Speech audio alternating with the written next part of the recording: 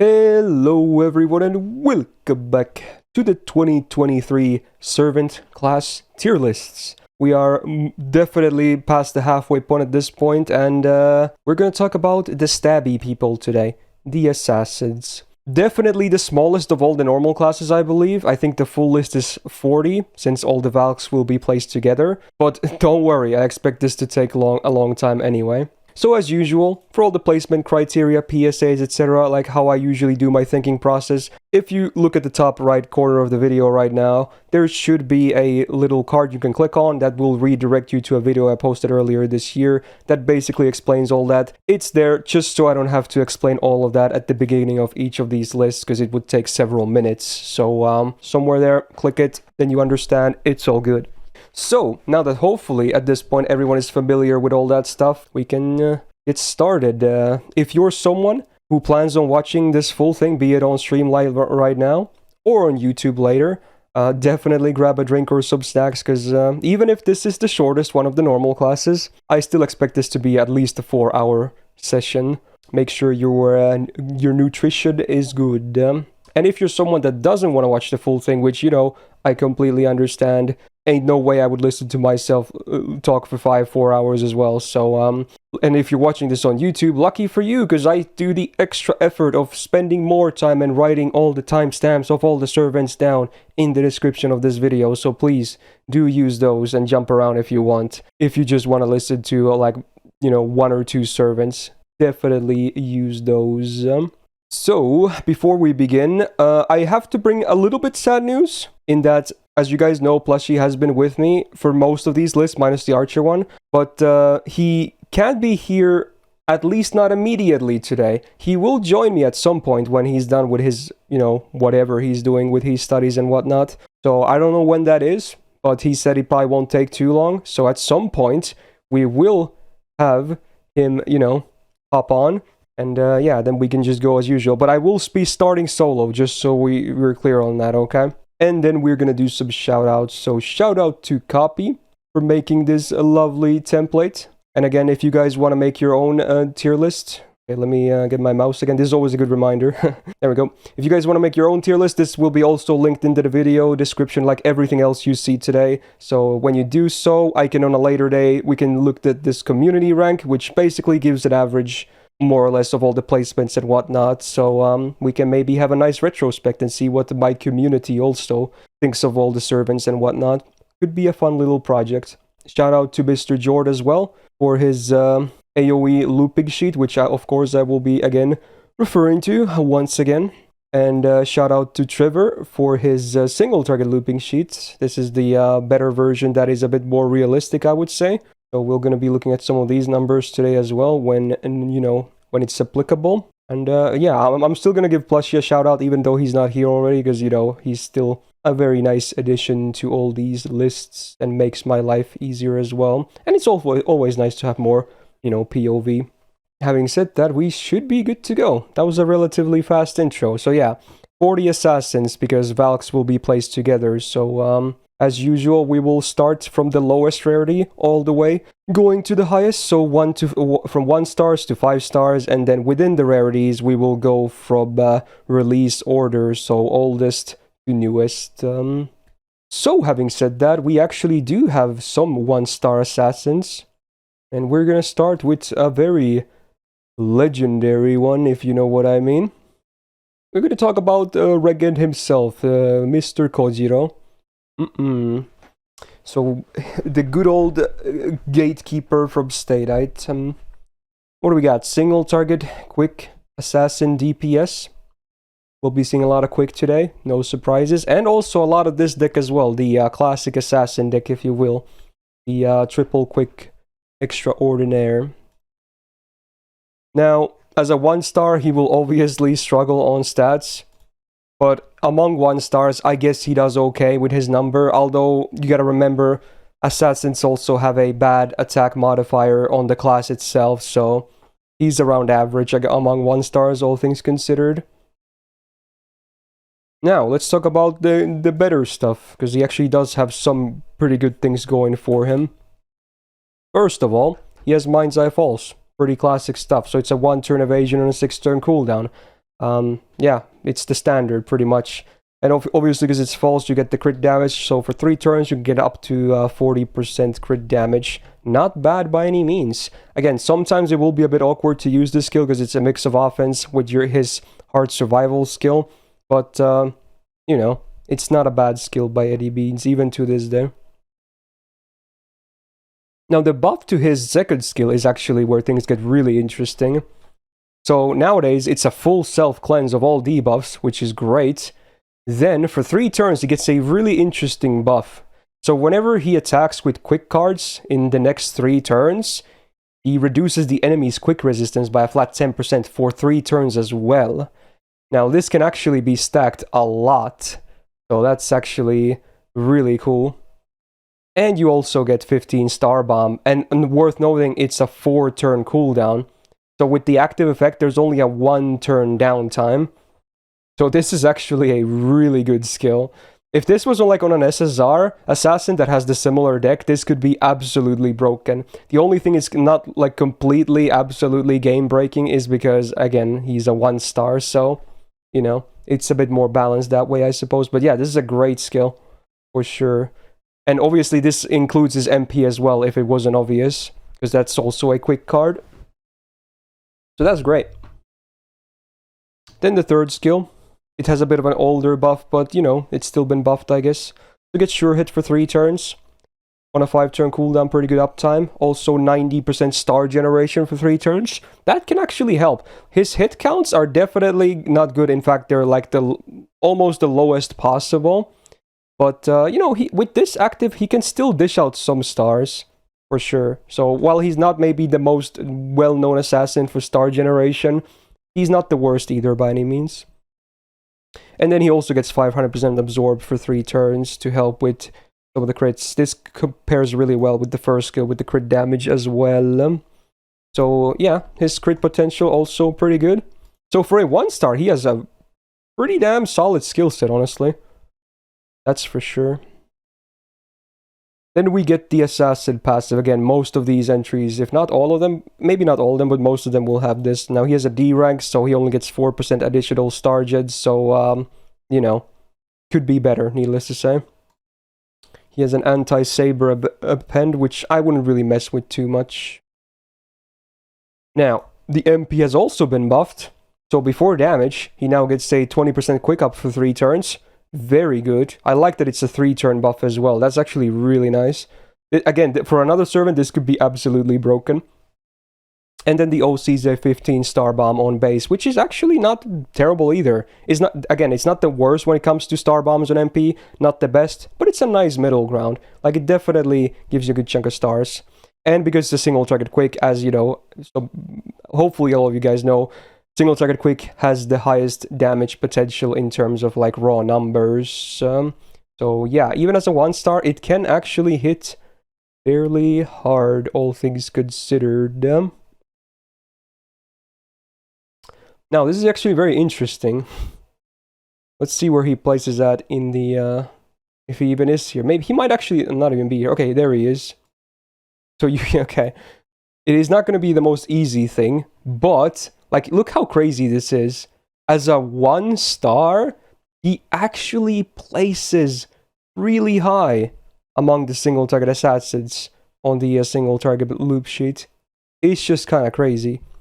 It's mostly because the ramp up, a quick up on the MP, and also him being able to stack a lot of that quick resistance down. That's in addition to the MP having the damage upgrade as well. Ooh, so yeah, he even trashes a lot of gold. Now, I don't know why Tez is here. Some people said, I don't know, I guess Valks are here as well, I think. Maybe. No, it's only Tez, I think. But you know what? Fair enough. I guess that's cool. Yeah, he actually is very solid. Now, honestly, again, in my opinion, much like a lot of these bronzes we've been talking about, his problem, easily, it's the stats. It really is. The 1-star stats is the one big problem of REGEND. Besides that, you know, he works, right? He just makes sense. He's a very green guy. He likes green for himself, and he likes green down on enemies. And he does a pretty good job at that. And if you have a beefy enough version, you can maybe even do a little bit of solo, where you can stack the quick down a ridiculous amount, because you would obviously get 3 of those every turn.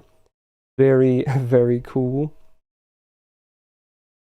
Last year, I think I had him on A tier, and I think I might be looking at a similar ranking, honestly.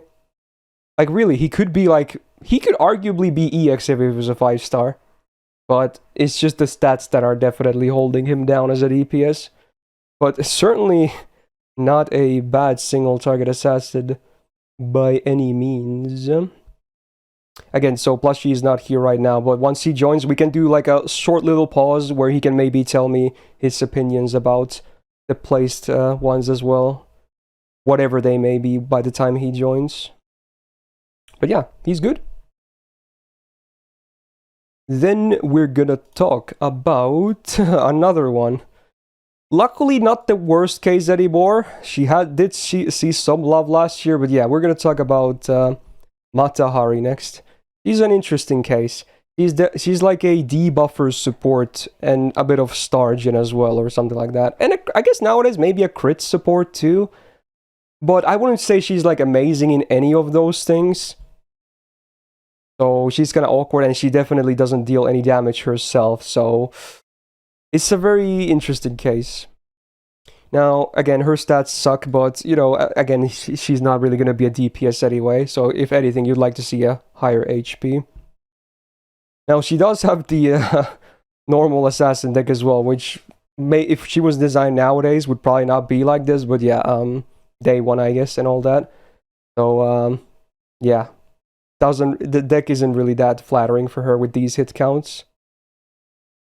In fact, I believe these are the worst hit counts you can have in the entire game, for reference.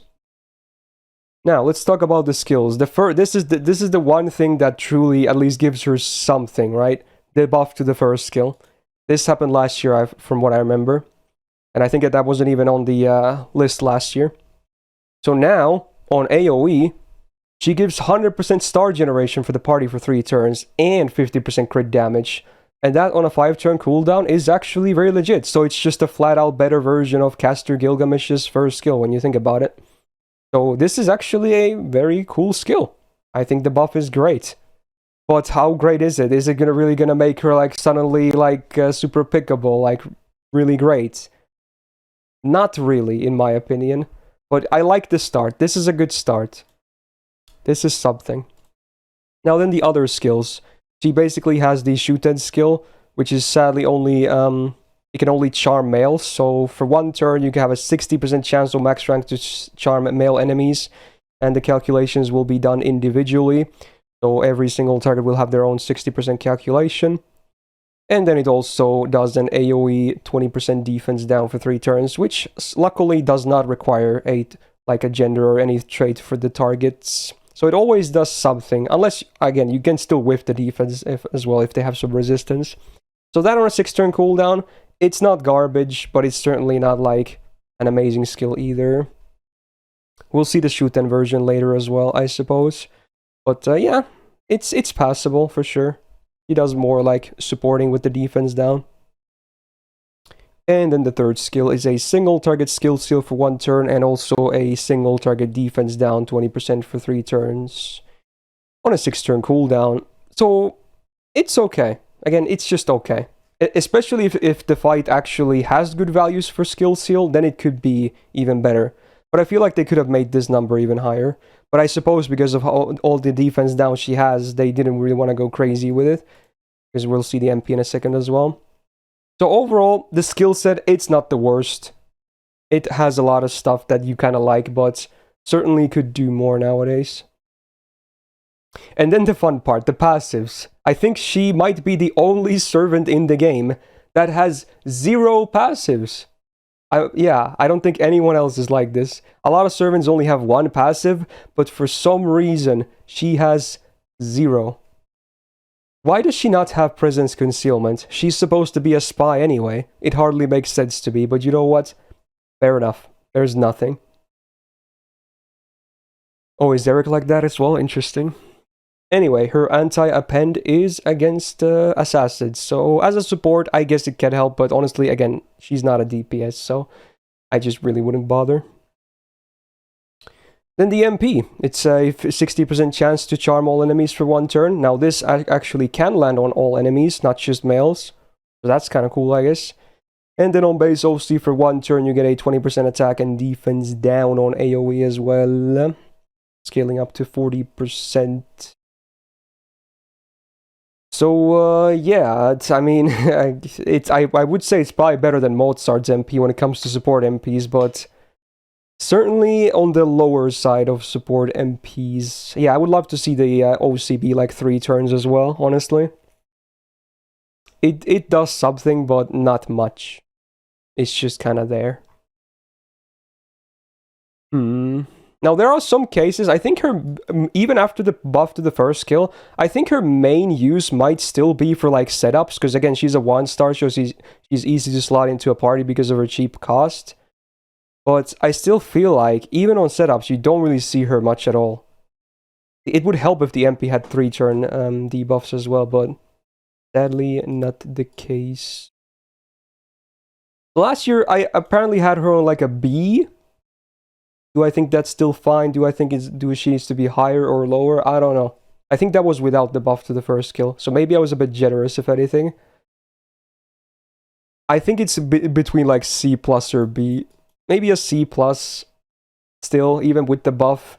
Because, yeah, she has some use, but I still, like, personally, I don't even pick her that much for support, or like setups either. And I guess you could pick her for like crit support, but you can do a lot better than that. Quite easily, in my opinion. So yeah, here's hoping they give her some more buffs, especially an animation update. That's the one thing she really needs the most. Let's be real. Give her like a cool, unique debuff or something as well. Who knows? Maybe like a AoE quick res down. That'll be cool, because she has a triple quick deck herself too, I guess. Oh well. We'll start with that. Alright, then we're gonna talk yet another 1-star assassin, because there's actually 3 1-stars in this class. Pretty cool. Here she is. We're gonna talk about Charlotte next. So we already talked about her caster version last week on the caster tier list, and her caster version, definitely a very solid servant. Her assassin, I'm just gonna be real, not so much. So what are we dealing with here? Single target arts DPS assassin. Again, much like REGEND, big problem is that her stats are they're just trash. So that's also something that hinders her. She actually does not have the base assassin deck. She has a double arts, double quick, which I actually like considering she has an arts MP. So in the best case scenario, you can still happen to land a full arts brave chain as well, which is very solid on her. Alright, let's talk about the skills then. So she has a 100% instant kill bonus rate for 1 turn. Again, it's really a meme because she's a boss killer. She's not even a farmer, so it's just a full-on meme. But hey, at least you still get a 2-hit evasion for 3 turns on a 5-turn cooldown, which is certainly pretty decent. But man, it's like, it's only that basically. The insta-kill is just, it might as well not be there in 99% of cases. So, yeah. At least it's salvaged a little bit by this. Second skill is the Dante's skill, but a much worse version. And even the Dante's version, I'm gonna be real, it's barely better than a Mana Burst. So this version has a 30% attack up for self for 1 turn, Invul Pierce for 1 turn, and 20% debuff rest for 3 turns. On a 6-turn cooldown, this should not be a 6-turn cooldown. Even on Dante's, who has the, I think it's an EX rank, that has much higher numbers, even there, a 6-turn cooldown is just too much. This should be 5 turns. Or maybe make the attack buff like 3 turns. If the attack buff was 3 turns, it would definitely be passable. But as is, it's just not all that great. It's like barely good. And this version also, the low numbers, I don't like it. I do not like this skill. And then the fun 3rd skill. Okay. So she gets one of the 3 effects of the skill. And it's they have an equal shot, so it's like a 33% chance to get any of them. You can't get all of them, you only get one of them. That's the real problem. So what can you get? You can get a 30% arts buff for 3 turns. That's the jackpot, that's the one you really want. You can get 50% crit damage. Depending on the comp, that can be good as well. And also 50% MP damage for 3 turns. I guess if you're running a really, like, you know, big Castoria comp, that can also be really good. But the problem is, because you might build a comp around specifically for these things, it's just going to be unreliable, right? So the best case scenario is you're just going to build arch supports with her, and you're just going to hope you don't land the crit damage. You'll be fine with the MP damage and arts, but if you're bringing an arts, like a lot of arch supports, unless it's like Johanna, you really don't want the crit damage at that point. So yeah, I agree. It really should be a selection. Considering you only get one of them on a 5-turn cooldown, it should be a selection. It would not be broken at all on her because she's a 1-star servant. They should absolutely be a selection. Or maybe reduce the numbers a little bit and give all of those buffs to her. One of those should be the case. As is, I don't like this skill because of the randomness. Even if they're all offensive buffs, I just don't like it, dude. So I think her skill set, again, it's not the worst ever. There's certainly worse ones out there. I'm pretty sure we're going to see some today. Especially one of the 2 stars, oh god. But, you know, I still prefer Regen's skill set, for sure. Among the 1 stars for DPS. Now, she has C-rank presence concealment, so 6% star gen. Considering she's also kind of arts dominated, her star gen is even worse than Regen's, so it doesn't really do much, honestly, with this type of servant. Anti-Berserker Pen, though, now that's useful, so at least she has that going for her. Definitely will help, because of her, you know, lackluster stats. And then the MP. So before damage, you remove evasion. Actually very cool to have. I wish it was a full defense strip instead, but you know what? It's something. It's not nothing. It does something, and I like that. Now, she also ignores defense, which is always a great thing to have on MP. And then the OC is a insta-kill chance, 60% on base, which again can be just, you know, neglected. It's not really gonna do anything. But hey, at least there's some normal effects to like, so that's not bad. And considering she also has a 1-turn invul pierce, sometimes an invul can be bypassed as well. Now, it will definitely not do Regent level damage, because it's not even upgraded. But if you happen to, let's say, land the big MP damage here, you have the 2nd skill active, maybe some arts buffs from your supports, it can still do okay damage, but at that point, I would wager that almost everyone will have better options for single target DPS among assassins. Pretty much. So she's a good character and all. I liked her in Atlantis, but man, as a from gameplay perspective, you could definitely do better. I think maybe a C tier could be fine, even if it looks like it's like a full 2 tiers below Regend. It might look a bit harsh considering they're both 1-star assassins, but especially because I assume we're going to have a permanent Shiki at some point in the welfare shop as well. It's not looking too good for Charlotte. Yeah, arguably even too high, honestly. Because I'm kind of trying to put more emphasis on like competition and like how much is someone actually going to get picked, even if she's not like garbage, you know? I don't think she's going to be picked all that much. So yeah. Kind of a tragic servant. But hey, Summer 1, really good. And we're going to get that on NA this year, so hype. Alright, that's it for the 1-star assassins. We're going to talk about the 2 stars next. Going to start with someone I actually really like. So, we got Mr. Cursed Arm Hassan, the first of the Hassans. And we're going to be seeing a lot of them today.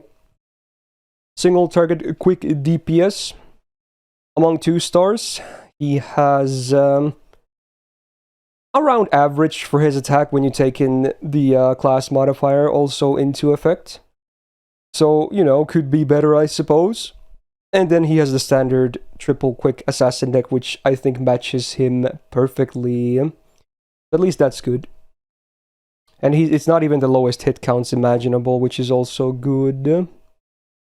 So the skills then. The first skill has been buffed, so it's a 15 star bomb, and next turn you get another 15 stars. on a 4-turn cooldown. So effectively, 2 turns out of 4, so half the time, you're gonna get a 15 star bomb.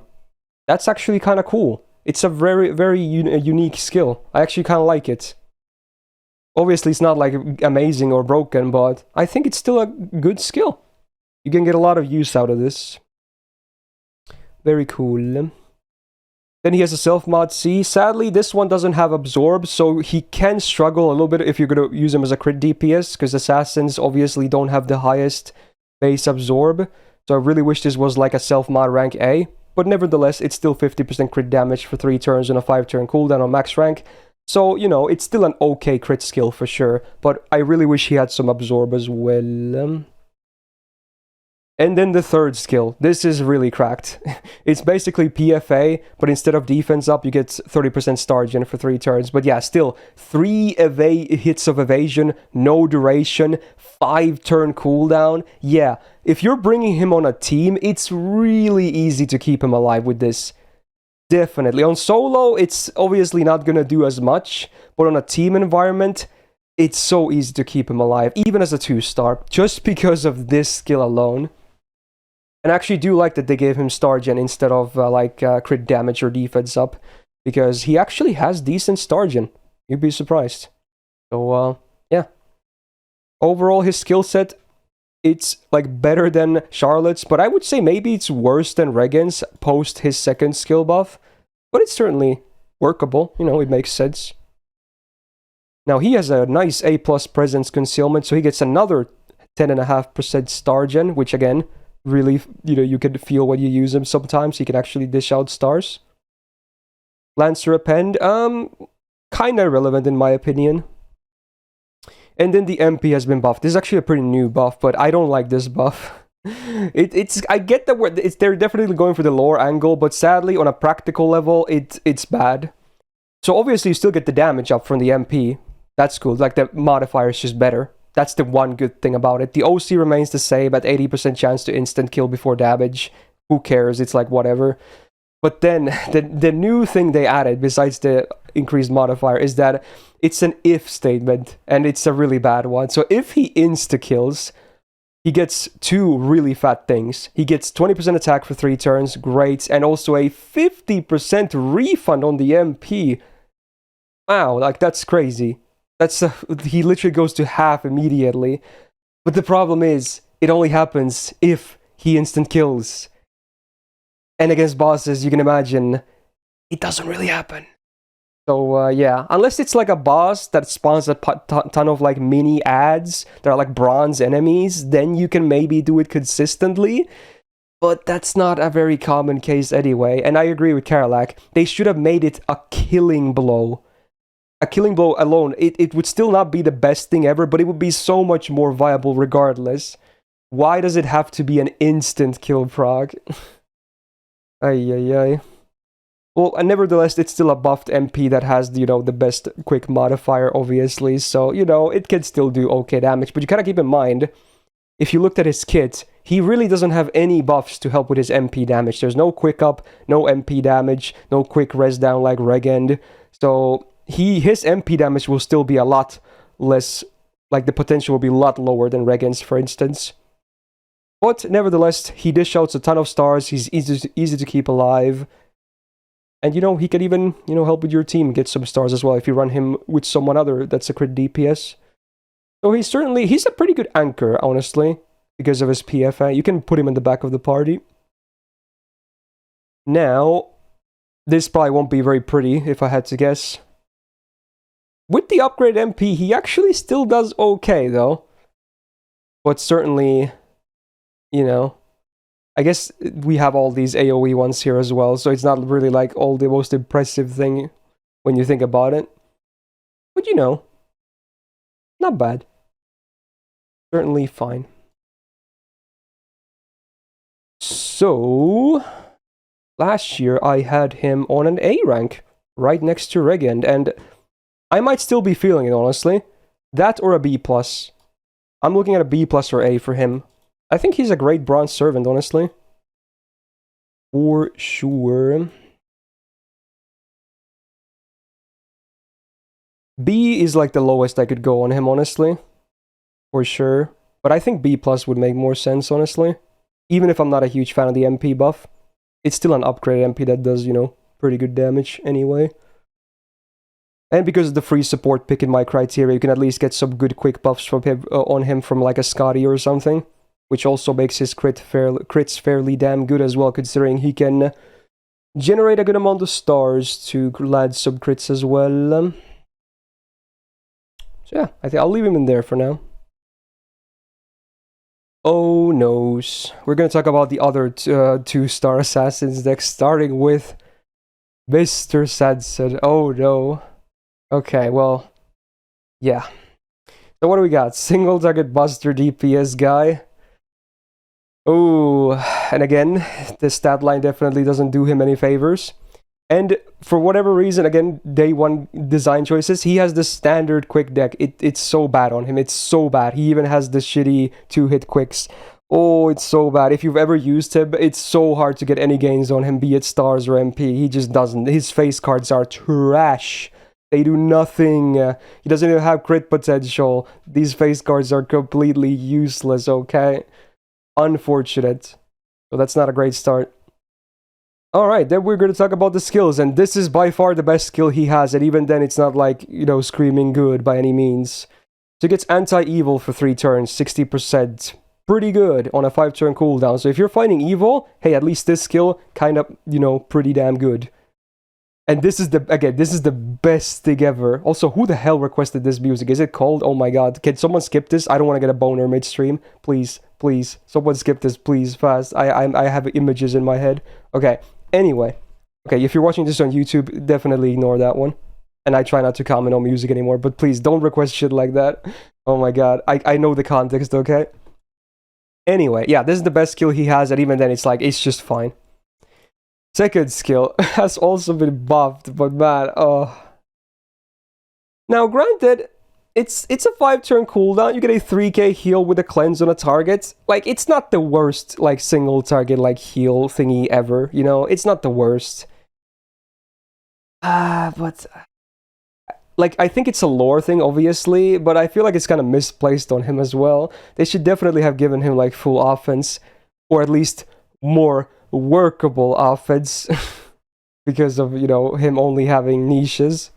Like, maybe give him like a buster up or something, I don't know, but yeah, it's fine, but it's a bit misplaced. And then the third skill, oh my god, it's so bad, dude. Like, if they just add 3 more letters here, it would be actually really good. If it was humanoid instead of human, it would actually be a legit skill. But it's against human enemies. And needless to say, 99% of bosses in the game are not human trait enemies. Whereas 99% of servants in the game are humanoids. So man, those 3 letters really, it's just completely, it's night and day. It's completely backwards in effectiveness. So, yeah, have fun killing Roman soldiers or whatever, I guess. Because that's all you're gonna do with this. Yikers. So, I don't like, I hate his skill set. I'm gonna be flat out, I hate it. 2 niches and then a support skill? Like, that's not even, you know, gonna help himself too much. Yikes. 4% star jet doesn't really help with him, honestly, with the 2-hit quicks too much. Saber bonus? Yeah, no thanks. And then the MP has been buffed, yay. So there's no normal effects besides damage. There's the chance to insta-kill before damage, which is only a 30%. Not that it matters if it was a 500% or 30. And then it has a big 30% defense down for 3 turns, but it's after damage. They should have reversed the death and the defense down. Like, the death should have come after damage, and the defense down should have come before damage. That would have actually helped quite a bit. It's like Enkidu mode at that point, but sadly it is after damage. So really, if you're not landing any of these niches, this MP, kind of a wet sponge. Really doesn't do much damage at all, honestly.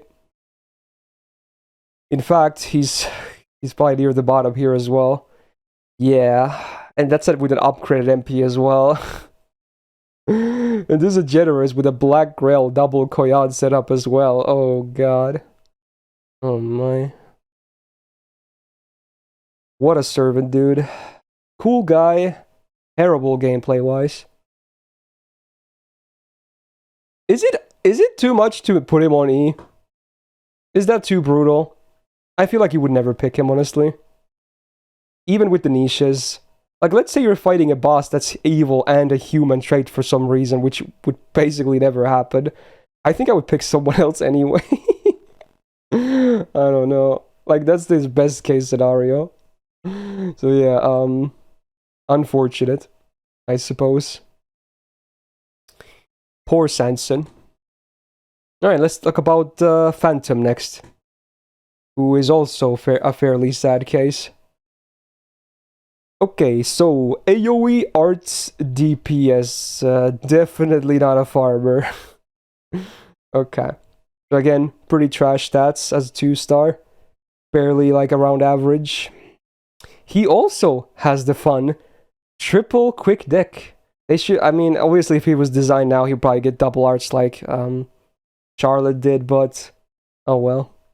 So he can't even do a full arts brave chain with his MP. Great, I hate it. Okay. And even a double arts would give him a better chance to get a mighty chain as well, but oh well. So yeah, not much to say there. Skills, oh god, so you get 9 stars per turn for 3 turns. It's a good uptime for 5 turns, but that's not too much stars, honestly. That's definitely on the low side nowadays. And then you do a minus 14% defense down on self for 3 turns. Yeah, this skill sucks. It's just bad. It sucks. Like, this alone is... Like, if you're gonna need more stars than this from something else, because this is not gonna give you any consistent crits ever for anyone in your party. So... honestly, you're probably better off not using it if you're gonna use him, because otherwise he'll die even faster. Anyway, second skill. This is like the one thing he has going for him after the buff. So now he can charm anything for 1 turn. 90% chance. Now it will get a little bit better in a second, but the big thing is it's a full buff strip. That's great. And they also load the cooldown for 6. So actually... this is a very solid single target charm. It's probably one of the best in the entire game. So this is the one thing that Phantom has actually going for him. This is a good skill. And because the third skill, he can actually have a 115% base chance to charm. I wish it was a flat out 100, but yeah, if you have this active, which you will, because it's on a shorter cooldown as well.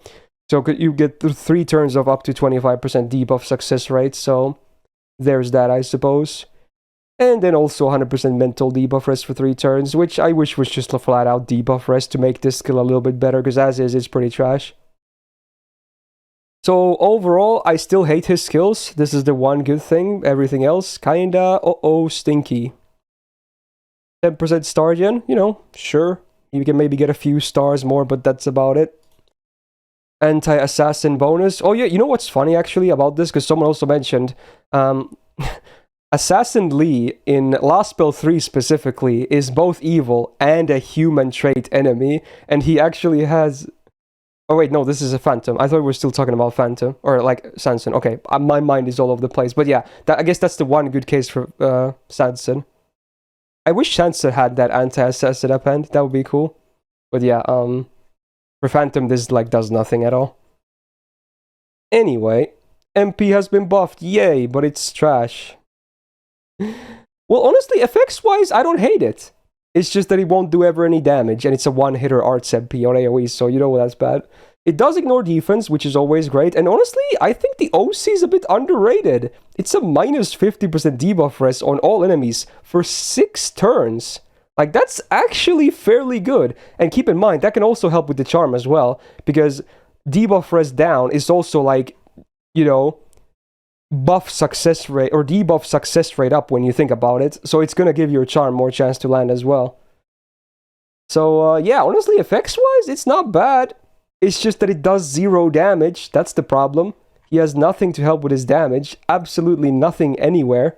So yikes.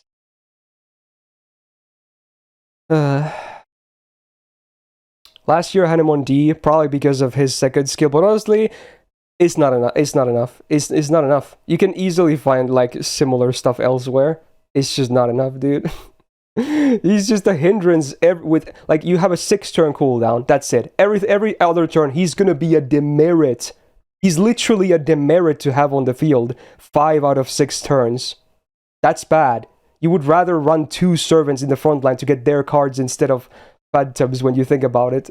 So there really is... You just don't bother, you know? There's no point. Yeah, like, bring Medea. Bring Alexander if you want buff removal on a permanent low star. Bring Benkei even over this, honestly. Even though Benkei also sucks, I would bring Benkei over Phantom. Because at least he could soak hits sometimes. Anyway, we're gonna move on to the 3 stars. Yay.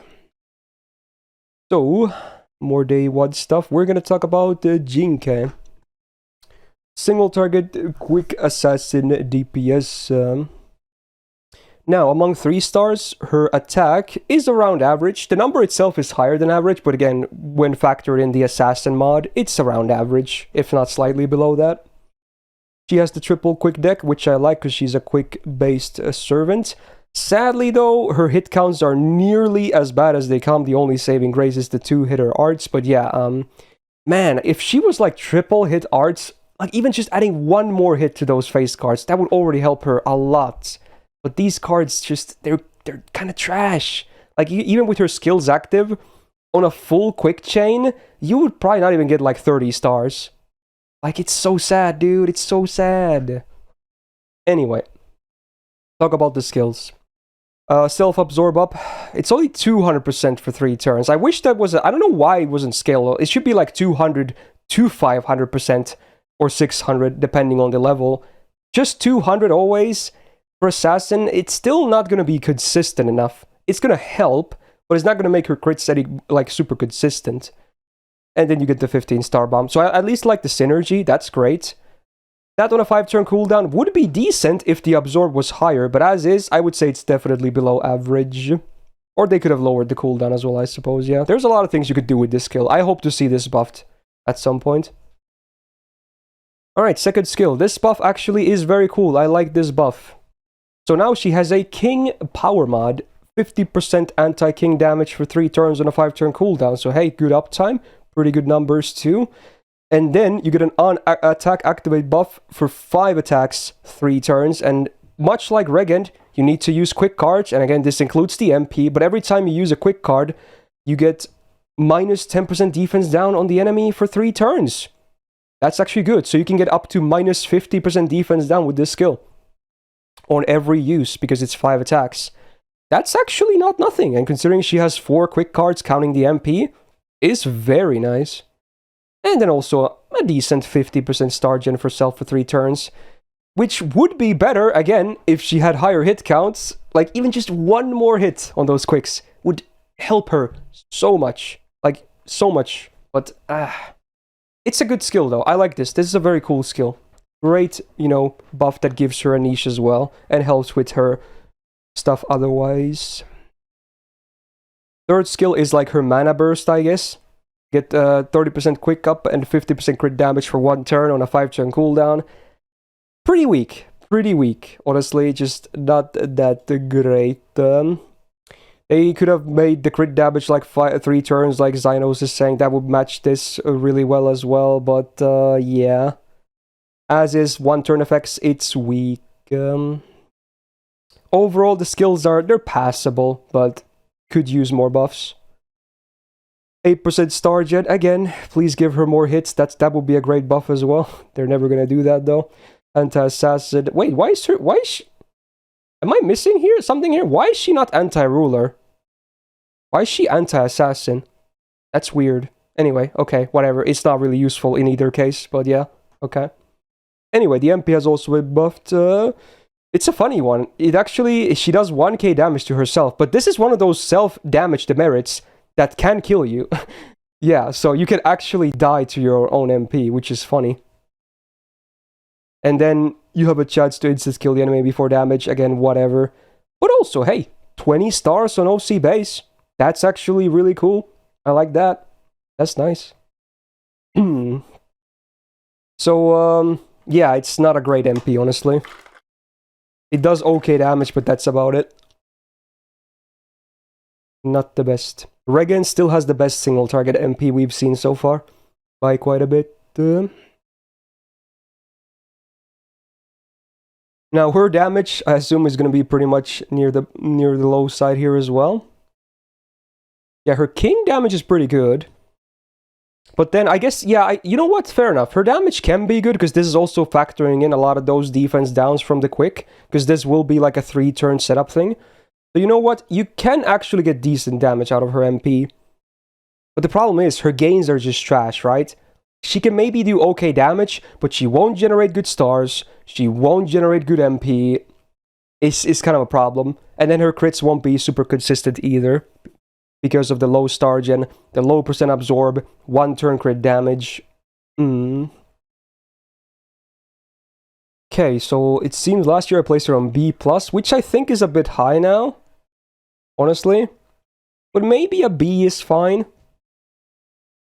She's fine. You can definitely max her if you haven't maxed anyone yet and you have her, but you might just have better options. Like, I think the best buff they could give her is honestly more hit count. I think that's the one big problem. Anyway, she's okay. Alrighty then. Oh no. Okay, we're gonna talk about Dr. Jekyll himself. Oh no. Now, again, I have to mention this every time. I love what they tried to do here. I love crazy, unique ideas and whatnot. Sadly, completely missed the mark though, but hey, I give them props for trying out things. So we got Henry, Jekyll, and Hyde. It's like a 2-pack. So you have an assassin and you have a Zerk. As an assassin, he is completely useless, absolute dog water. He will never do anything as assassin besides survive a little bit better as versus Berserker, but assassin just does nothing. Berserker will die insanely easy, but at least can do okay damage. Sadly not very consistent or great damage, but okay damage. So that already doesn't sound too great, does it? Now, 6.3k attack definitely should be higher. That is pretty damn low. With the assassin mod as well, it's even worse. Double buster, double quick deck. I think what they should have done is they should have made it triple quick for assassin and then change it to triple buster for Zerk. They could have easily done that, I think, back then as well, but as is, both forms have the same deck. So, whatever, I guess. Also, terrible hit counts, so also won't be really doing anything as assassin. Now, skills. So, the skills have 2 versions. You get an effect, and then you get like a better version of the skill if you're Berserker. So, as Hyde, you get 15% attack for 3 turns on a 5-turn cooldown. Very weak.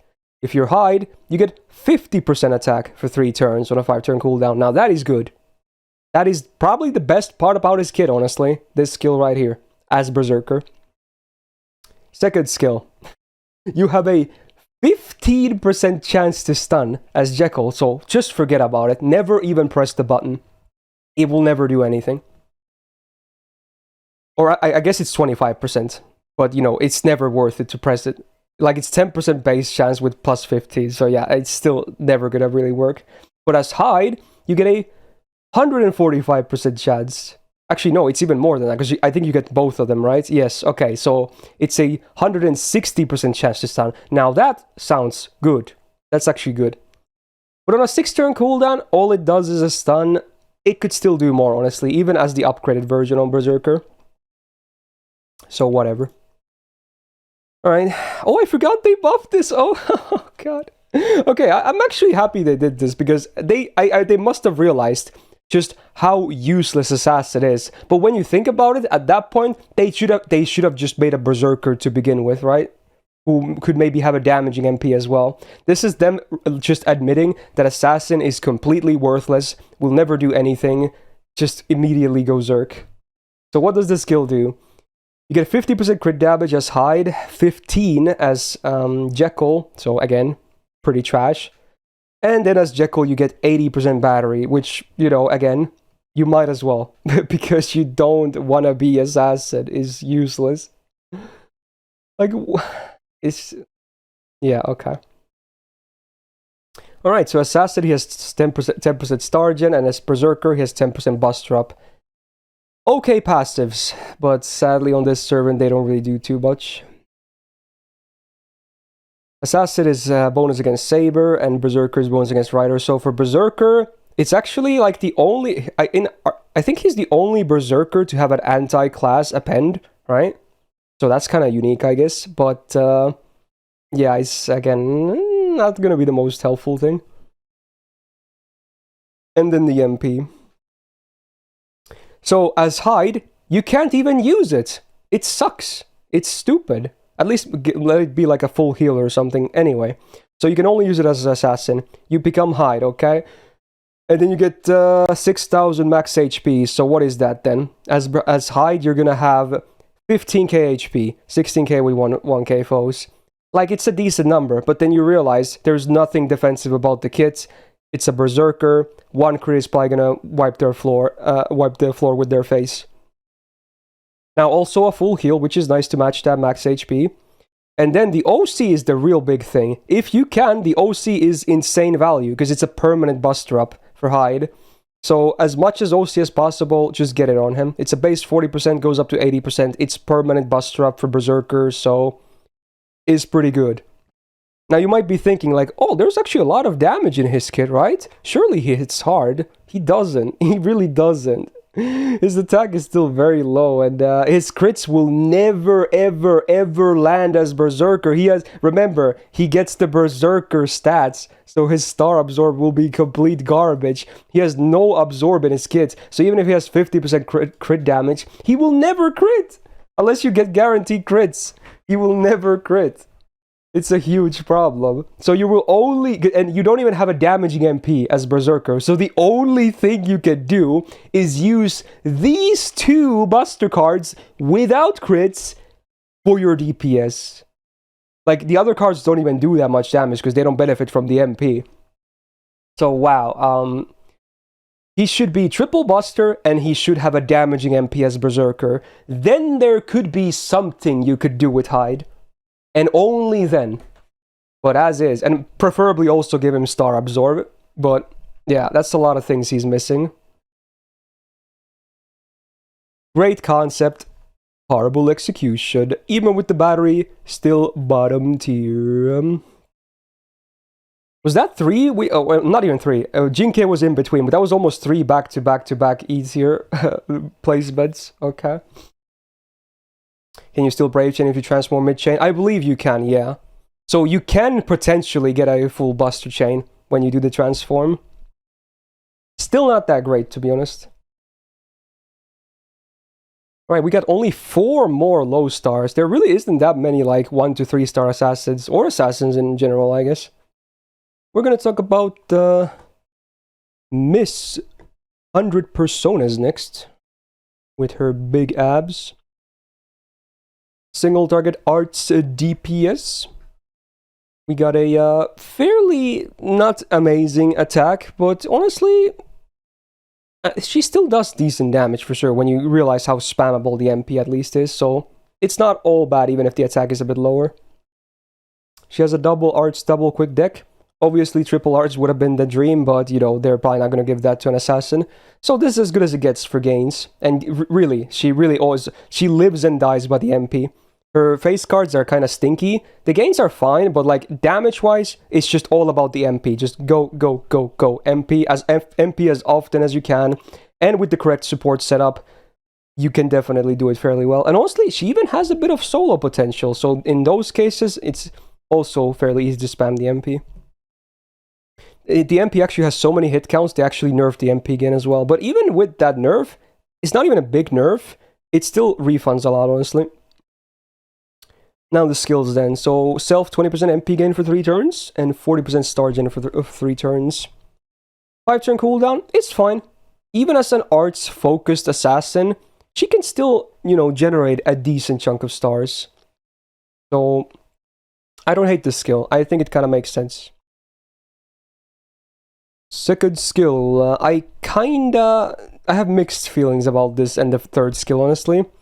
Mixed feelings here because you have an 80% chance to get a rainbow, but it's 30% individual like calculations. Or no, 80% individual calculations. Now, if you do land them, they're all 30%, which is actually really good for 3 turns on a 5-turn cooldown. It would be great if those were guaranteed. This skill would be really, really good because you also get a 1-turn evasion on a 5-turn cooldown, so that already is better than the usual 6-turn. I'm just not a huge fan of it because, like, you really want the arts at least to land. The Buster, no one really cares about. Unless you're soloing and the mighty chains are up, then you kind of care about the Buster. But in every other case, you mostly just care about the arts, and the quick is a nice bonus, right? But it's an 80% chance, so all of them can whiff. You can even get a triple whiff in the absolute worst case scenario. And it's also a bit awkward because it's, offense tied to her main defense, so... Mixed feelings. And then this one I don't like. I hate the 3rd skill. I'm sorry. I know people can play around this. I will always die on this skill. I think this skill is absolute garbage trash. It's only a 4k self-heal on a 6-turn cooldown that removes all of your buffs. It is complete trash. I don't understand people that defend this skill. Sure, it's gonna give you a bit of longevity if you time it right in like a solo or something, but man, it is garbage! It's so bad! Like, this skill, why is it a full self-buff cleanse? Like, if let's say we remove the demerit completely, even then it would suck. It would be a 4k heal only for self on a 6-turn cooldown. Even then it would be a bad skill. So yeah, I don't care if some people can play around this. I will always die on this hill if need be, that this skill is absolute garbage. Okay? You can make it better with like heal CCs as well, right? But I just... yeah, I don't like it. And on team comps, it's even way harder to use it. Because you're probably going to have some buffs up at any given point. So I hate this skill. Overall, the skill set is fine. Mixed feelings about the RNG here, and I hate this self-buff removal. Alright, 10% star gen, actually fairly decent on her. Anti-archer, I would really not mess with this. And where's the MP? Oh, I scrolled past it, okay. Wow, okay. The buffed version of the MP is really good though. I love this MP. This MP is so good. It's a 20% arts res down on the enemy for 3 turns. Now, sadly, it is after damage. It would be insane if it was before because it's a 13 hitter. But considering how fairly easy it is to chain her MPs, you will gain use of that for your future MPs most likely. And the OC is also crazy. It's a minus 50% crit chance down for 3 turns. That on a fairly spammable MP is so good. Like, that's actually really freaking good, dude. And because it's upgraded, also deals pretty decent damage as well. So this is a really good MP right here. Only 2 effects besides damage, but they're both really good. So yeah, this is actually... again, like I said, she lives and dies by the MP. She's all about spamming this MP as much as you can. Alright. She might not rank super high on this, like, the damage-wise here. Like, yeah. But I feel like this is doing her a bit dirty, because we never really consider, like, how easy it is to get the MP spam going. For her, it's definitely way easier than a lot of the other ones on this list. So, it's a bit unfair, if anything. You can fire off her MPs way easier. So yeah, still to this day, even if there's some things I don't like about, 100 Personas kits, she's still like an A+, honestly, as a 3-star. She's really good. Really good. I do wish they would maybe buff the 2nd or 3rd skill still, to maybe make them a little bit awkward, or less awkward, but yeah. He is a great single-target assassin DPS. Honestly, depending on your gold options, and if you have an MP5 of her, which you will at some point, she might be your best bet, honestly. I would not be surprised. Okay, then the next one is also someone I really like. We're gonna talk about Mr. Fun Material protagonist, Kotarou.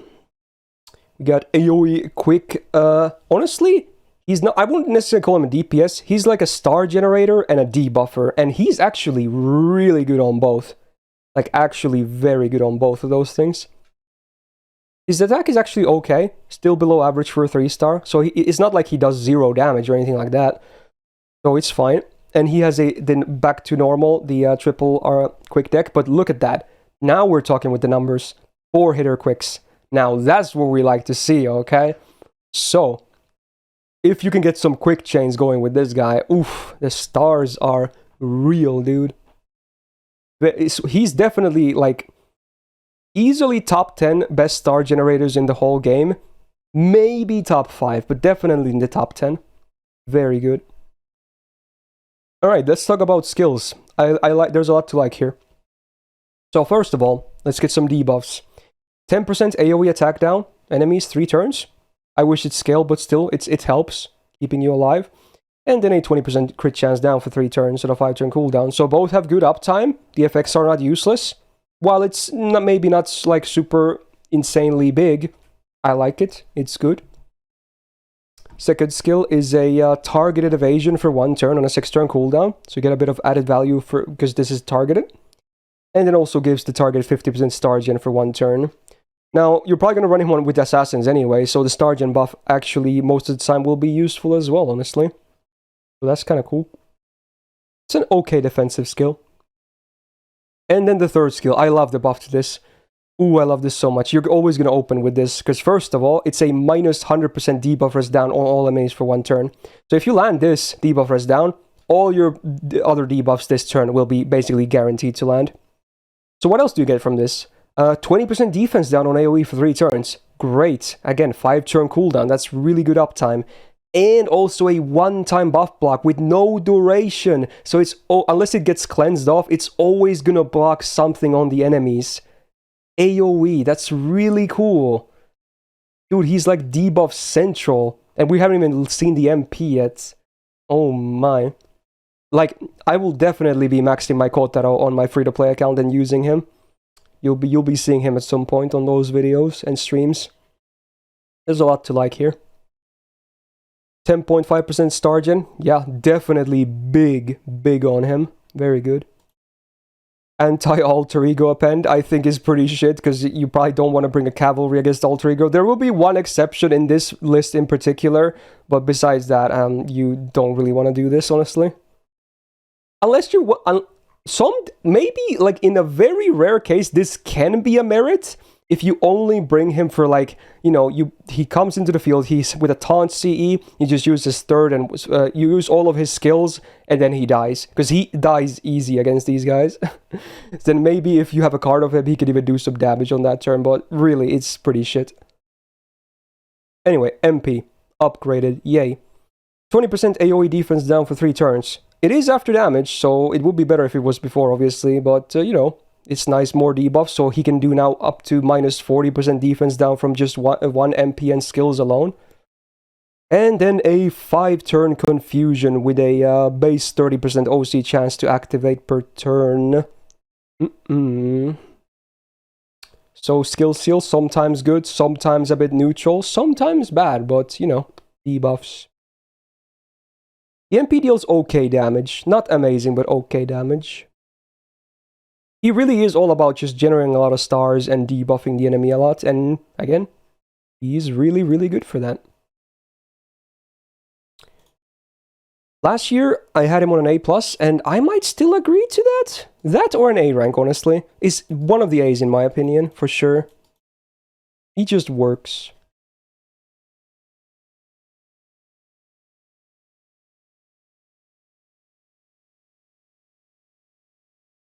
I think it might, Nixorin, yeah. I don't think it mentioned it was 1 time. Yeah, it should be mentioned that, yeah. This confusion is a 5-turn confusion. It's not like 1 time 5 turns. It's 5 turns. So I guess you could get multiple skill seals off of him as well, which is kind of cool. I think I'll leave him an A, honestly. But again, he's very solid. Ooh. Okay, then we're gonna go back to some maybe not so good stuff. The next Hassan, Serenity. Single target arts DPS / debuffer as well. Pretty low attack again, no surprises there. Okay, there's your costume.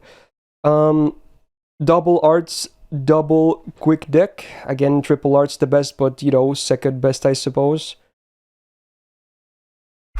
The thing is, her MP, like, it does decent damage, but sadly, it's much harder to use than 100 personas. That really is the big problem. Like, her main competition is a fellow, you know, Hassan, and she kind of trashes her, not gonna lie. But let's see, we do have some stuff to like on Serenity. So, first skill. It's a single target gauge down. I like it. No percent bullshit. It's guaranteed. Very cool. And then also a 20% crit chance down for 3 turns. Hey, nice. But then you realize 7-turn cooldown. Should be 6 at most. Maybe make it 6 and then make it 6 and add 1 more cool effect on it. Then we're talking. But as is, yikes. Second skill, her throwing dagger, much like Cursed Arm, has been buffed, and she has her own unique version. So it's a 15 star bomb on a 4-turn cooldown, so same as Hassan, but instead of you getting the double 15 stars, you do a 5-turn poison for 500 damage on the enemy, and also do a poison amp for 5 turns. Sadly a meme, unless you're bringing her for like Robin support, which she doesn't really need in the first place. Yeah, definitely the Cursed Arm version is by far the better one. Third skill has been buffed, and I guess this is her best skill now. Yeah, it really is. 50% chance, or rather, 50% insta-kill chance for 3 turns. Again, it's a me because she's not even used for farming. She gets a 50% debuff success rate up for 3 turns. You know, easy to land everything she has, I guess. More guaranteed. 30% arts up for 3 turns. That's actually pretty good. And then on attacks, when using arts cards, you put another 1k poison for 3 turns on all the enemies that you attack. Yeah, now it's an okay skill. Like, I don't really like the poison, I don't like the death rate. The debuff success rate is nice to maybe make your shit a little bit more easy to land, but really it's all about the arts buff. That's the really viable thing here. So while it looks like it has a lot of stuff going on, not so much like really useful stuff. So, I'm not a huge fan of the skills, honestly.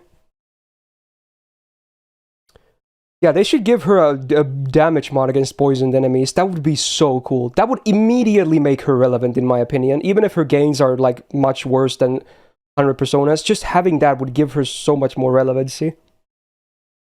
Anyway, 10.5% star gen. Her star gen, it's okay, I guess. Not amazing, it's okay. 10% crit damage, sure, it's okay as a bonus. Anti-Berserker, hey, that's really great for the append. And then the MP also has been buffed. So does a 2k poison for 5 turns on the enemy before damage. 40% chance to land MP seal and skill seal for before damage. Hate the RNG again. And then a 60% chance to instant kill before damage on OC base. Oof. Man, like, I hate the instant kill. The poison doesn't do anything meaningful, and it's a 40% chance to land those 2 debuffs that maybe could do something. Like, why? Why? Why are they still 40% after the buff if they did nothing to change that? Bruh. Yeah, I know, you can maybe get some okay amounts of poison damage for her, but I'm gonna be real with you. Why would you ever pick her when you can pick 100 personas, right? Unless she gets like a poison damage mod to maybe make her face cards hit harder or something like that, I just never see a reason to pick Serenity over 100 personas. That's the real big problem. You won't, yeah, exactly. So even, yeah, I see you're trying to play the devil's advocate. I get that. Like, you can maybe get some, like, maybe even like 5-digit ticks out of her poisons. But when you think about it, you just spam 100 personas MP, you're gonna do so much more anyway. So yeah.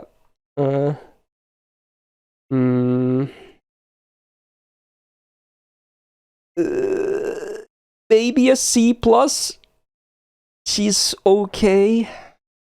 It's like a full 2 tiers down of 100 personas, which looks brutal, but honestly, yeah, it kinda is when you think about it.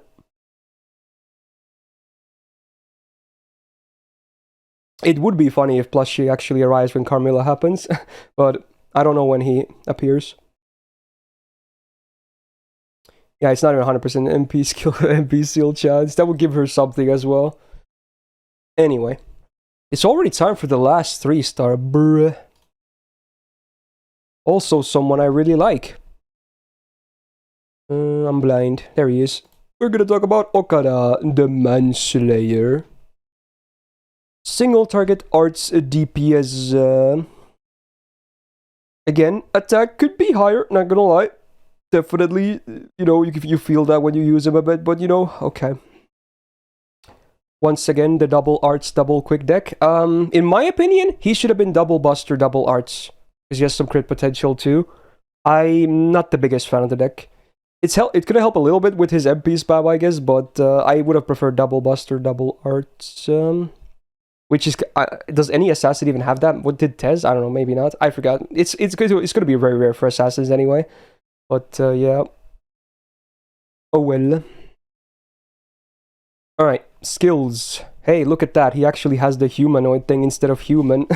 Yeah, I mean, if anything, Okada is like the upgrade to Sanson. So, 100% humanoid damage for 1 turn. Needless to say, that does a lot of help against servants. And then 30% crit damage for 1 turn. Now, it is a fairly big downtime, because it's a 5-turn cooldown. But, you know, for 1 turn, you can kind of hit some real nice numbers. Second skill, Mind's Eye Falls. So, like Regent, he has this. So, 1 turn of 8 on a 6-turn cooldown with 32% crit damage for 3 turns. You know, helps. I like that he has the false version because, you know, he has some crit stuff in every of his skills. And then the third skill is a 500% absorb for 1 turn on a 3-turn cooldown. It's interesting, but I still think this skill kind of sucks. That's the problem. Like, it's still not great, even if the cooldown is so low. Because it doesn't really do too much. Yeah. So definitely could use a skill buff, I'm not gonna lie. They buffed his MP, which is great, but he could still use a skill buffer too. And considering how much they like him, he could easily be buffed in the future.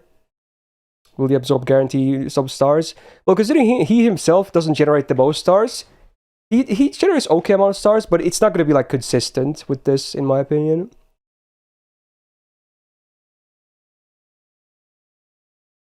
Anyway. 8% star gen, cool.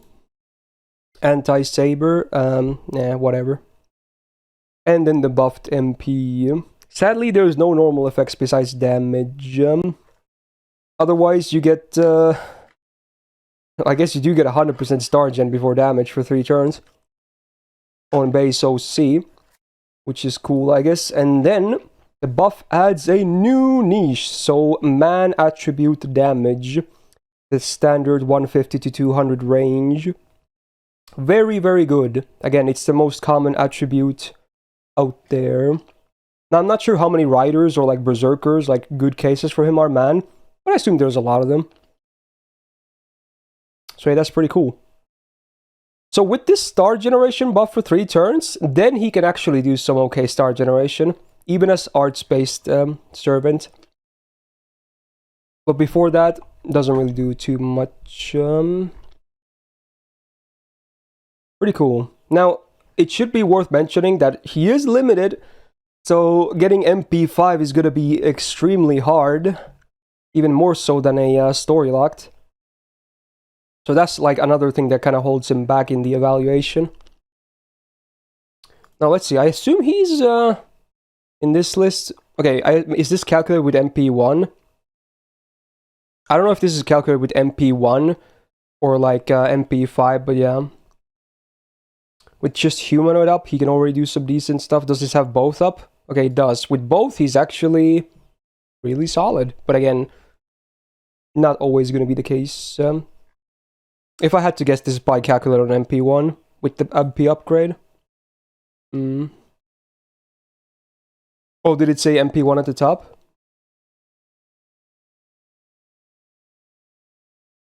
Wait, really? Is everyone else like low stars calculated MP1 as well? Oh, okay. I thought the low stars would be MP5, but I guess not. Alright. Interesting. I guess I should mention that to Trevor, that he should definitely do that. It's like no one's gonna run them in permanent low stars at MP1. Anyway, so I do like the MP buff. I think, I think it's between B plus and A, honestly. After the MP upgrade, it would be. I think it would be an easy A at least if he was free MP5, but he's not.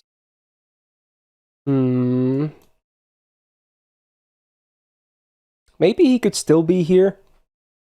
He has some good stuff going on. I really like the man attribute. Humanoid is effective against basically every servant. Yeah, sure. Sure. Alright. Let's move into the 4 stars. The golden servants. That really didn't take too long for the low stars. Alright. We're gonna talk about one of the more infamous ones. Stheno. So with this, we've, I guess, covered all the base versions of the sisters. So what is Stheno?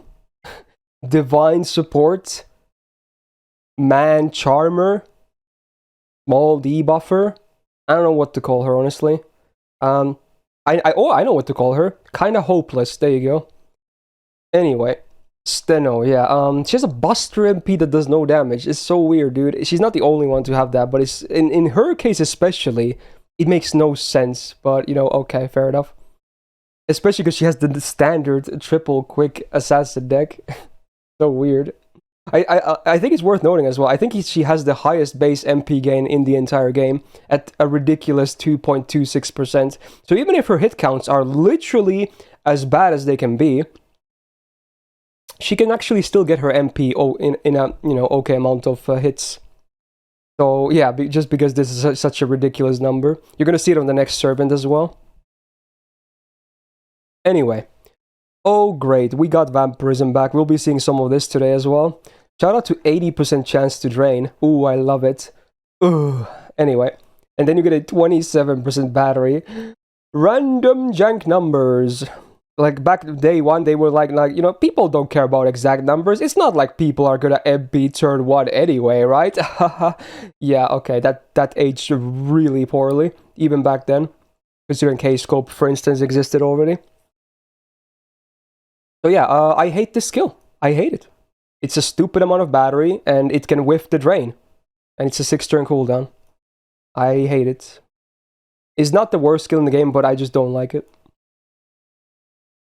Alright, 100% chance to charm a male enemy for 1 turn. 7-turn cooldown, though. So yeah, I'm not the best charm. There it is. So 40% attack for all divine allies. And this is a rare case where it actually includes herself. It's not excluding herself. So she also gets the 40% attack here for 3 turns. Yay. So on Divine Party, on a 5-turn cooldown, this is a great skill. That's a lot of attack across the board. So yeah. The one thing that I kind of like about her, I suppose. Alright, passives-wise, she does really well as well, because she has 50% debuff rest combined with the magic rest and the god assistance. Wow! That's a lot. And then a pretty good amount of Stargen as well, even if her hit counts are terrible, it's okay. Alrighty then, anti-rider pen. Oh yeah, she has the best case scenario, of course. That's one other thing, really good thing about her. The full class advantage anti-append. So insanely rare. So there you go, shout out to Medusa for making it happen.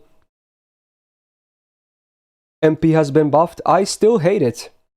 Now you still have the same 100% base chance to charm a male for 1 turn. So again, there are some situations where you could do like charm luck stuff like Chad was saying, but what else do you get? On MP1, you get a 100% insta-kill chance on male opponents. It sucks! And then 20% defense down for 3 turns. Okay. And then the buff at least added a full buff strip, which is cool. And that doesn't have to be a male either. I still don't like the MP. I still think it's trash for a 4-star.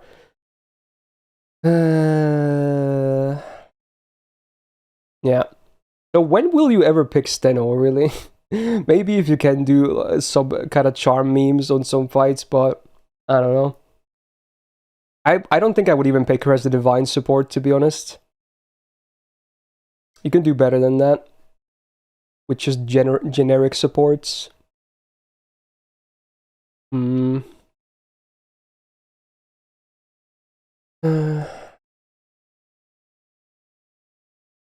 guess Mighty Chains give her a better, you know, MP spam potential, but it's never gonna be like fully consistent, is it? Right? I just don't really see it being a big strat. Feel free to prove me wrong. I know I get people were mentioning a certain Lost Build 6 boss, for instance, but that's not a whole lot of sample data. I need to see her like do that on against 10 significant bosses, and then I might be on the board of thinking that it might be a legit strat. Is too little sample data. Anyway, Stheno, last year I had her on a C+. I might slide her down, honestly. Because even Matahari at least has the crit AoE crit star buffs. Oh my god. Yeah. Just don't really see too many use cases for Stheno. Well, I guess Plushie isn't here yet, but we're still gonna keep going. But yeah, when he comes back, I'll let him talk about all the servants we placed, and I assume he will have a lot of things to say about the next one. So we're gonna talk about Carmilla, the OG. Oh, single target the Buster DPS. Now she actually has a pretty decent attack stat. It's around average with the Assassin mod, maybe slightly lower, but among Assassins, especially 4-stars, I think she does fairly well. So that's not bad. Now she also has the same deck as Stheno, and pretty around the same MP again as well. So while her hit counts are literally the worst that they ever can be, because of how high the MP generation stat actually is, she can still, you know, get some decent gains going, especially if overkill happens.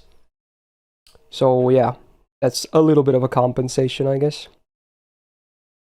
I do wish she was double Buster, double quick though, because she has a Buster MP, but whatever.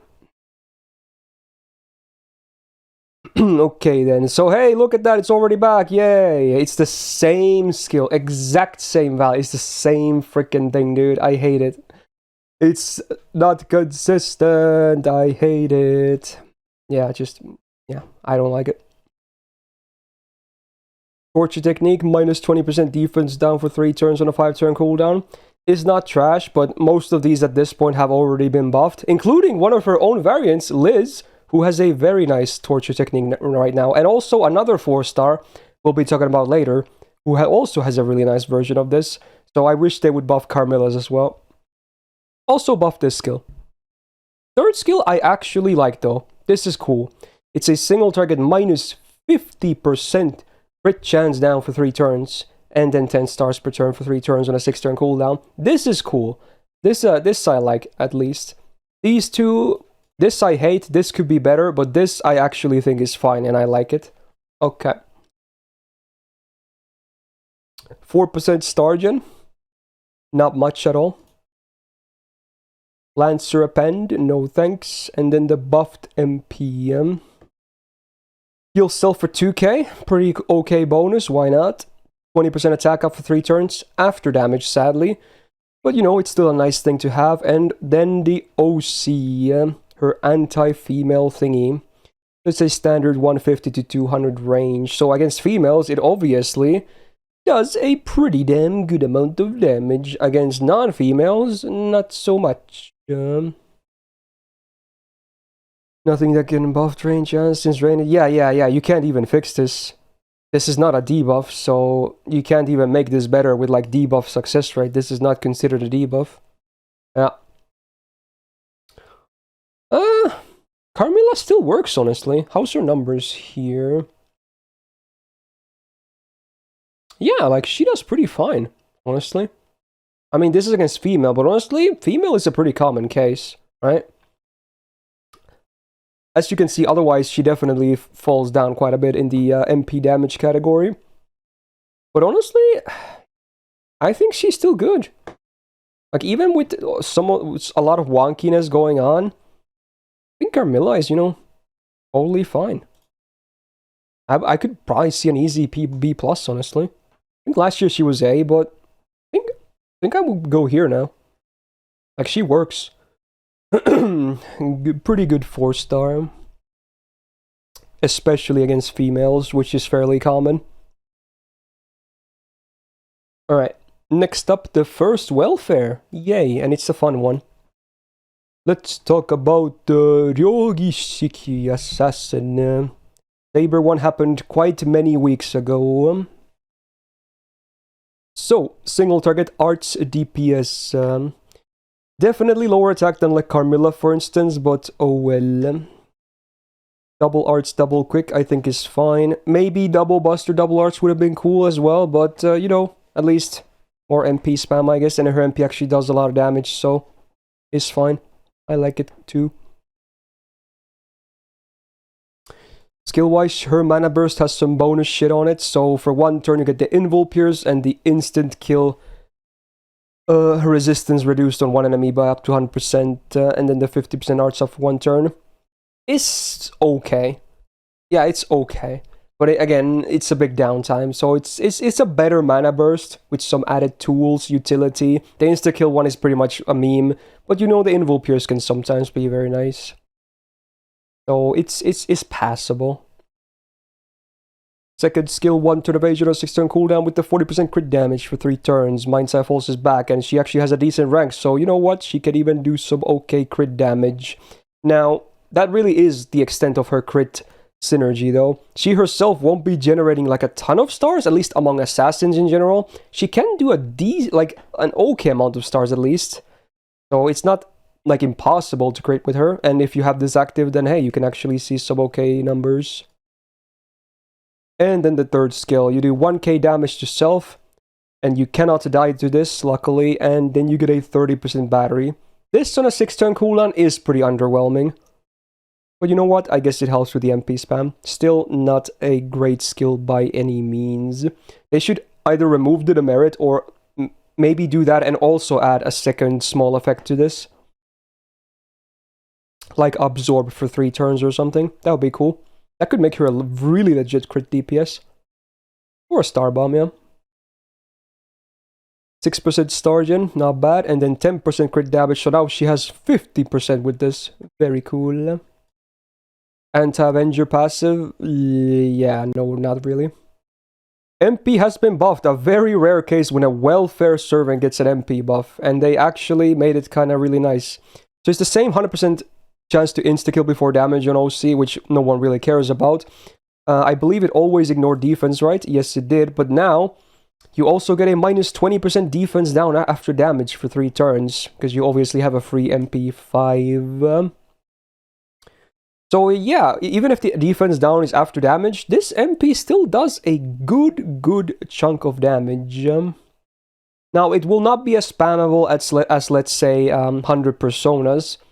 Definitely not. But, you know, being an Arts MP with 3 hits, add some supports, you can still have a good uptime on it.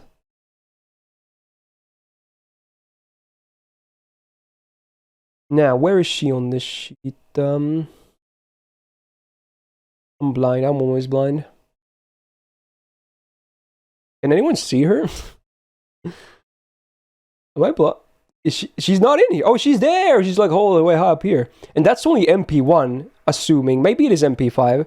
Oh, no, okay, it is MP5, because these columns are empty. Okay, so it is calculated like that. So let me make sure Okada was MP1 then. Okay, Okada was calced at MP1, because he has the other columns filled, okay. Yeah. So it is how I thought it was gonna be. Okay, that makes more sense. Okay. So yeah, she's calced at MP5, obviously, and yeah, you can see pretty damn nice numbers. In fact, when you think about it, she kinda has the highest damage potential in a setup like this, if we don't consider niches. So, wow. Kinda good. Whoa.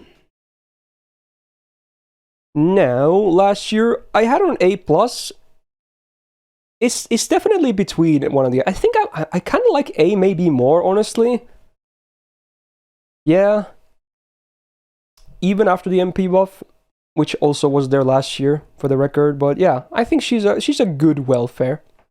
She's a good welfare that just, you know, does shit. She's a good DPS. But I wish her, like, maybe gains were a bit higher, or maybe more consistent crits. Like, she also kind of lives and dies by the MP for the most part.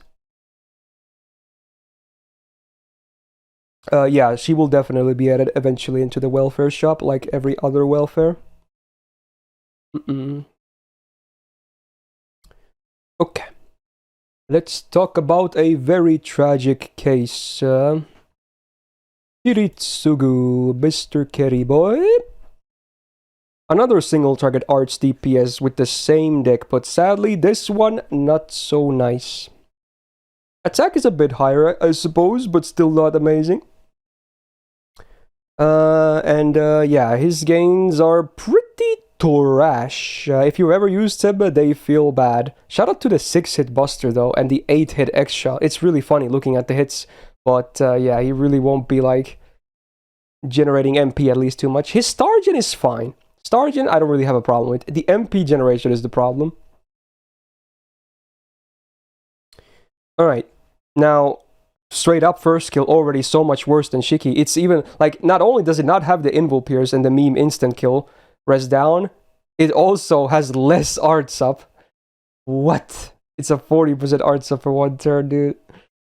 It's too little, it's too little. But hey, he has a 3-turn Invul Pierce here, so that's cool. Actually, a very good uptime on a 5-turn cooldown. And then 50% crit damage for 3 turns. This is actually legit. This is probably the best part about him with the MP, if anything. Like, the party debuff is down by 20% besides himself for 3 turns. That's not really a bad demerit, honestly. That crit damage on a good uptime with the Invul Pierce on a good uptime, yeah, it's actually not bad. So this, at least, is fine. And then he can target someone with Taunt for 1 turn on the ally side and get a 15-star bomb. This can be okay as well, because he himself doesn't really have good defensive skills, so you can just give this to someone else who maybe has some good stuff up. It's an okay utility skill on a 5-turn cooldown. 10.5% Stargen, nice, and 10% crit damage. Actually pretty good passives. Anti-Avenger Append again, no thanks. The MP post-buff, I actually do like as well. So ignores defense, great. Guaranteed drain, love it. And then minus 10% crit chance down for 3 turns on base OC. Is not the highest number, but it is a 3-turn effect, and it's not insta-kill like a lot of assassins are, so it's a great MP in my opinion. I really like this MP. Now it is 15 hits, so you might be like, surely it's the same case as like 100 Personas. I wish. Obviously both of them got reduced MP gain on MP. They had to nerf it separately, but at least 100 Personas is still manageable. His is not. He refunds like crap, dude. Is so bad. Like, you have to do, like, Overkill, Double Castoria, Plug Suit, Tammy, maybe then and never then barely you can fully refund. I even did a video on that when Castoria came out, like, almost 3 years ago. But yeah, it's just not good.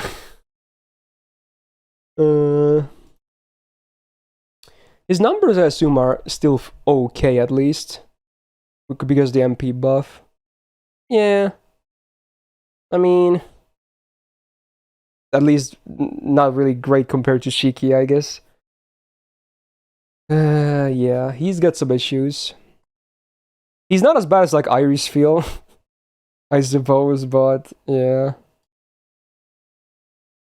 Kind of pales in comparison to Shiki. I'm still gonna place him in like C plus or B though. Like, he's fine. His damage is good. There's just some things about him that are just not that great. Yeah. I do like the MP a lot, though. It's a great MP. Yeah. Alright, let's move on. Another welfare servant. we are gonna talk about Summer Shisho. I think a lot of people want her because at this point she's really rare. Even for NA, the rerun was so long ago. But I'm sure she's gonna come back with the welfare shop at some point as well. So AoE quick DPS because she doesn't farm. I'm pretty sure her refund is absolute dog poop for that. Oh well. Okay, there's your FA. You guys. Her attack is at least fine, not too bad. It's not high for a 4-star, but it's decent for an assassin 4-star. Full usual triple quick assassin deck, I think is fine for her. She really is all about, like, you know, Argent as well when you think about it. And she does decent AoE damage too. Not like amazing AoE damage, but decent AoE damage. Considering she's a free MP5. Self-taunt for 1 turn with 50% crit damage for 1 turn. It's a 6-turn cooldown, so it's a bit rough. Yeah, it's a bit rough. I'm not a huge fan of the skill. When you combine this with another one of her skills, it's fine, but man, the downtime is definitely still real. Here we go, this is the skill right here. So you have a targeted heal and damage cut. 3k heal and up to 1k damage cut. So if it's like non-crits, it can definitely soak most of the damage. No problem. It does match the cooldown here, but man, again, both a lot of downtime though. A lot of freaking downtime. And the third skill really won't be too much different, spoiler. Because again, it's a 6-turn cooldown with 2 1/3 effects. It's Invul Pierce and 50% quick up. Would I say the Invul Pierce is worth a +1 turn of cooldown? Maybe not. I don't know. It's hard to tell. Yeah, so everything is 1 turn on a 6-turn cooldown. So man, and considering her face cards are not even like amazing, you're gonna feel this downtime if the fight goes on. It is not good. And E rank presence concealment. So she's very close to Matahari and having no passives. Lancer bonus, forget about it. MP then. Man, does this MP suck. Look at that. Can it be worse? Probably not. AoE, no effects, overkill, or overcharge is instant kill. And only a 30% chance. So it's not even good for farming if you're gonna do instant kill farming. Oh my god. Yeah, she hasn't aged too well, and you know what I mean, okay? Let's not have... Like, I love me some MILFs and whatnot, like old hags, but I'm talking about, like, you know, actual gameplay kit-wise. Yeah, the free MP5 is easily the best thing about her. But I would feel, honestly, is there, like, I would maybe pick any other 4-star AoE assassin over her, maybe. Even at, like, lower MP levels. I think she's like a D+. Ooh, that kind of hurts, but you know what? Yeah. Ouch. Definitely not a pretty sight gameplay-wise, but at least she's really hot. So, you know, it's not all bad. Alrighty then, we're gonna talk about the Mr. Fister next. Qing. Okay. Assassin of Shinjuku. So, single target quick DPS and star generator. It also has some decent quick, crit DPS potential too. I actually like this guy now. After the MP buff happened. And we got that buff on NA like a week or 2 ago as well. Yeah, I feel like this guy's a bit underrated, if anything. Even if he might not be top tier. Attack could definitely be higher at 8.6k. Especially among 4-star assassins. But you know what? So be it. I do love the deck though. The full triple quick is so good on him. And the hit counts are fine too. Alright, first skill has been buffed. So you get 600% absorb for 1 turn. And 30% MP generation for 1 turn. Not too bad. And then now with the buff you get 3 turns of lawful and evil damage mods. 30% each. I like that they're separated. Because if they were combined it would be a lot harder to use this. Very cool, actually. So it's alignment-based damage mods, and they're on the 2 different sides of the alignments, so they can also stack sometimes. Yeah, he really is the Evon killer. That's like the best case scenario, pretty much. So now on a 5-turn cooldown, I don't hate this skill. I think it's fine. I do kind of like this. It gives him another use as well with the niches. Second skill has been buffed, and this is his best thing. This skill is so good. 30% quick up, crit damage, star gen, 3 turns, 5 turn cooldown is perfect. Like, what do you want more of this? Like, it's so good. This is just so good. Great uptime. All of those buffs make great sense on him. So, yeah, it's a great skill.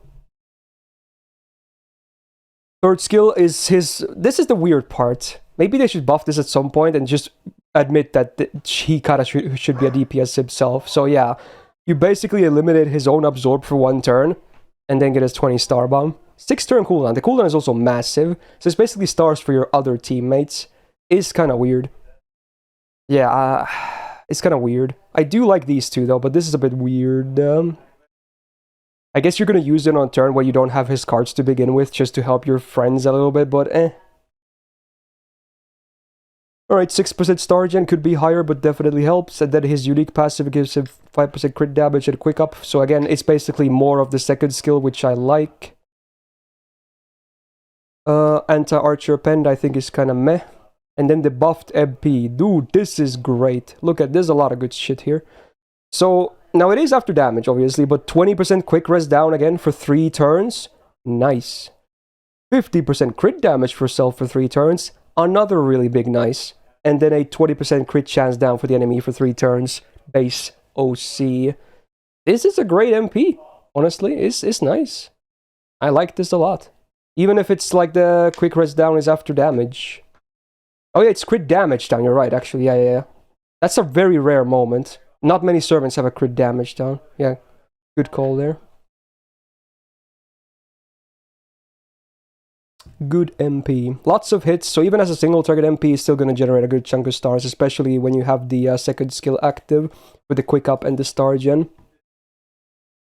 Now let's see, I assume this has his updated numbers for the MP buff, right? Yeah. So if the enemy is either lawful or evil, he already does good chunks. And if it's both, hey, he actually is on the really high side of all these single target assassins. Yeah, if they ever fix his third skill, I think he can be like a top tier 4-star, honestly. So now I would say definitely an A for sure. Maybe even A+, honestly, but I still don't like the third skill though. And I do like Wu Zetian better, yeah. We're gonna talk about her, I think, very soon, actually. So yeah. But hey, Yanqing, underrated. With the MP buff, it actually does damage now, because it used to kind of do bad damage. Oh, she's next, yeah, there you go. Makes sense, they're both from Epic of Remnants. Let's talk about Wu Zetian. A really, really nice single target assassin in my opinion. So, single target quick once again. Attack around the same number as Yanqing as well. Could be higher, for sure. She has the double buster, double quick deck, the first assassin to have this in our list. And I really, in retrospect, is even better with the release of Summer Scotty, excuse me. So, yeah, it's a great deck. I really like it. Makes a lot of sense. Hit counts are also pretty good. It's 3s across the board. So for both start and MP generation, she does pretty fine. Alright, her torture technique has been buffed, and I actually really like this buff. So it's now a 30% defense down for 3 turns on a 5-turn cooldown for 1 enemy. Great. The burn is like whatever. It's 1k burn for 3 turns. Maybe easier to use like Honey-like, but whatever. But then, 1-time 3-turn buff block. Let's go, I like buff block. This is a great single target debuff skill. Good. Second skill, her Imperial Privilege has actually been buffed. Sadly, it's still 60% to get those big attack and defense buffs. So you still get the same heal, but now, what do you get? 2 new effects. 30% party crit damage for 3 turns, great, and a 10% party battery, hey. This on a 5-turn cooldown is kinda cracked. Like, this is better than a lot of SSR skills, honestly. If you land all those attack and defense ups on her as well, this is insane value. Like, it's so good. But honestly, now at least you have more than the heal. You at least have the AoE crit damage guaranteed and the AoE battery guaranteed.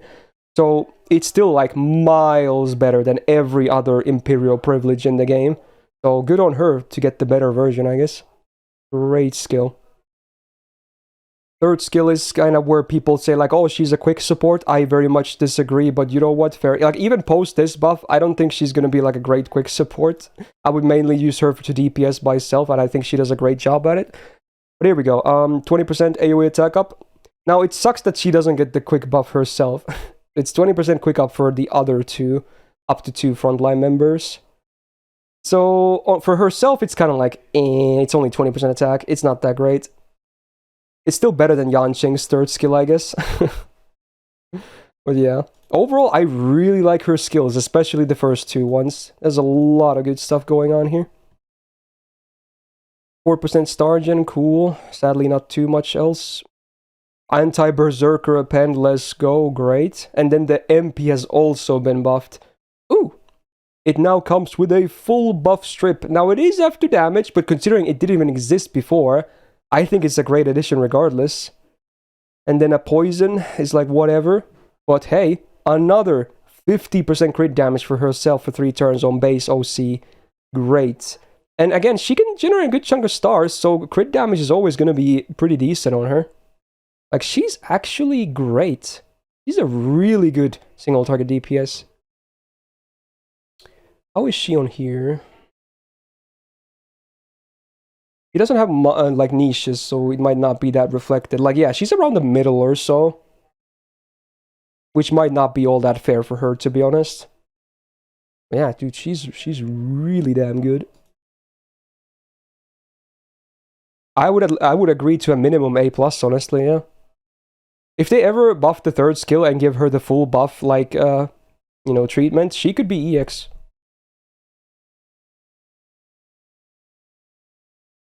Great single target DPS. Yeah, no sign of Plushie yet. We're just gonna keep going. No worries. Ooh, next one. Ooh, it's a little tragic when you think about it. Summer Nitocris. Okay, chat, I'll give it to you before you even ask about it. There you go. Okay. You don't have to mention it now. Anyway, what do we got? AoE Arts DPS. It pains me to say that, dude. It pains me, dude. I wanted to say AoE Arts Farmer or Looper, but I can't. I can't, dude. Oh, yeah. So she's a DPS. Okay. Attack could be better again. Most of these 4-star assassins seem to hover around the same number. So, you know, could see some improvements. Double Arts, double quick I like, because, you know, her MP is okay. And her MP gain is actually very good as well. Her face cards are nice, especially if one of the skills active. But yeah, let's take a look at those. So first of all, 30% defense up for self for 3 turns, and then another 30 for 1 turn, and 30% debuff risk for 3 turns. So this really is like Morph A, which is the different name when you think about it. Is like the same as Nursery Rhyme, I believe. But on a 5-turn cooldown is actually not a bad defensive skill at all. Still good. Lots of... It makes sense. You can easily pop it. And it's all defensive, so it's not awkward at all. Second skill is a self-taunt with a 3-attack, 2k damage cut for 5 turns. Wow.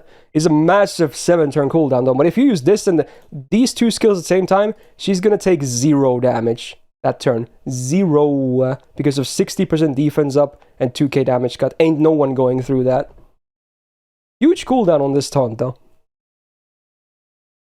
And then the third skill is the good thing, her DPS skill. So 30% attack, MP generation, 20% MP damage, all 3 turns on a 6-turn cooldown.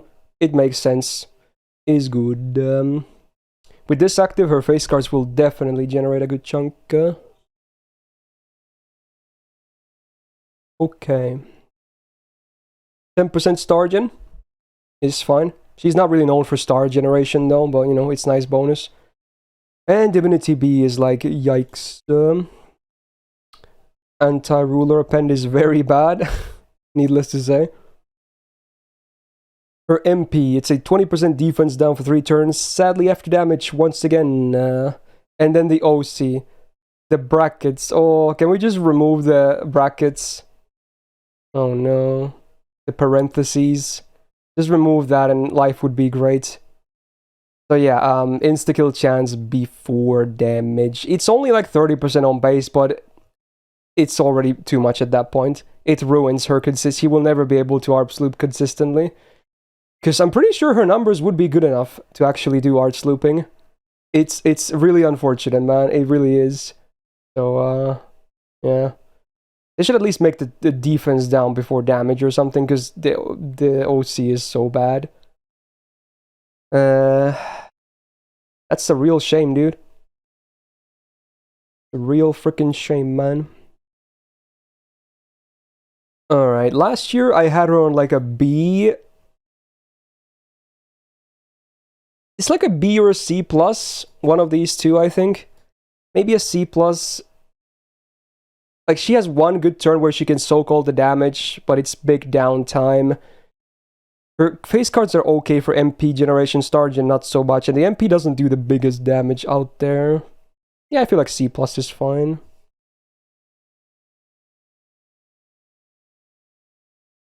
Okay. Decent. Honestly, I'm gonna lower her to C, just because we have Summer Valks nowadays.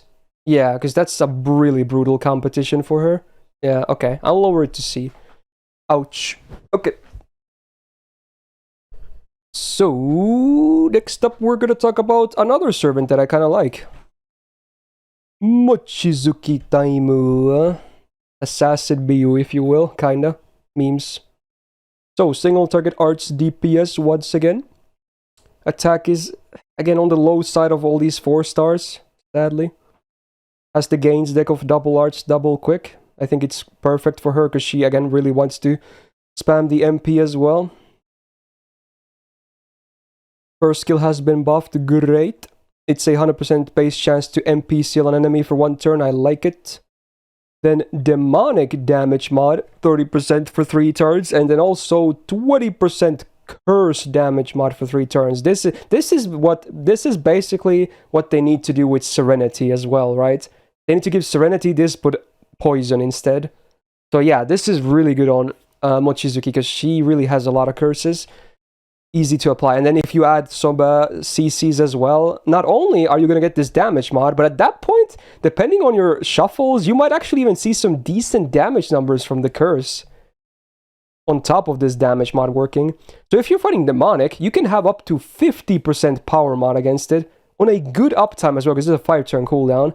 It's already kind of rare to have a 1-turn MP still on a 5-turn cooldown. So this is actually a really nice skill now. It makes so much sense for her. I really much like it. Okay, second skill. I'm gonna sneeze. I think it's coming. I can feel it. Ooh. Okay, never mind.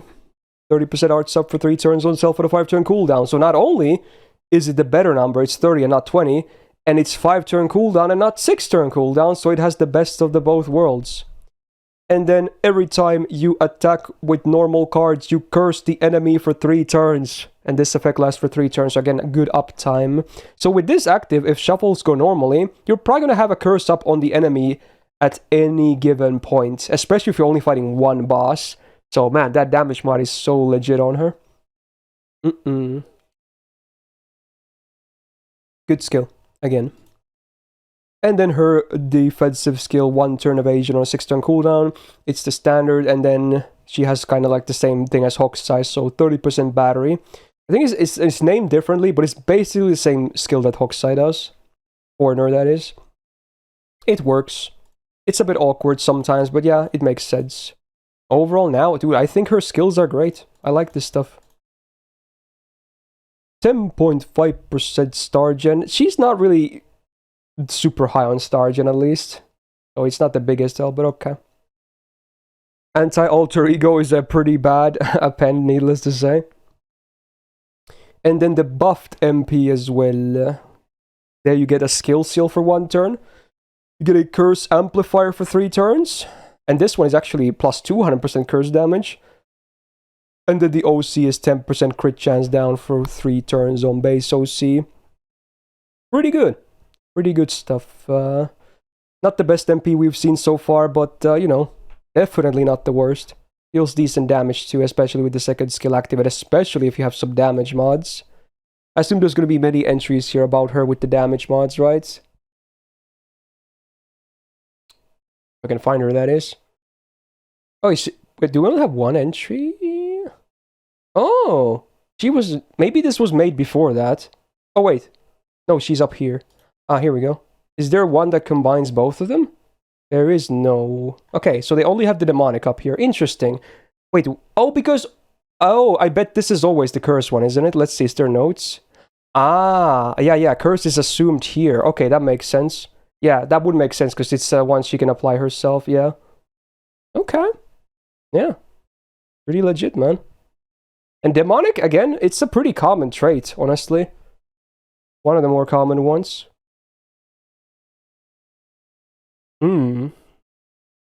Honestly, this could be a hot take.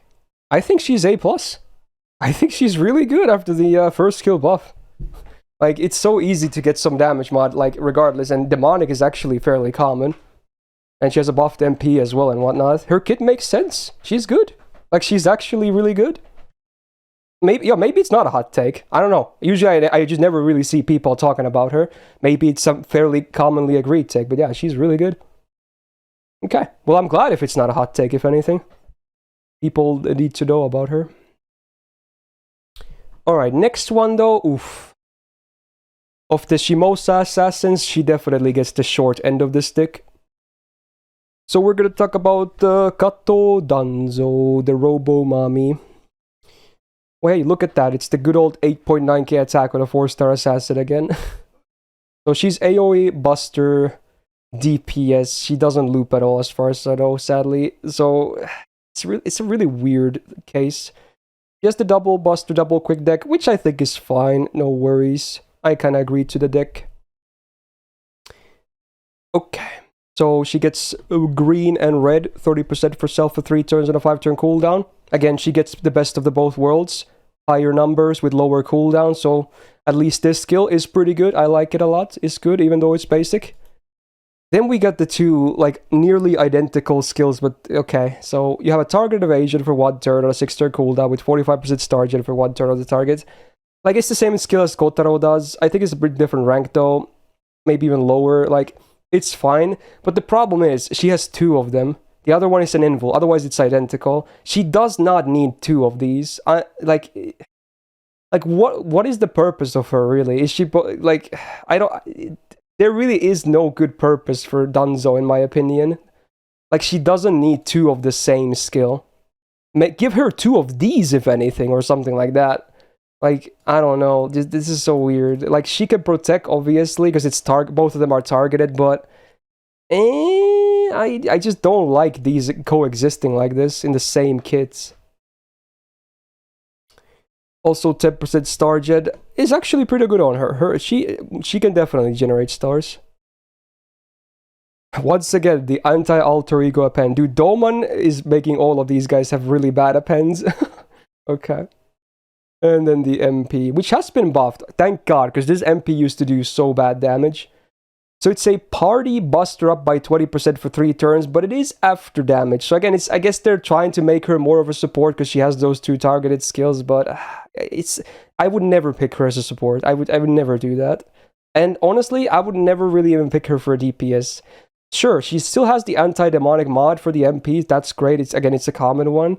150 to 200 range is the base one, but that's really it. Like, she's an anti-demonic DPS with some party utility. That's really it. She's not hopeless. She's just kind of hard to slot into things. Yeah, I think I would use Kotarou more than her, honestly. Yeah. Also, she's story-locked. Unlike Mochizuki, for instance, who's permanent. Danzou is story-locked, so even getting MP levels is hard. So that's also another thing that doesn't help her. Now, she was B in my list last year. I think I'm gonna slide her into right next to Summer Nitocris, honestly. A full tier down. It's just, yeah, they need to do more with her, honestly. They need to do more.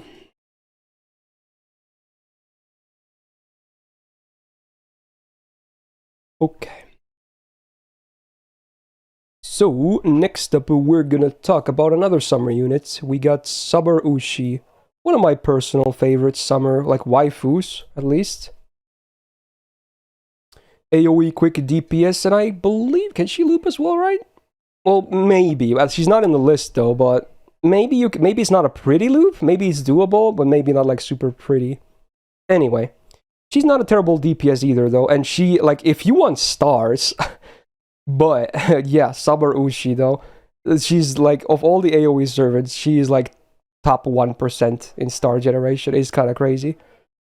So, yeah, her attack is also a very nice 9.4k, first of all. That's great. I like it. It might be the highest so far of all the 4 stars. Maybe. At least it's up there. Then she has the full triple quick deck with 4 hitters. Let's go. So, you know she's gonna be absolutely... blasting stars. Yeah, 6 hitter extra as well. Alright, skills. She has a 40% gauge on the first skill and 6 turn cooldown. A bit underwhelming in my opinion. Even her face card gains are also pretty good, so it's not like she needs big batteries or anything. I wish this did something else too, honestly, but oh well. 1 turn evasion on a 5 turn cooldown is better than average, and then 30% quick up for 3 turns is nice. Good uptime. It's a great skill, sometimes a bit awkward though, but yeah, good skill. Third skill, self-absorb, 500% for 1 turn, debuff immune for 1 turn, and then for 1 turn, all of your normal attacks have a 40% chance to remove all buffs. So, honestly, yeah, it's RNG, it's 40%, but if you do this on a full Brave chain, you still have at least 3 or 4 chances, depending on if you MP'd or not that turn, to remove all buffs. So, you know... it's still fine for the RNG, because you have so many 40% rolls in that 1 turn. At least you should only use this on a Brave Chain turn, because the absorb as well. So all of that on a 5 turn cooldown, yeah, it's fine. It could be better. It's fine. It's all buffs, by the way. So you only, that's what I'm saying. You only need to land one of the 40%, and then all of them are gone. That's why it's more lenient. It doesn't remove just one buff. As soon as you land one of the 40%, all buffs go away from the target. Alright, 5.5% star gen. I guess, well, she's already kind of cracked with star gen, so it's not like it's a big deal. 11% crit damage is great, because she's going to be dishing so many stars, she will be critting all the time. And then, dude, 11% quick up. Wow, permanent. You love to see it. So with that and the second skill, she can have 41% quick up for her own kit. Pretty good. Alright, anti-assassin append is a meme unless you bring her for like maybe buff removal or star gen, which I really wouldn't do too much. You kind of want her to DPS as well. MP has been buffed, which I honestly kind of forgot about. So that's cool. Again, very rare for summer servants to get MP buffs as well. 20% quick res down on AoE, 3 turns on the OC, sadly after damage, but hey, it's not, it's kind of spammable anyway, and it's going to help with face cards as well. Now with the buffs, she also has a flat 150% extra damage mod against lawful alignment enemies, which again, very, you know, seeable, common, I don't know, that's not even a word, but yeah, you see that quite a bit. And then removes enemy offensive buffs after damage, but considering it's only offensive buffs, it should be fine after damage as well. But she has a lot of, you know, she messes with the enemy. Not to the extent that Kotarou does, but, you know, she's got some good stuff going as well. Like, she's very comparable to Kotarou. She definitely does more damage, spams her MP better, probably generates a bit more stars as well, but she doesn't debuff as well. So they're very comparable, I guess. Okay, then. Last year I placed her in A, it seems, and I think I might still agree to that. I think she's, especially now with the MP buff. I'm not sure if that was live last year. So, especially now with the MP buff, I think she deserves an A rank.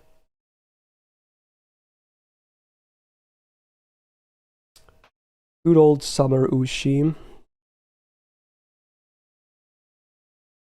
Alright, oh, it's time. Okay. We are gonna talk about the Guchan. Oh boy. So, Consort Yu, Yu Meiren, Guchan, all the names. Senpai, Paizen, yeah. So, we got AoE Buster DPS. Okay. And boy, oh boy, 7.9k attack on an assassin that already has a 0.9 modifier. Oh, that's a terrible start for a 4-star. But oh well. She's got a double Buster, double Quick deck, which I think is fine. Maybe it should have been double Buster, double Arts, honestly. But again, do they even do that for assassins? Maybe not. I forgot what Tess's deck was. But yeah, sometimes a bit awkward. Okay. Her gains are not terrible though, but they're also not amazing either. Alright, let's talk about the skills. Okay. So self MP game per turn, gauge per turn for 5 turns, 10% on max rank. So on a 5-turn cooldown, if you max this, you basically always have 10% going. Sometimes it's not there though, but you know, in theory, if you chill a little bit, then you can have it for every turn, you know? But yeah, we'll be talking about that, I guess. Anyway, debuff immune for 1 turn. I wish it was like 1 time 5 turns to match the duration as well, or 1 time 3 turns at least. Because it's only 1 turn, it can be hard to, you know, use, I guess. Right, second skill has been buffed, and it's a very important skill for her. This really kind of gives her any chance of being viable. So she gets 1k heal every turn for 5 turns, so the 5-turn cooldown. So again, in theory, you could have this up every turn. So that's a decent amount of, you know, mitigation. And then there's the big thing. 100% buff removal resistance for 3 turns. So it's a good uptime. It's not 100% uptime, but it's a fairly good uptime. And this is very, very vital for her when you see the MP. And then, hey, 30% attack up for 3 turns on a good uptime, good numbers. So yeah, it helps with this god-awful attack stats. So now she's a bit closer to, you know, the rest of the other ones on base. So yeah, it does a little bit, okay? And thank God they buffed this to 3 turns instead of 1 turn as well. Oh god. Ooh. Alright. Third skill is back. The same stupid C rank. And she's not even day 1 like the others. What the fuck, dude? She's like year 3 or 4, I forgot. But why? Why is it still this one? At the same 80%, 27%. I hate it, dude. Like, it's so stupid. Why does she have a day 1 skill, dude? Okay. So overall, her kit is fine. It's alright. I don't hate it. It's okay. But compared to like Wu Zetian, is kind of like, it kind of pales in comparison among the 4 stars. 8% star gen is fine. Anti-ruler append. Oh, great. Absolutely useless. She's gonna do negative damage to ruler. She's gonna heal them. Alright, then we're going to talk about the MP then. But hey, look at that amazing OC, right? 50% buster up for 1 turn before damage. Awesome. Like, the OC is like the best part about her, honestly. And the best part is, you always get this no matter what, even with the fuckery on the MP. This, I'm pretty sure this happens last in the chain, so you always get this, which, great. At least she has this going for her. Anyway, then what else do we do? For full debuff cleanse on self? Dude, great utility. And then what's this? Removes own buffs before damage? Oh no! So really, yeah. If you don't have the second skill active, not only goodbye to your other offensive buffs that are not this buster up, like from your supports as well, goodbye all your defensive buffs, goodbye your MP per turn, goodbye your healing per turn, goodbye everything, okay? The only thing that stays is that buster up for 1 turn, because I believe it is the last in the chain of operation. Thank God at least for that. So you really need to... You're not going to use the MP unless the second skill is active for the buff removal resistance, unless you have like 0 buffs on her, but you're not, because you know, the first and second skill they already have buffs on her that last for the full duration anyway. So sometimes you're just not going to MP, which is stupid. Now, it does also ignore defense, which is always great. And then, you know, a 2k curse for 5 turns, which she doesn't really have any other dot synergy, so it's a meme. It's such a mixed bag, dude. Like, the big... Okay, 3 big problems of her. MP removing buffs, garbage attack stat, this being 80%. Those are the biggest problems that she really has. Now, obviously I'm kind of trashing her. She's not completely hopeless by any means. You can get good use of her. You definitely need to max her skills though. At least the first and the second ones to get the really good use of her, but man. Yeah. You could definitely do better. I think they're gonna buff her again later, hopefully. Last year I had her on B tier. I still think I'm gonna do the same. Arguably C+, honestly, but I feel like I can be a bit generous to her and give her a B rank. Like, she's okay. She's fine. Just has some, you know, fairly sizable issues that you have to be wary of and kind of sometimes play around with. Yeah. Tragic.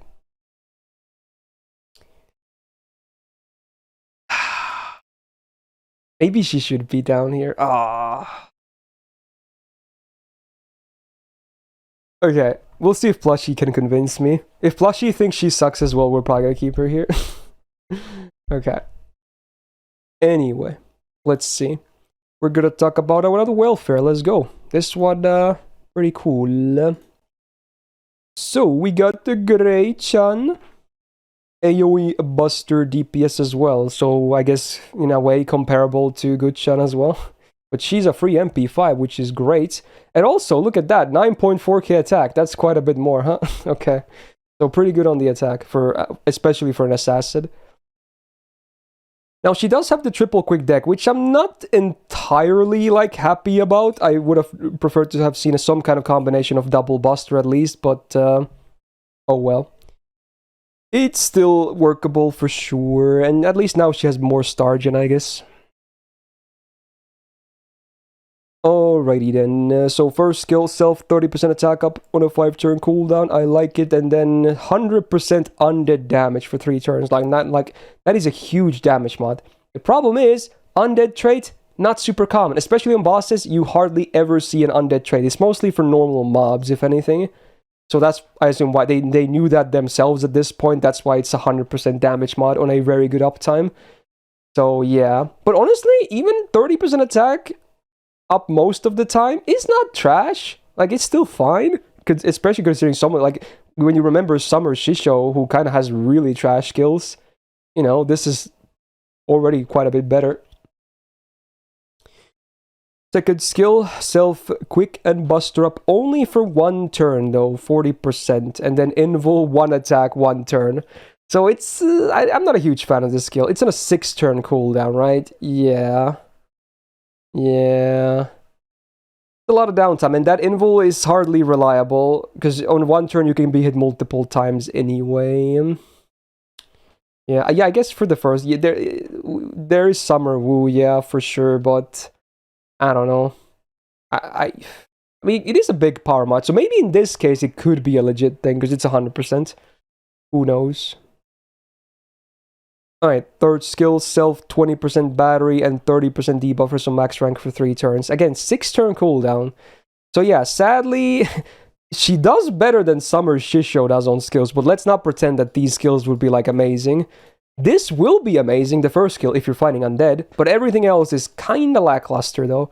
Pretty doo-doo, honestly, and it's a shame this is not a 30% battery. It kinda really is a shame. If you know what I mean. Alright, 11% crit damage, not too bad. 15% debuff for us, hey, that's rare for an assassin, so that's cool. And also, hey, unique passive, 10% MP generation, so at least passives-wise, he's doing, like, amazingly well for a 4-star assassin. Third skill, Anti-Berserker Append, you love to see it, is good. And she's a welfare who has also received an MP buff, and there's a lot on the MP. Oh yeah. So both red and green resistances down on all the enemies for 3 turns, 20% base on OC. Of course, it's still after damage, like we have seen so far for the most part. But, you know, still good OC, I would say. Now with the buff, you also get Ignore Invul for 1 turn. Invul Pierce, if you will, before damage. Great. And then a 10% refund after damage. Nice. And of course, the damage upgrade from the buff. So hey, I guess with this buff, she can kinda do a little bit looping. I think her numbers were also in the sheet, right? Yeah, they are, actually. So, depending on your MP levels on the SSRs, because she is a free MP5, she could just be your best Buster looping assassin. Not that it says too much, necessarily, because I don't think any of the Buster assassins are all that great for, like, loop farming, but you know what? Depending on the numbers, she just might be your best bet, if you want to do that. So, there you go. MP buff definitely made it all possible. For both decent numbers and the refund. So last year I had Gray on.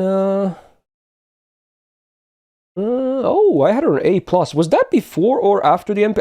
I think that was after the MP buff. It had to have been, right? I think it's one of the A's. I'm not sure. I don't like A+, to be honest. Because I don't like her skills. Like, outside of Buster farming, which again is not even all that amazing on her, she's not the best at DPSing necessarily. Like, she's fine, she's good, but I wish her skills were better for sure. Like, for instance, like Wu Zetian and Mochizuki after the buffs definitely have way better skills than she does, as a comparison.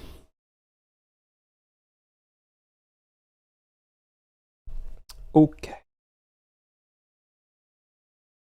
Not too many in fact, we have 2 or 3 4-stars left, because we're gonna rank the Valks the same, obviously.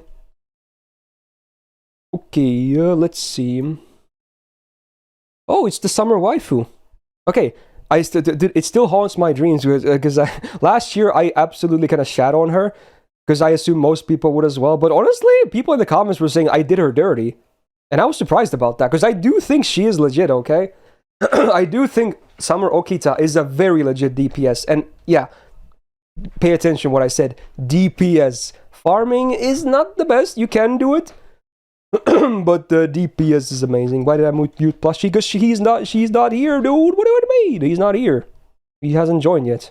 He might join at some point, I hope he does, but yeah, so far we're solo. He's not muted. Okay. So, we're gonna talk about Summer Okita, okay? Also, okay. The gender, I may have called Plushie a she at one point. 2 reasons, okay? Plushie mistress is definitely a female thing, because it's a mistress. And 2, in Finnish, we don't have gendered nouns, so it's still hard for me. Even though I consider myself fairly adept at the English language, it's still to this day sometimes hard for me to, you know, think of all the pronouns and whatnot, okay? Because we just use the same one for everything in Finnish, so, you know, I'm just saying, okay? Sometimes my brain farts. Anyway, Summer Okita. AoE, quick DPS, and a bit of farming as well. 9.3k attack is pretty damn decent for a 4-star assassin.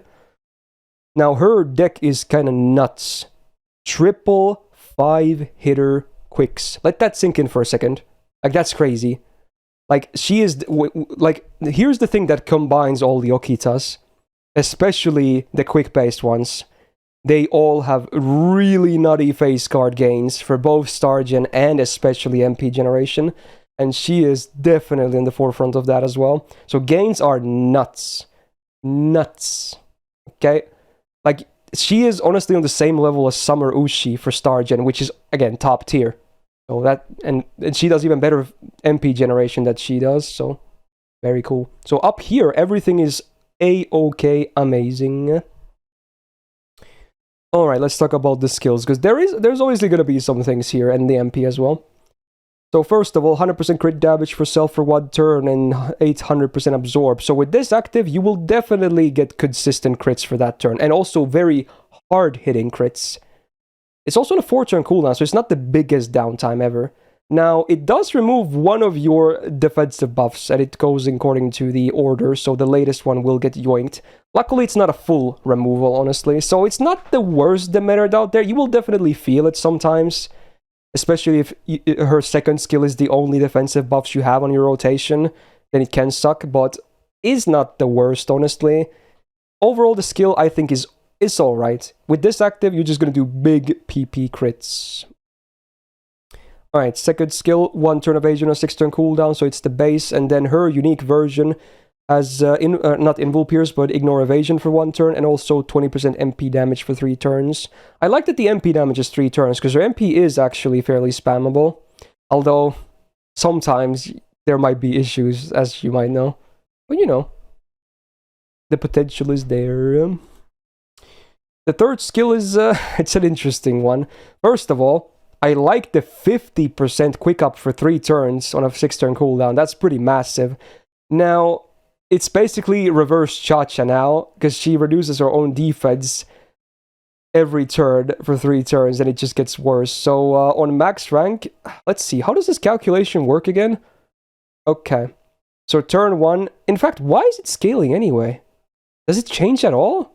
Am I going crazy, or does it not change at all? Wait, what the hell? Is this a mistake? What? Huh? Okay, whatever. I guess they just wanted to list the turns there instead of listing them in the normal effects, but it doesn't get better when you level it. It's literally the same thing on level 1 and level 10. So anyway, turn 1, minus 10% defense, turn 2, minus 30%, and then turn 3, minus 50. So this can actually be pretty bad, right? Yeah. And she removed with this skill 1 is a defensive buff. No, it's a debuff. Oh wait, it's treated as a buff. Oh, you're right. I never noticed. Wait. Huh. I don't think it's okay. I don't think it still works, right? I don't think it works because it's treated as a buff, but I assume it's not a defensive buff, right? It surely is not a defensive buff. So even if, yeah, I don't think it really matters. Yeah, I don't think so. As much as I would love for the first skill to be able to remove that, yeah, I don't think it can. I would have noticed that by now if it did. Yeah, I would have definitely noticed that by now. So sadly, doesn't work like that. Oh well. But hey, that's a lot of quick up though. Imagine 50% quick up on 5 hitter quicks. 3 of them. Yeah, that's ridiculous. Anyway, her passives are fun. So she has double 10% minus insta-kill resistance, so, you know, lore. I guess if you're playing her, this can be annoying, because enemies can insta-kill us, but we can't insta-kill them, so that sucks. She has 7.5% star gen, cool, very nice with the great face cards. 50% debuff res, let's go, and also the foreigner passive, 2 stars per turn and 2% debuff res. Now, this is great, I love this. The foreigner passive on rank E doesn't do too much, but hey, it gives her Van Gogh synergy. She can actually get the big buffs from Van Gogh, because that's all you need. This is what defines whether you can or cannot get buffs from Van Gogh, having the foreigner passive. Because it gives you like the existence outside the domain trait. Let's go. So that's a very cool combo. Anyway, Archer Append is like whatever. And then the MP. Well, the effects are fairly good for the most part. So 30% AoE defense down for 3 turns. It is after damage, but that's a lot of defense down though. And then also removes all defensive buffs from all enemies. Again, after damage, but hey, it's on AoE, so that's great. Now then the biggest problem is right there. It's the 60% chance to get stunned after using the MP, which completely cuts off your follow-up Brave Chain. So unless you have like a support to give you like debuff immunity, or a CC, like the mirror one, you might sometimes just use your face cards before the MP when you're DPSing. It's just the thing that happens. And yeah, it's definitely a considerable demerit. I agree, but honestly, I think I did her too dirty last year. I even used her quite a bit, especially now that I have a Grelled one, and her numbers are still super legit. Like for DPSing, insane gains, both for Star and, you know, MP Jane. And also pretty good crit potential too when she goes hard with the first skill. But last year I placed her in like a flat B. Honestly, she needs to be on A tier. Again, call me biased if you will. Last year I was afraid I was gonna like people were gonna get mad at it, but no, people were mad because I placed her too low. That's what people were mad about. And then after that I realized I was too harsh on myself because I wanted to look as unbiased as possible. But she really is legit, honestly. She is very legit. So, yeah. Like, she's very comparable to Summer Ushi. Summer Ushi doesn't have the demerits, but she doesn't have the same numbers either. So they kind of, you know, in my opinion, kind of like break even. Both are solid. So there you go. This time, I hope no one is mad about that. Okay. Alright, 2 more 4 stars. We're gonna talk about another welfare. They're actually both welfares, the last ones. We're gonna talk about Kiichi Hougen. We got Ushi Sensei. Okay. So, AoE, a quick DPS at Farmer. Pretty cool. 9.4k attack, again on the better side of all the 4-star assassins. She has double buster, double quick, which I like, especially for DPSing because of Summer Scotty existing nowadays. Very nice. So, everything up here, I actually like. It's not Okita numbers or Ushi numbers necessarily, but still, pretty good. Alright, self quick up for 3 turns, 30% on a 6-turn cooldown, not too bad, and then 2 hit evasion for 3 turns. I really like that it's a hit-based evasion for 3 turns. If it was like 1 turn evasion, I would definitely like this skill less, so yeah, I actually kind of like this skill. It's a bit more flexible than usual.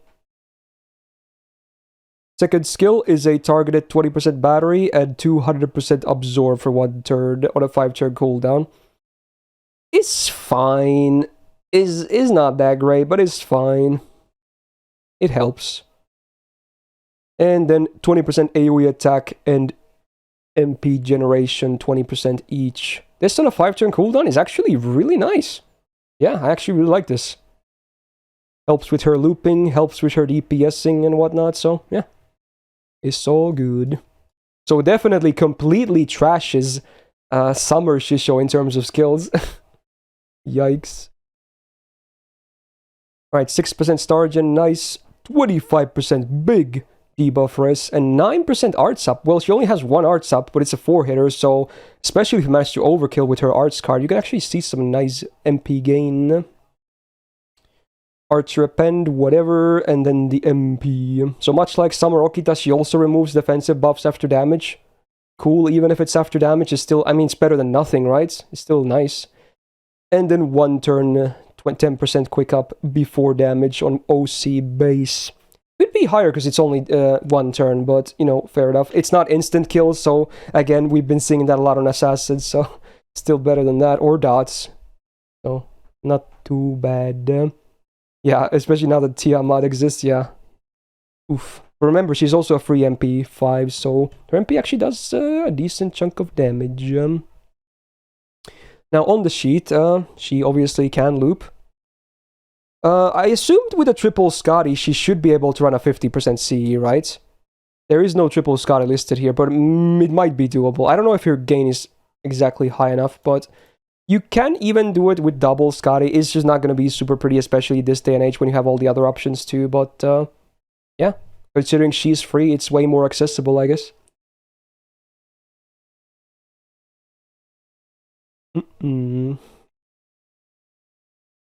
Alright, Kiichi Hougen, where should I place you?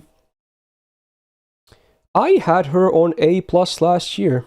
Do I still agree to that? I don't really... Okay, here's the thing. She farms okay, but I don't want to place her above Ushi and Okita. Because I like them more, like, on their kits. But she's a free MP5 and she kind of farms a little better, so I feel like she's fine there. Yeah. I mean, A might look a little bit inflated, but you know what? Sometimes it just goes like that, you know? So, yeah. It is what it is. She would be here if she was MP1. With free MP5, she's here, basically. Alright, last 4-star, and it's a big one. It's a big one. We're going to talk about the Summer Valks. I guess it doesn't really matter what I click, but I'm going to click on Ortlinde because I'm an Ortlinde enjoyer, okay? Let's go. So, AoE arts, looping, farming, and man, do they loop well. Ooh! 9.7k attack. I believe is also the highest attack of all 4-star assassins. So, that's cool too. Getting closer to the 10k mark. Alright. We got double arts, double quick deck. So again, they're probably not going to give anyone on assassin triple arts. So you know what? In terms of gains, that's, you know, the best deck you can have here. Very cool. Like, yeah, you might be surprised. Like, you see the MP base, MP gain, it's only 0.23. Like, you might be saying, how are they so good? Oh, yeah. We'll see. Anyway, self green and blue up 3 turns, 20% each. Not bad. 3 turn or 5 turn cooldown, so the uptime is good. And then also crit damage, 100% for 3 attacks, 3 turns. I like this. It's way better than 1 turn. When it's 3 attacks, 3 turns, even though practically it's the same thing, but it gives it so much more flexibility. Now you don't need a Brave Chain, because you kind of want to pop this most likely on turn 1 anyway, right? Because you want the card types, unless you don't have any of her cards or you're not going to MP. So it makes it way more flexible. It's a great skill. Oh, Plushie is here. You know what? I can just call you right now, actually. I'll just have you hop on. So we'll do that. Okay, let's see. Hello. Oh, there he is. You made it. Yeah. Let's go. Yeah. Thank you. So we're on the last 4-star right now. But honestly, after I'm done talking about Summer Valks, we can do like take a small segment, and you can just tell me about all the placements, like especially if you have some comments on them. I mean, there's obviously one that people really want to hear your opinion on, but like anything else, be it 1 stars, 2 stars, 3, like everything, we can take like a small pause because my throat could use it as well. I'm not gonna lie. All right. But yeah, for now we're just gonna keep going through the Summer Valks and finish the 4 stars. So yeah, this skill is great. Second skill, we got a 20% charisma, very cool, 3 turns of course, and then we got a whatchamacallit, Harp of Healing effect, so party evasion, 1 attack, 3 turns. And also, all Valk allies get 20% MP gain for 3 turns. Again, it really helps out here as well, adds to that nice refund. And obviously they themselves qualify if that wasn't obvious. So yeah, I think it's a pretty good skill. I like, again, its flexibility. It's not like flat, like 1 turn effects, even though a lot of them are like X amount of attacks or something. Just because they all have potential to be up for 3 turns, it really adds up. Third skill, it's a targeted 20% battery and also 3k heal and a 20-star bomb. Like, this really makes some of the other welfare skills look worse. Like, I'm not saying this is necessarily like a top tier skill either, but like, remember earlier when we had some other ones like targeted batteries and whatnot, they did so much less than this. So yeah, I actually think this is also a pretty good skill, especially for a welfare. Overall, their skill set is great. Really good for a welfare. Whoa. Alright, 8% Starjet, cool. Divinity is like whatever. Anti-Saber Append. Well, honestly, you never know. I guess you might even be able to do that. And then the MP. So it has 40% chance to instant kill demonic enemies. Whatever. It's after damage, so it's never really gonna fuck up your farm, thank god. And then they have a damage mod against Earth attributes, so the base 150 to 200 range. Again, fairly common attribute. I think it's the second most common. And then you notice the big thing. The 10-hit MP. Wow. So now you might say, oh wow, suddenly 0.23 actually doesn't look that bad for MP gain. Oh my god. It's a 10-hit Arts AoE MP. Is absolutely ridiculous, okay? Like, the gains are so nuts. Are they maybe even the highest refunding art servant of the whole game, maybe? They might be. Do you know, Plushie? I'm not sure, but the maybe EMIYA with his thingy up is better, but besides that, that's cheating anyway. Yeah, because they're always arts, so yeah. Yeah. Anyway, then we can talk about the looping, because yeah, they're easy. Like, even with just, like, look at it, like, just double cast it, easy Black Grail. But they could even do so much easier setups as well. So even, like, when you run just double cast through a Black Grail, and because they're MP5 as well, even the damage looks really solid. And even in the comments here, the refund is titled Insane, that they can even easily do Zerks. Like, yeah. Oh my. That's kind of crazy. Like, it's just easy loops for days, dude. And assassins have like no loopers as well. Yeah, there's hardly any competition. So I think you would probably agree that this goes without saying that they're an easy EX tier. I mean, yeah, I can't say anything about outside of farming because I have only used them for farming. But they feel like sort of like a Sieg, but like sort of upgraded. Just much better. Even the skills are so much better. Yeah, a very modern Sieg. Yeah, and then they also do have anti-earth, which is pretty common, as you said. I'm not sure about EX, but I mean, there aren't that many EX assassins, anyways. Well, there was nothing before this. Anyway, so I guess we can take a small pause now before we move on to the SSRs, and because now Plushie could finally join me, so let's see if I can frame this better so you can maybe see the full thing. There we go. So you can just, you can tell me about any servant in any order if you want. You don't have to talk about all of them, but yeah, just go for it. I mean, so far from like just seeing it immediately, I got like two servants I might want to move. The first one is Ryogi Shiki because she Okay. actually has an MP upgrade, and I think as a free MP5 and having MP upgrade, I would like to put her in A plus, but that's just because she's free MP5 and MP upgraded. So her damage is really good compared to other 4 stars if you do not have uh I don't know how to say it. If you do not have like a high MP of another 4 star. Actually no, I wasn't gonna say move because I think Carmilla kind of deserves to be there. Okay. She's a little bit outdated because I think at this point how do I say this? I think at this point torture technique is not a very good skill, and her first battery is 27. Like that's literally a meme. And it's not a in my guaranteed server. drain, which sucks. Yeah, we have a sticker of Carmilla like freaking out, and it's just called 27 because No, okay, that's funny. yeah 27. So I don't know. I hope it was 30. And okay, I don't use Summer Ushi that much, but is she that good? Yeah, her numbers are kind of nuts, and she has a lot of good utility, like buff removal, for instance. Oh, You can dish out like because unlimited stars. Oh, I see. I do not have her. I'm really sad. I wish she was with Tyra in the banner, which I kind of don't understand why she wasn't. But yeah, I never and also, had. Sorry to cut you off again.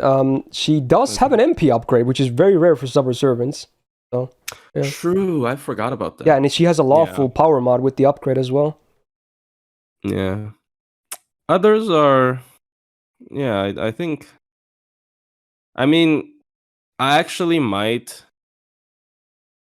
put Stheno a little bit higher just because I think she's good utility, and she's actually not a half bad, like, I don't want to say DPS, but sometimes I actually think she can be used as a sort of like a half damage dealer because she has some like buff removal stuff, and if you are against males, she's really good.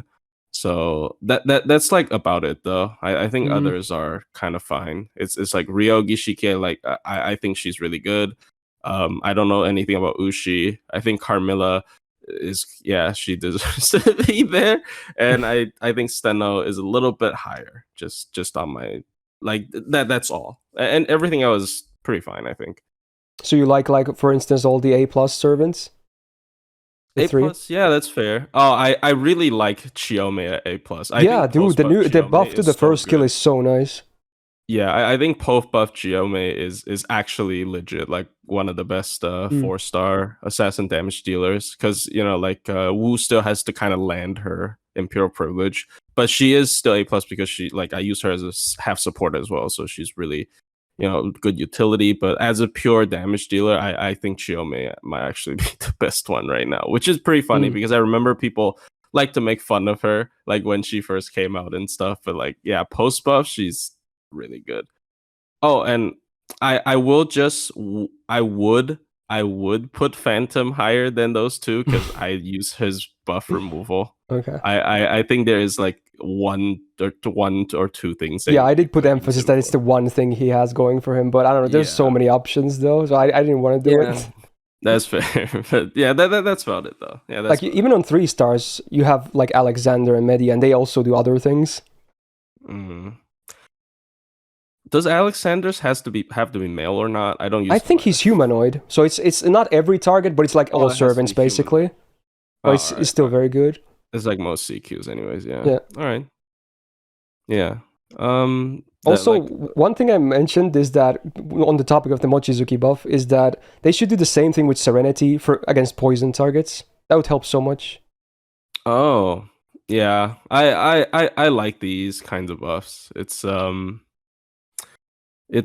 I guess some people would call it a little bit too broken because like they make their own damage mods. But I think it wouldn't even be as broken on like Serenity because she has to wait. No, never mind. She has a skill that poisons, right? Yeah, she has actually multiple poisons. Okay. The MP and one of the skills. Yeah, so on the MP that will make her really good. But I'm just saying, like, a lot of characters I feel like might need some more damage, I think they can buff that because they can only apply the status with their MP. So like the first MP doesn't get boosted as a form of like balance. But yeah, I think Serenity, because she's kind of underpowered, she could definitely use that. Yeah. But then she would probably like jump all the way to like really high if she does have that. She could actually match like maybe 100 personas, at least in damage. Yeah. But maybe not a spam ability, but damage. Yeah. I mean, yeah, that would give like a Robin Hood kind of feel, right? Like depends on how big the number is. So yeah. Well, people were also saying that the Alexander buff removal is against everything. Yeah, we were just talking about the charm. Oh, it was against everything. All right. Yeah, the buff removal is against everything. The charm is just humanoid. No, that's really nice. And yeah. Buff carry to match Rasputin or something. Yeah. They should make a new version that's like a alter ego, so he can truly kill casters that he's supposed to do. Oh yeah, he is the mage killer. It's so stupid that he's assassin. He's literally the worst class against casters. It's kind of unfortunate. Mm. Yeah. So yeah, overall, I think this looks pretty fine. Like, it definitely is a bit bloated on the A, but honestly, I'm just going with how I feel. And then yeah, that's fair. I mean, like a lot of servants I don't have a lot of experience with anyways. So yeah, and also I really agree with the Izou post buff is really good. Yeah, I like it too. A lot as well. He could be maybe higher if he was permanent, or maybe had another skill buff, but yeah. At least the MP buff was nice. Definitely. If he was permanent, I would put him A+, because of the yeah, he'd be a great permanent. Very damaging, yeah. But too bad, he's Gouda. He got pay up. Indeed. Yeah. Is that it? Your comments? Okay. Yeah, I think that'll be it for now, yeah, I think. Sure. Alright. Because we can move on to the fun part then, which is probably where a lot of people will skip into as well. But you know what? Fair enough. We're going to talk about all the 5 stars, the SSRs. There is no day what SSRs, so the first one we're going to be talking about will be Jaku-chan.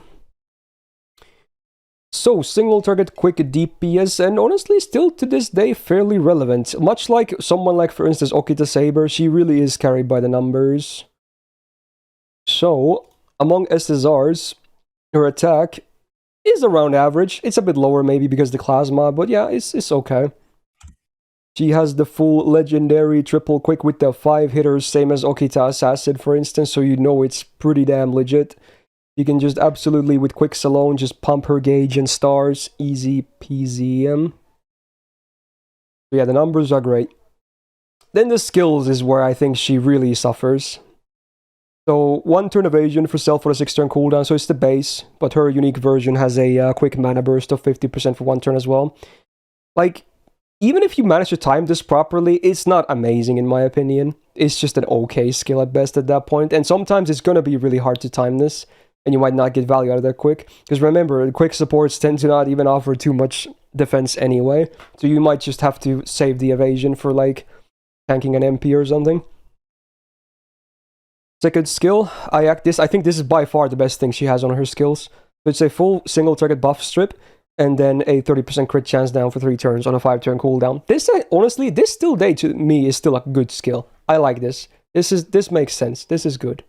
I don't really have anything to complain about this skill. And then the third skill. Sure, it's a 4 turn cooldown, but it's only a single target 2500 heal. It's the same problem I have with Sanson as well. Yeah, this like Sanson's skill is even better, but it's like both of these are misplaced. I assume they're because of lore and whatnot, of course, fair, but man, they feel so bad on both Sanson and Jack. It just makes no sense. Like give her like a massive crit damage skill or something that really plays into her strengths. Like, this is not good.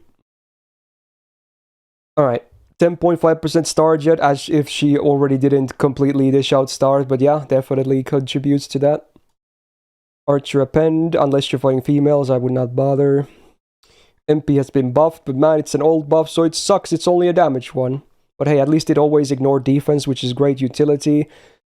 And then it's a really fun little power mod, so unlike Carmilla, who has like the power mod for the MP alone, she has the buff version, so it's 50 to 100% female damage for 1 turn.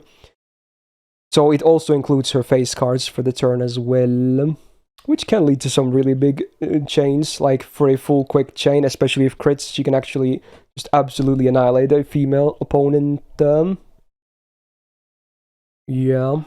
But honestly, as against non-females, it doesn't really do that much. This is a 4-hitter, so it doesn't even generate stars a lot. It's really all her cards that do it, really. How is she in the I assume she's going to be fairly high with the... yeah, against females, she's going to be fairly high up here in the single target. That much is a given.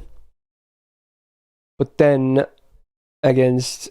She's like around the midpoint as an SSR, because this includes all of the assassins, so it's not super, like, you know, generous to her or anything like that. Oh yeah, did she get a gimped buff on the MP as well? I forgot about that. Oh yeah, it's not 1600, it's 1400. That's really weird. Yeah. Maybe they'll do the Vlad treatment at some point and fix this as well. Maybe add something new as well. I forgot about this. Should. Oh yeah.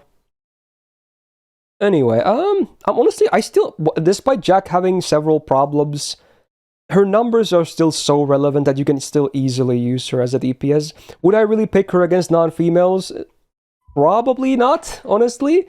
But against females, she's always going to be relevant, in my opinion. What do you think about Jack? I'm going to be a little bit harsh here. I think she kind of fell off. I don't know. It's like, yeah, her cards are good, but her MP damage is just not great at all. Like, even against females, I might pick, like, the other single target assassins, because like yeah, totally not biased, but yeah, I get that. That's funny. We just got another buff like yesterday, which is really stupid, by the way. Like, the buff is really ridiculous, so like I might even pick him or like Kama. So like I don't know. I think her, like as you said, her skills are definitely a big problem. Like they're very outdated, and also add on the fact that her MP upgrade is a gimped number. It just adds up to a very year one feel servant, and like you know, your MP gain is good. Like you can get your MP back, but it doesn't mean a lot if your MP doesn't do a lot. So like I don't know. I don't know. I personally think she's a bit outdated, and if we're gonna be a little bit harsh here, I think B plus is a bit low though. I was thinking B plus actually too. I'm not gonna lie, because I wanted to bump her down.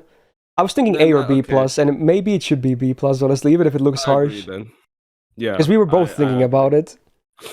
Yeah. Ooh. I mean, I think there's maybe some people a bit mad about it, because, you know, she's still a classic servant and still does a fine job, but I feel like the years haven't really treated her all that well. She really needs more. No. Like, she's every year she's looking a little bit worse, especially in comparison to her competition. Like, her competition not only, you know, increases over time, but also a lot of the existing ones, like, you know, the buff we got this week, also make the existing ones better too. So, yeah, if anything, they should have buffed her. Even that would make sense, right, because of Arcade. But they should have done it instead for, like, balancing reasons. Oh, well, Babylonia, there you go. Whenever Babylonia happens, he's going to get another buff. Oh, I fear the future. But it didn't. That's why we got the buff, right? Yeah, definitely. All right. I'm gonna move on to the next one. We're gonna talk about MHX, an interesting case of a servant that has everything in her kit buffed. There's not that many servants that have that. She's one of them. Single target quick DPS, much like Jack, and also very comparable to Jack in a lot of ways. Her attack is around the same number as well. But unlike Jack, she is double quick, double arts. But honestly, I would say don't let that fool you too much. She can still both MP generate and star generate well. Maybe not as well as Jack, but still a respectable amount of both regardless. Very doable. Alright, first skill has been buffed, of course, so it's an AoE defense down 20% for 3 turns. That's the new thing they added, and then you get a delayed buff after 1 turn. You have an up to 80% chance to stun all enemies, and I believe they're individual calculations. It is a 7-turn cooldown, even after the lowered cooldown, so it can, like, especially if you, let's say you land the triple defense down and a triple stun, then I feel like it could be worth 7-turn cooldown. But again, defense down can be whiffed if, the enemy has some innate resistance, and of course the stun isn't even 100% on base anyway. So while it is buffed, I don't think it's like the best skill ever. Is passable though. Is okay. Second skill, it was her instinct, and this I really like, honestly. They gave her a 1-turn invul and a 5-turn skill, so it's already on the better side, and then they also upped the number of stars to 20, so this is a basic yet good skill. It's going to be very similar to another skill we're going to see later, which I believe has 1 more turn of cooldown. So this is arguably a better version of that skill. But hey, it's good. Then we get the buff to the third skill. I always hated this skill. So you get 100% star gen against sabers and 50% power mod against sabers, both for 3 turns. And then with the buff, you get 20% attack for 3 turns against everything. 6-turn cooldown. I hate this skill because I'm not gonna... dude, I was always of the... sure, some people say, yeah, you can bring her against sabers, right? I don't think so. You can, but why would you? You're only gonna have this skill up half of the time. Other half of the time, you're just going to be generating stars and not doing any damage. Like, why would you not? And you're not to mention, you're not even getting the full defensive advantage that you would get, like, if you're running an archer against sabers. So there's, like, so many things you're missing out on. So, in my opinion, call it a hot take if you want. Maybe not a hot take, but I think this skill is still a meme. It's just a meme. It's not a legit strat. I would not do it. You can do it, but why would you? Just bring a proper archer instead. You're going to do way better, pretty much. Overall, after all the buffs, the skill set in its entirety, it's definitely better than Jax, but it's not like King Hassan or anything ridiculously good. Alright, 12% quick up permanent. Well, needless to say, that is pretty insane. So that's a great passive. And then 10% star gen is nice as well. Anti-saber append. Well, I guess if you really want to bank on the meme, there you go. There's some more incentive. And the MP buff, again, it's a really bad one, so it's only damage. At least she gets the not the gimped version like Jack did. And then on the OC, it's anti-Arturia phase damage, scaling from the standard 150 to 200. Now, it's not just only like, Seibas, it's like all the Seiba faces, so like Okitas and Johns, etc. For what it's worth, I suppose. So there are some good cases. Like, even among riders, even though it's not common, and then Zerks, where she can actually hit insanely hard, but there's not that many, like, really, really great cases. So, in the sheet, she actually, obviously, if you are fighting Saberface, and I assume... Yeah, this is not computing the power mod from the Saber class, but yeah, if you are fighting Saberface, she does kind of slam, especially with class advantage, which this assumes, so this is against all the... Riders and Zerks, which there are not that many of, but yeah. And if you're not doing that, she still does fine. Like, her MP damage is fine because she actually does have the proper upgrade. And she also has, like, stuff like attack up on her kit now as well. So not too bad. And considering her face cards are still pretty good, the looping is not entirely difficult either. What do you think of X? I actually like her quite a bit after the buff. Like, she's like a case of... you buff something so many times that she would eventually become decent, right? Mm-hmm. The Saber meme is kind of a meme. Like, I think that's mainly for people who like really like her, and if they like grail her or like they focus her as the main damage dealer, then she can technically cover 2 classes, right? Yeah. But for most people, I don't know, and also I feel like most people who like MHX would like MHXA, who is actually someone that she's really legit against sabers, honestly. Kind of. She's actually legit against sabers. Yeah, she's actually out damages like I think actually every archer against sabers, which is kind of sad. Yeah, that's saying a lot. But yeah, I think her cards are like solid, and her damage is actually not. Her damage is pretty fine, like without the saber thing, and especially for an assassin. Yeah, especially for an assassin, and the MP is like 12. It's a crap ton of stars as well. Mm-hmm. So I don't know. I might be my bias, but I do like her better than Jack because I think like her better than Jack too.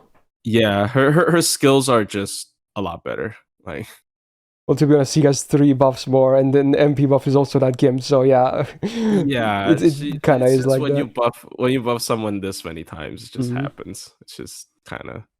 I think she should be an A at least. Maybe there's an argument for A plus, but I don't know. I feel like I kind of like A, honestly.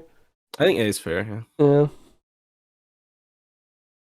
She do be fine still to this day. And if you really want to, like a plus she was saying, if you invest into like a really good copy, be it MP levels, gold foes, maybe even grails, etc., you can definitely, at that point, I will say the saber, the anti-saber thing from the 3rd skill, you can go for it. It's not that big of a meme at that point, but I'm talking like my criteria here. MP1, base numbers, just bring an archer, just don't bother, So, depending on your copy, you can even make the 3rd skill actually like not a meme anymore. Yeah, and the append. I actually think like true, that too. The append helps. Like when you like bunch too many of these up, like she just kind of like, at least on the offensive side, she does match an archer, or sometimes I don't know if she out damages an archer. I think she might if you like do all the stuff. If you like include her max append skill, append 3, but yeah. Yeah, you might. But then you also, again, you have the downtime on the 3rd skill, and then they're not the defensive advantage as well, so Yeah, they're debatable, basically. Yeah. It's like if you do like min turns, you won't feel it, but if you do like a normal clear, you would definitely feel it, I feel. Yeah. Alright, let's talk about Shuten then. AoE Arts DPS definitely does not farm with a one-hitter MP. Phantom SSR over here. Okay, maybe a bit too harsh. Alright, 11.9k attack, so far the highest of all the assassins. Pretty decent among 5 stars in general, even with the assassin class modifier taken into account. Double arts, double quick. Again, they're probably never going to give them a triple arts, so I guess this is as good as it gets, but man.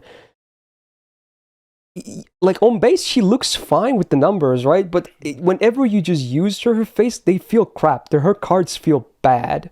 I don't know, it's like both for Star Gen and MP Gen, they just feel bad to me. It feels very lackluster, especially compared to a lot of her peers. Ay. Anyway, she's got the better version of the Matahari skill, because this can charm anything, not just males, so 60% chance to charm all enemies for 1 turn, individual calculations, and then 20% defense down for 3 turns.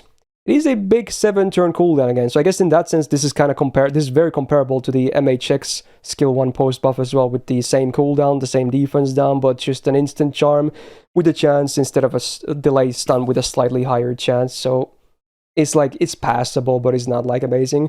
One thing's worth mentioning though, if you're against Shuten, this will always triple charm. I fucking hate it, dude. I swear to God, they removed the RNG from the...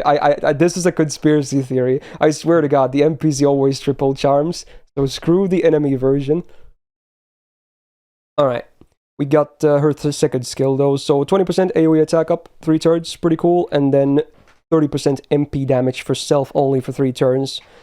So it's a 5-turn cooldown, so for herself, I think it's a pretty okay steroid skill. Obviously nothing crazy, but, it works. And sometimes you can maybe even get a couple of MPs off in 3 turns for her, even if her gains are not that great, or refund either.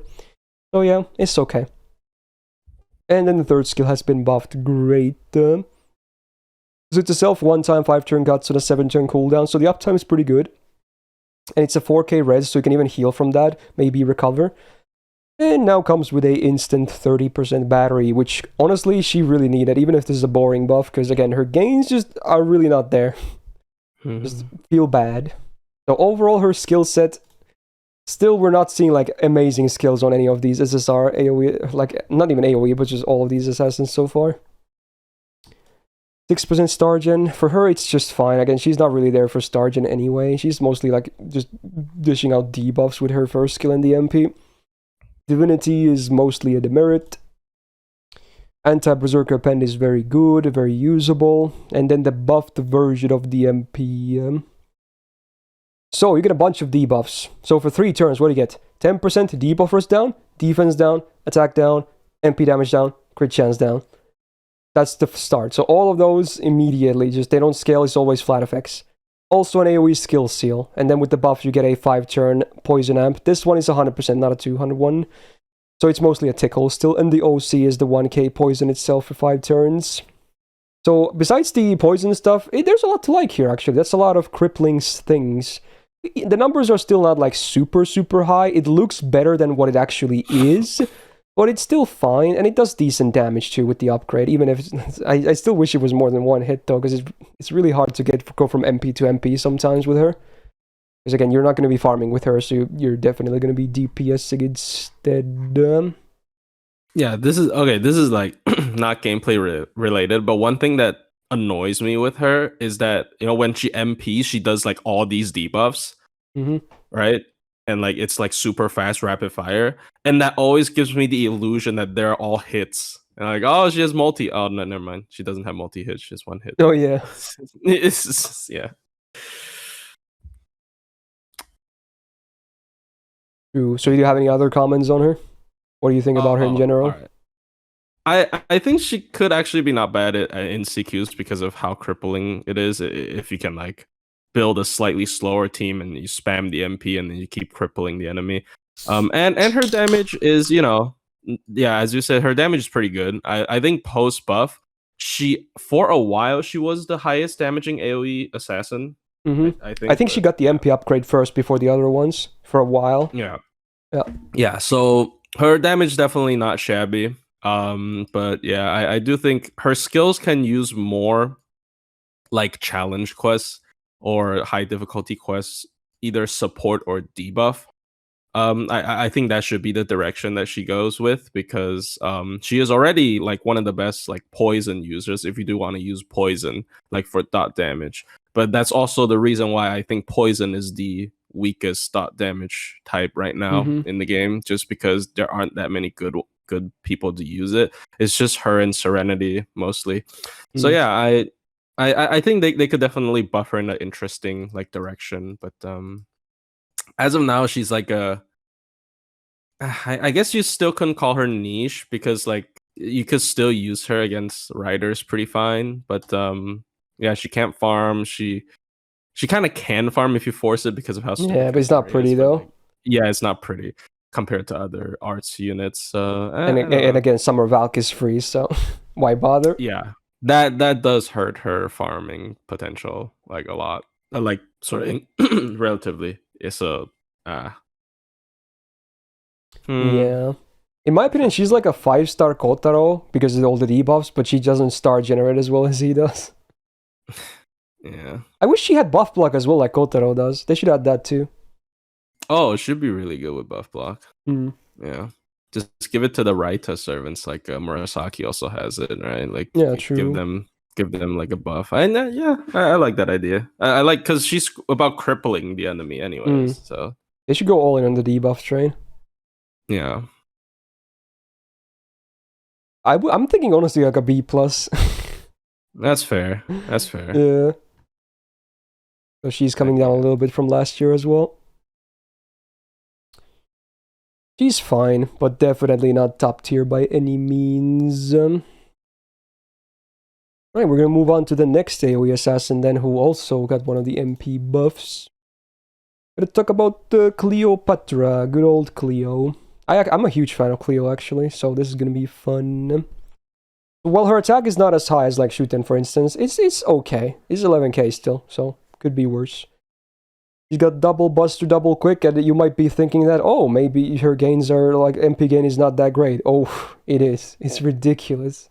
Then you realize that she has like a 1.06% MP gain on base, and then her hit counts are also fine for both the quicks and the arts and the OC. So trust me, her gains, like, she's like the complete opposite of Shuten. She can just go boom, boom, boom, boom, boom.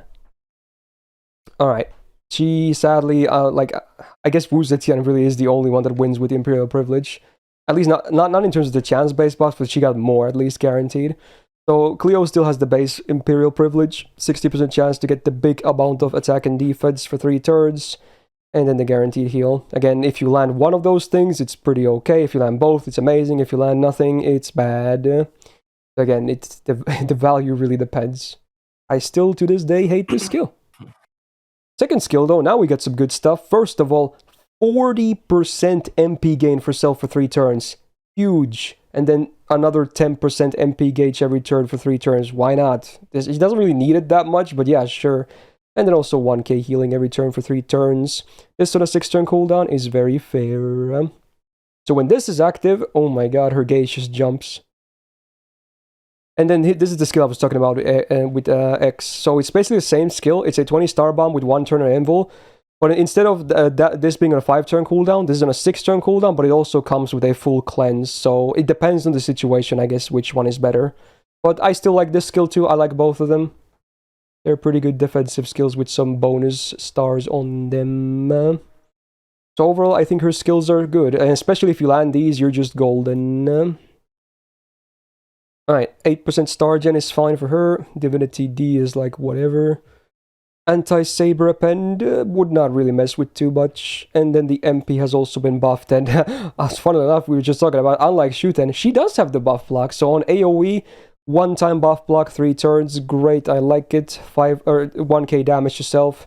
Now, she can actually die to this as well for what it's worth. But, you know, she also has 1k healing every turn on her kit. So it's a very small demerit. And then the OC is a pretty solid 30% buster up for 1 turn before damage on base. So, yeah, after the buff, I actually really like this MP.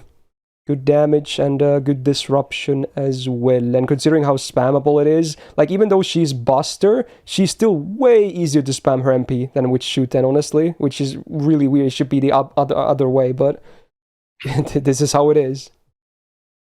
She's not in here, right? Not really. Yeah, not really. You can make it work, but it's ugly. The looping, that is. But yeah, as a DPS, she's great. What do you think of Cleo? I think she's close to Shuten. Maybe it's my lack of experience with either of them, but I think they're, I don't know, because I like, as you said, I don't like Imperial Privilege, and Shuten is more comfortable if you run her with Castoria, and Shuten's MP is like a lot of utility. The buff block is nice, but is 1 time 3 turns. So I usually don't like 1 time 3 turns is a little bit. It's like Rider Carmilla, right? Like that's where I get the experience from the 1 time 3 turn buff block. A lot of times the enemy they use a random thing and then you just don't block the actual one you want. But overall, I don't know. I think her cards are really good. As you said, it's like when you're maybe you're just viewing her individually, I think she's probably better. But I think in a team, I do like Shuten a little bit better. So I think that kind of balances it out. Really, now I personally prefer Cleo. Yeah, because I think Shuten, like, if you do run her in like an arts sort of, like, maybe not double caster, I mean, if you do like Castora and like a slow unit like Lady Avalon or Tamamo, and then you get to actually kind of loop her MP, and then you start like spamming those crippling effects. It's kind of huge, but then again, like Cleo with like a Merlin as well is really fat though. It's so fat. Like just with 1 Merlin, she's already going ape. So much more damage and just great like MP going all the time, healing. Maybe. Yeah, but like it's Imperial Privilege, right? Like the damage drop is so high if she misses it. So I don't know. It's once again, it might be my general lack of usage of any AoE assassin. Oh, minus a couple because the newer ones, but yeah, this is. Fair enough. I don't know. They feel close to me, just at least for me, but I don't know. Well, last year I had Cleo on A plus and Shuten on A, so I kind of would kick myself if I didn't place Cleo on A. People can call it biased if they want, but I do prefer her over Shuten personally.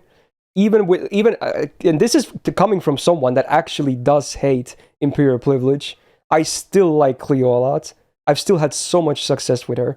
And obviously in those runs, I have whiffed a lot of those buffs as well. I just really like her. I think she's really solid. Because my problem, like, besides the Imperial Privilege being the thingy, her numbers are just so much better than Shuten. Like, her face cards feel 3 times better to me, dude. Like, it's a big difference, and most of the time you're going to be face carding anyway. Like, it really adds up on a longer fight, too. But yeah, I do understand if people either want to see them the opposite or maybe in the same tier. So it's not even a huge difference in the list itself. So yeah. Fair enough. I guess we're now gonna talk about my guy. And very timely, because we just got the buff this week. Yeah, we're gonna talk about King Hassan. Whoa, I still love this man. So, single target buster, gorilla monster. Pretty high attack at 11.8k among assassins. Very solid. Has the full gorilla deck. Makes perfect sense, especially after the skill buffs. Very, very nice. And in fact, it's because the fact that he has the triple gorilla deck, both his quick and his arts are so much better. And because nowadays we also have mighty chains, his mighty chains are just really, really disgustingly overpowered. Arguably like the best mighty chains in the game, at least in the top 3, I would say. So yeah, definitely. He loops his MP. Yeah. Like he can just loop his MP with a mighty chain. Like he has aged really well, if anything, because of all these changes and buffs. Alright, then we're going to talk about the skills, and there's a lot to like here. The first skill, I love this so much.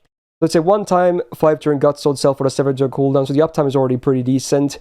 And then you get a 5-turn Abyss buff. So what that does is that as long as you have a Guts Sword yourself, you always get up to 30% buster up on that 5-turn duration. Like, that's so... Like, not only is it a huge uptime, it's already a very good 30% buster up, right? But then it gets better. Oh boy. You also get a on Guts activate buff for 1 time 5 turns, okay? So if your Guts gets procced, you lose the 30% buster up. Instead, you gain 50% buster up for 1 turn and 20% gauge to your MP as well. And also the Guts revives with 5k HP, is like the highest revived Guts like in the game, or tied to it pretty much. And considering we're gonna see his second skill as well, he can easily, with a good environment, even from some solos, he can easily recover even after a Guts proc. So yeah, this skill is kinda ridiculous. And that's just the start of it. Second skill is the only one that hasn't been buffed, but honestly, it definitely does not need a buff. This is a good buff, or skill. So he gets 100% debuff rest for 3 turns on a 5-turn cooldown. So most of the time, he's not even going to get debuffed. Just flat out, doesn't get debuffed, unless they have like an insanely high chance to land debuffs. 2.5k heal, so sometimes you're just going to get nothing if you use this on like turn 1 or something, but especially if you're recovering after a Guts, it can be very nice. 40% defense up for 1 turn, big, and then another 20% attack for 3 turns, just more damage buffs, I guess. Again, good uptime. This skill is still very, very good. I was talking about this already when we had Lancer Vlad, who I believe has the exact same version of the skill. It's just really good. And then the third skill used to be very bad compared to the first and second skills, but hey, never mind, it's good now. So you can do a minus 200% instant kill resistance down on AoE for 3 turns. That's still a meme. Is never against bosses. Yeah, sure, he has a lot of insta kill rate, but is never gonna be consistent or ever really good. But hey, now you get 3 turns of that 50% MP gain. It's up half the time, and then because that wasn't enough, slap a 30% battery in there as well. Like, bro. So without his Guts even being proc, just from his own skills alone, he can have 80% buster up and 20% attack. All on pretty good uptime. Like, bro. That's so many offensive buffs as well, and he's easy to keep alive too. Ay. So we went from a bad mana burst to suddenly a very top DPS skill in one little change. So yeah, his skills are... It's either like... I mean, at least among the DPS, if we like discount Koyan Light, he might have the best skills of all the SSR assassins now. He just might. This is some ridiculous stuff. Alright, then the passive. There's a lot of stuff here as well. So a good chunk of Magic Rest 17.5, but remember he already has 100% uptime most of the turns anyway. 10% Star Gen. His Star Gen is not trash. It's not great either, but you know, this helps a little bit. 8% crit damage, it's a small bonus. He's not really super crit focused though.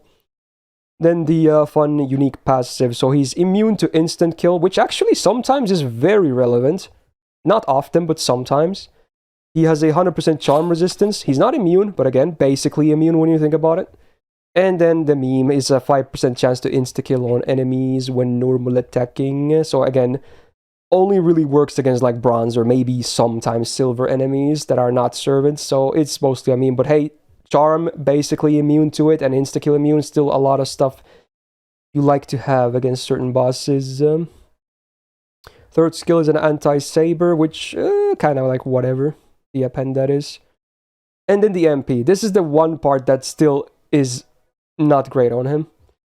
Like, there's no normal effects, and the OC is only insta-kill after damage, so, and it's no damage buff either on it, so this is still his weakest part, definitely. But everything else is looking really freaking stupid at this point.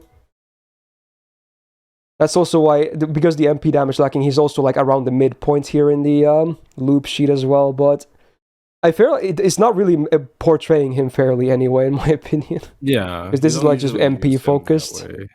Yeah. You don't usually use him that way anyways. Yeah, I might as well now ask your comments as well then. Oh, sorry.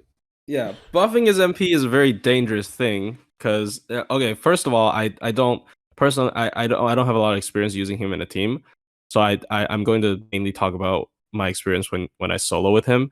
And yeah, first of all, if they buff his MP, it's super dangerous because he can MP every single turn in a solo, like almost consistently as well. It's not like, oh, he needs to crit both the arts and the quick. No, he needs to either crit one of them, or he needs to not get crit, but like the enemy's hit count isn't totally horrible. If the enemy like hits him a couple times, he gets the refund as well. And also now his skill 3 can make up for the missing battery if you need. Yeah. So like, yeah, he's gonna MP every single turn if you want him to. So his MP buff would be scary.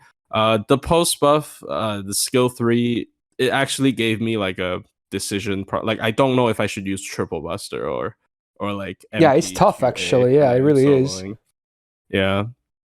I was actually preparing for this tier list and like trying to explain why I think Kama was better in solos.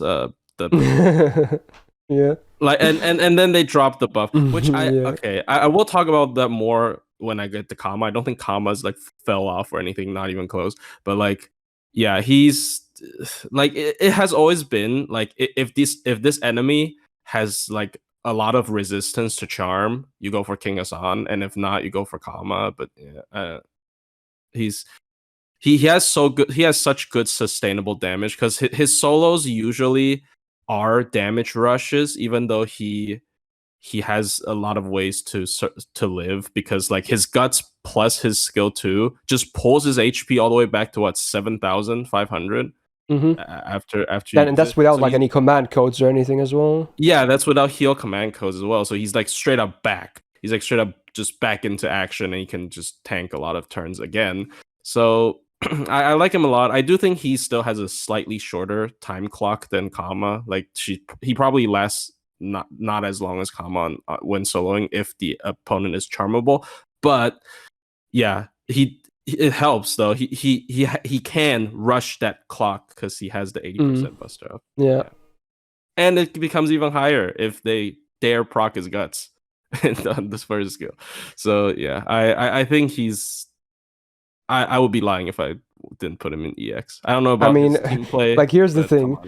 Last year I had him on A+++, and that was before the third skill buff as well. Yeah, the third skill was such a huge buff. It really is. So much the skill used to be so bad before that. It was so bad. But now it's amazing. It was just a one-turn burst. Now it's just I just use it whenever it's up.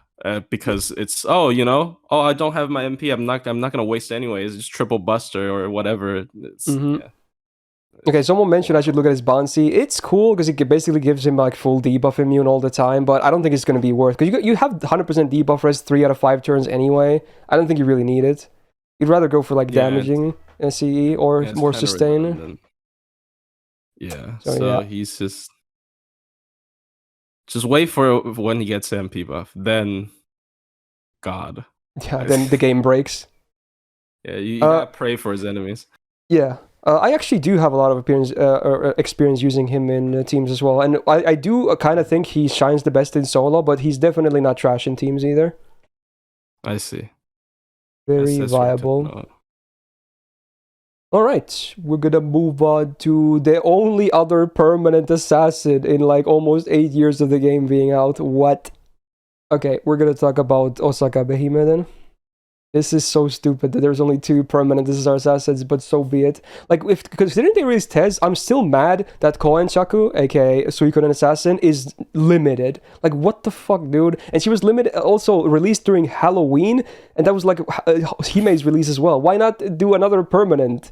If at that point, I can guarantee you, they knew Tez was gonna be a limited assassin 5-star. They knew that, but they still decided to release Koyanshaku as limited as well. It's so stupid. That, like at the time when she released, I was feeling a bit bad about it. But then after Tez got released, I got mad about it because they certainly knew at that point. Anyway, rant over. Let's talk about Hime.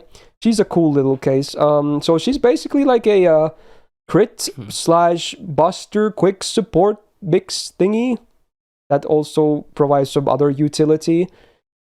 Let's see what we have here. So her attack is only 10.8k, but honestly, she's basically a support anyway. Although, worth noting, she does have interesting solo potential as well, depending on the node.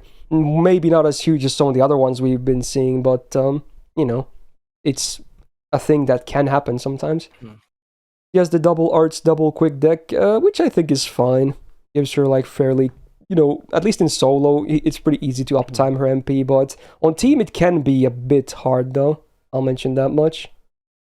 And the buff to her morph is actually really solid. So now she gets 60% defense for 1 turn and then 30% for the remaining 2 turns afterwards. Also, 40% debuff rest for self for 3 turns, and then now with the buff, 50% crit damage for the full party. So this is a great skill now after the buff. It's really cool. It keeps her alive, keeps her somewhat a bit safer from debuffs, and then buffs your party's crit damage. Pretty good. Second skill is a targeted 20% battery with 50% star gen also for the target for 3 turns. I feel like they could buff this skill. Even though it's a 5-turn cooldown, maybe keep those effects as they are, but add like a, maybe like a quick up or something. I feel like it could use more, honestly, because she's supposed to be an SSR support. Yeah. While it's not a trash skill, it could just use more, in my opinion. Third skill is pretty cool, so it's on a 5-turn cooldown. You only get 40% defense down for 1 turn, but however, it also comes with a full buff strip on the target. So it's a buff strip on command that also weakens them for the turn. So even though the downtime, it's definitely there, I still kind of like this skill. It's not bad at all, honestly. Sometimes you might just hold on to it until the buffs happen, because it's only a 1-turn defense down anyway. So it might be just worth holding on to it. So overall, her skill set, it definitely, you know, falls behind most of the SSR supports in the game, in my opinion. But it's not trash either. She has permanent 11% arts up, which is nice because she has that double arts card in her deck. 8% star gen is fine for her. She, depending on the cards, she can have okay star gen as well.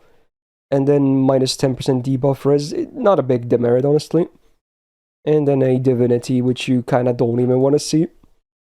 Archer bonus can be relevant depending on how big of a fan you of her you are, because you know she has some solo potential too. Although I would probably mostly solo against riders with her. Riders. The MP has been buffed, so you get a 20% party defense buff for 3 turns, not too shabby. On MP1, 2k max health for everyone for 3 turns. And then on base OC, green and red, plus 30% for 3 turns.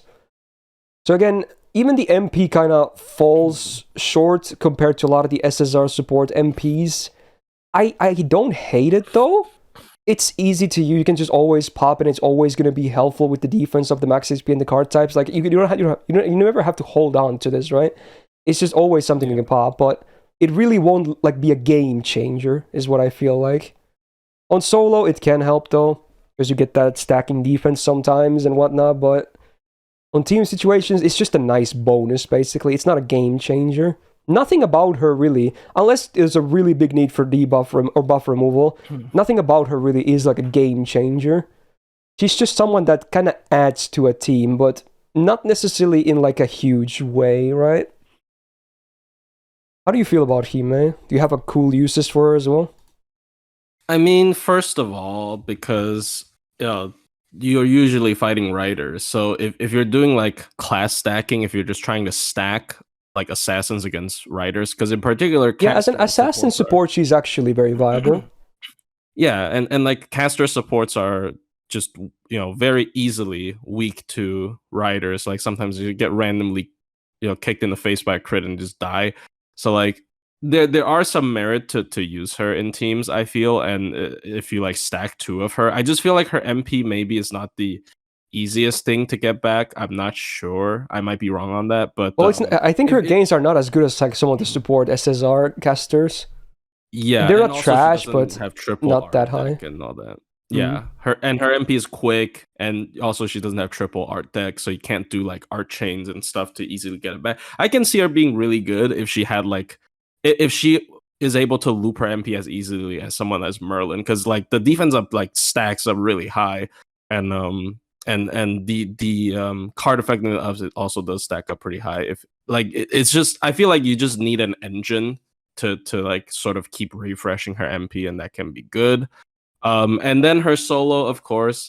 There is a channel on YouTube. There's a Japanese channel, but I think it's called "Let's Build the Castle with Osakabehime." And he just keeps doing solos with his 120 Osakabehime. And I can respect that. It's just like all like defense up MP sort of servants where you're able to stack it to like 80%, right? Or actually no, it's 3 turns. It's like 60%. Yeah, 60% is highest. Yeah. Morph. So there are ways. She technically has an invul. So if you like MP with her every turn and then you time the morph becomes an invul basically. So there are some cases I see her like soloing casters and stuff even like because caster also gives you better like MP refund from cards. So there is some funny stuff you can pull out. I think it's like a little bit more than a meme because I think there are legit stuff that she can solo that she just turtles to the point where you can't touch her. Which is like it's like those mash solos, right? Like mash, like like people do mash solos and they get their defense to 100, and she never gets touched since then. And also Kabahime can do that, and she's also more offensive because her MP has some offensive utility to it. So yeah, but it's just not nearly as easy to use as like King Hassan or Kama, because you do need a lot of like warm up time for that. So for her, I feel like there's never really a point in time where you're gonna be like, oh, this is great for Hime supporting. Like I'm gonna pick Hime here, like over someone else. Yeah, I don't think that time ever comes. Yeah, I feel like this is a problem with like quick support. She gives me the same feel with Scotty, where like you don't have instant access to her MP, and you need a lot of time to ramp up. And I just think if you have more access to using her MP, she'd be a lot better because it's good value, right? It's good value. It's like a heal because HP. Yeah, because of max HP. Like a heal. Yeah, it's a heal. It's a big defense up. It's a good card type ups and all that. So maybe I would have preferred the Buster up to be like Tamamo, who has like a 20 AoE team charge or something. Maybe that would have made her better, but yeah. I don't think she's horrible at all. I like her a lot. Yeah. Good utility on the buff removal, as you said as well. Good crit buff on Morph. I feel like I can maybe slide her into B+. Yeah, I think that's fair. Yeah, it's a bit down from last year, but yeah. Like, she can have uses. Even her solo can be legit, but they're like, you might have better options, is the thing. Yeah. Oh, I see somebody say if they made her second skill AoE, that should be really good. I agree. 100%. Yeah, you honestly, that sounds good. That's a great buff. Yeah. Give her an AoE 20% battery. Yeah. As well. That helps a lot. That would be great. Alrighty, then we're gonna talk about how many AoEs do we have left? Oh, actually, most of them are AoE. Okay, never mind. We're gonna talk about Semiramis next. AoE Buster, I guess Farmer as well, but I would mostly say like a interesting niche DPS because of the MP buff. Anyway, Semiramis, 11.3k attack, around the midway point of all these SSRs that we've been seeing on this list. Now, she actually does have the full caster deck because she's like a dual class servant, I suppose, so they gave her an exception. So her MP gain actually can be fairly solid, and obviously with this she can easily participate in arch chains as well, so in teams she's a bit easier to use for the MP. I don't actually hate the deck, even though, yeah, you can't do a full Buster Chain with the MP. I don't think she's ever really going to be picked for, like, insane damage anyway, so I don't really mind this deck. Yeah. I think it's fine. Alright, first skill, we got a 30% battery for self and also an AoE 50% debuff res down. Actually can be good in with comboing with her other debuffs. So this on a 5-turn cooldown. It could be better. I feel like this could easily be buffed because it's only 1-turn effects. Maybe make the battery like 40% or 50%. Would that be too much on a 5-turn cooldown? Maybe not, actually. Yeah, just make it 50. Yeah. Anyway, it's an okay skill. Second skill is her dual class skill. So first of all, 40% MP generation for 3 turns on a 5-turn cooldown. Very solid. It's basically the same number as Cleo, but on a shorter cooldown. And then she ignores attack and defense class disadvantage against casters for 3 turns. So she's gonna both take neutral damage from them and deal neutral damage against them.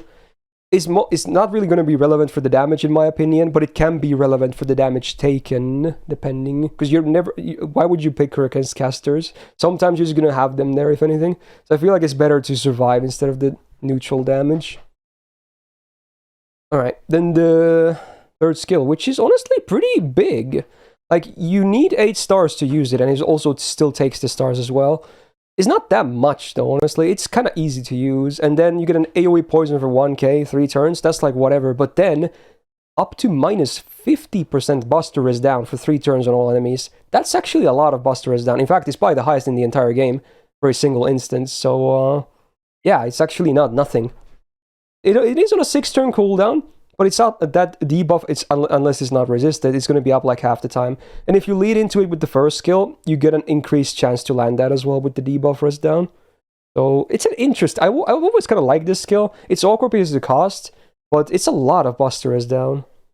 And it can, in this sense, maybe you would have liked to have seen like double Buster on her own deck or whatever, but yeah. And yeah, for farming, it kind of is unfortunate because, you know, you prefer buffs over debuffs, but so be it. I think she's way better in, like, non-farming, for what it's worth anyway. She's got some star gen, 6.5%, it's okay. 12% arts up, huge with the triple arts, though. That's actually really big. 6% debuff success rate, so even better chance to land that nice Buster Res down. And Divinity is mostly a demerit. Anti-Saber. Fair enough, not very good. And then the MP buff, which actually gives her another fun little roll. So like Hime, she gives the party 20% defense up for 3 turns, not bad. But now, also, 100% buff removal resistance for the full party for 1 turn, whenever you use this MP. So it actually can be used like very strategically in like a defensive way. And then the OC is 10% MP damage for 1 turn before damage. Not that great. Could be easily a lot higher as well. So yeah, yeah, like Bill was saying, it would be nice to see more offense in her kit besides the Buster Res down, and considering it only works with her MP and 1 Buster card as well. So her looping numbers, you know, they're pretty bad. I'm not gonna lie. You probably shouldn't really bother, honestly. They're just not very great. So yeah, you can do it. If you have a really big copy, I suppose, go for it. But for anyone that has like a normal copy, you should have better options, honestly. What do you think about Semiramis, all things considered? I mean, I obviously I like her character a lot, but yeah, as people in chat said, if her Buster Up was if the Buster Down was like a 3-turn mana burst instead. And she should have gotten AoE. the King Hassan buff. Yeah, and it is AoE as well, so technically it's an AoE mana burst, but I don't think they're gonna give her that anyways. But yeah, but like, she can be an interesting utility, like damage dealer. If you're fighting like mixed class challenge quests as well, the caster thing actually could come into play if you're fighting like let's say the most recent challenge quest, right? Like there's only one caster, and then she can kind of like, hey, you know, I can bypass that if I want to still use Semiramis. So I kind of like her. I do think a lot of people just trash on her, but I think after MP damage, she's okay. After MP buff, sorry, she's okay. There, like the buff removal resist is very specific. It's very boss specific, but technically it is the most spammable AOE buff removal resist, right?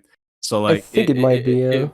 Yeah, so because others are on skills. So if like there was a boss that requires you to have that every like 3 turns or something, maybe she would suddenly become like the best solution to that. But outside of that, I feel like she just feels like a low damage AOE buster unit. She does feel a bit weaker, definitely, in the damage side compared to all her peers, for sure. Yeah, her damage is definitely the worst, and it's just unfortunate. Not enough utility, I guess, maybe. Yeah, she's like she could use more on both sides, right? Yeah, she could use more on both sides, or either, or like at least fully commit to one at least. Yeah. So I feel like I could place her in B, honestly, personally. Yeah, I would put her like a little bit lower than Shuten and Yeah. Like she can be worked for both DPSing and utility. No worries, but you might have better options for both, honestly. Like, we have a lot of debuffers on Assassins. We have a lot of better damage here as well. It's mostly the buff removal resistance that kind of gives her an interesting role, but even then, like you said, because there are a lot of skill ones on command anyway, so unless a boss specifically, like, removes your buffs constantly, then, I don't know, maybe you could just try something else. Yeah. Hey, 5 more to go. It's one of my big favorites next. I'm gonna talk about Li Shuwen, another Gramps assassin. I love them all. What could I say? So, single target arts DPS. Attack again, pretty much around the midpoint of the SSRs. Not too shabby.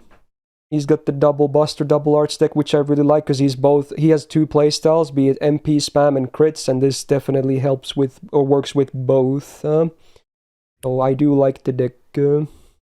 It does make his star generation definitely worse than a lot of other assassins, I'll tell you that much, but it's fine anyway. It's still really good for crits and MP spam. Alright, first skill. Much like Lancer, we're going to see a lot of one-time effects, because that's kind of what he does. So, Invul Pierce for 1 turn, and 100% crit damage for 1 turn. It is a 5-turn cooldown, but again, because the combo of the Invul Pierce and the crit damage, and then we're going to see the second skill in a second, it can actually, you have it on command, you just want to slap really hard, basically. So, there is some value to that, even with the downtime. So yeah, the second skill, we got the evasion for 1 turn or 6-turn cooldown, so it's the standard, but his unique version gives him 500% absorb for 1 turn and a 15 star bomb. So usually these tend to be comboed, because not only do you get a good amount of stars, because again, his own generation is not the best, then you also get the absorb and the big amount of crit damage and the guaranteed pass with the Invul Pierce. So it's a cute little combo. And then the third skill, we got 30% attack up for 1 turn and then 20% for 3 turns. So on the turn you activate, you have 50% attack up. And you also get a 1 turn debuff immune. It is a 6-turn cooldown, so I feel like it could maybe be 5 turns. But you know what? Fair enough. Overall, his skills are not like crazy. Like, they're not like King Hassan level, not by any means. But they are very like single-minded, which works. Like you're just gonna pick him for like big PP turns for DPS, be it crits or be it big MPs. So you know what you're always gonna get, basically. Alright, his only passive is a cool one because it's a better version of Presence Concealment, because you get 8% arts up as well in addition to the star gen, which again, really nice with his double arts and the MP. For the MP, it doesn't really do much besides damage, because it's a one-hitter, but you know, definitely helps with the face cards. Alright, he has an anti-lancer append, which is not really all that relevant. The MP has been buffed. I don't like the buff personally, but one thing is still for sure. His MP hits really freaking hard after the buff. So the only thing that they changed besides adding the damage was that they increased the amount of insta-kill chance after damage to 150%, which is like, okay, yeah, sure, fun meme. But hey, at least his OC is really good. It's 20% defense down for 3 turns on the target before damage. So unlike Lancer, who does it after damage, he does it before damage. And again, that really adds to the MP being able to do a lot of damage. Truly one punch man. Like, even on this sheet, I believe, yeah, he's definitely, like, he's just under Shiki in the MP damage potential of all the non-niche ones. And again, Shiki is also a free MP5, so believe you me when I say he does a lot of MP damage after the MP buff. For sure. I have a lot of highlights as well for people wanting to see that stuff. What do you actually think about him? Because obviously my view might be a bit more biased. I mean, you have a lot more experience with him, though, so I always just treat him as a huge like arts beat stick. I think he could definitely use a skill buff, like to increase his either his sustainability. I would like more sustain. I know it goes against his whole theme, but like I would like a little bit more sustained damage, or maybe sustained crits, because like he can, like, his MP, as you said, even without any other assist from the skills, it's still really high damage. It kind of gives me like Enkidu vibes, where the defense down. It's very similar to Enkidu, yeah, because they're both buffed and defense down first.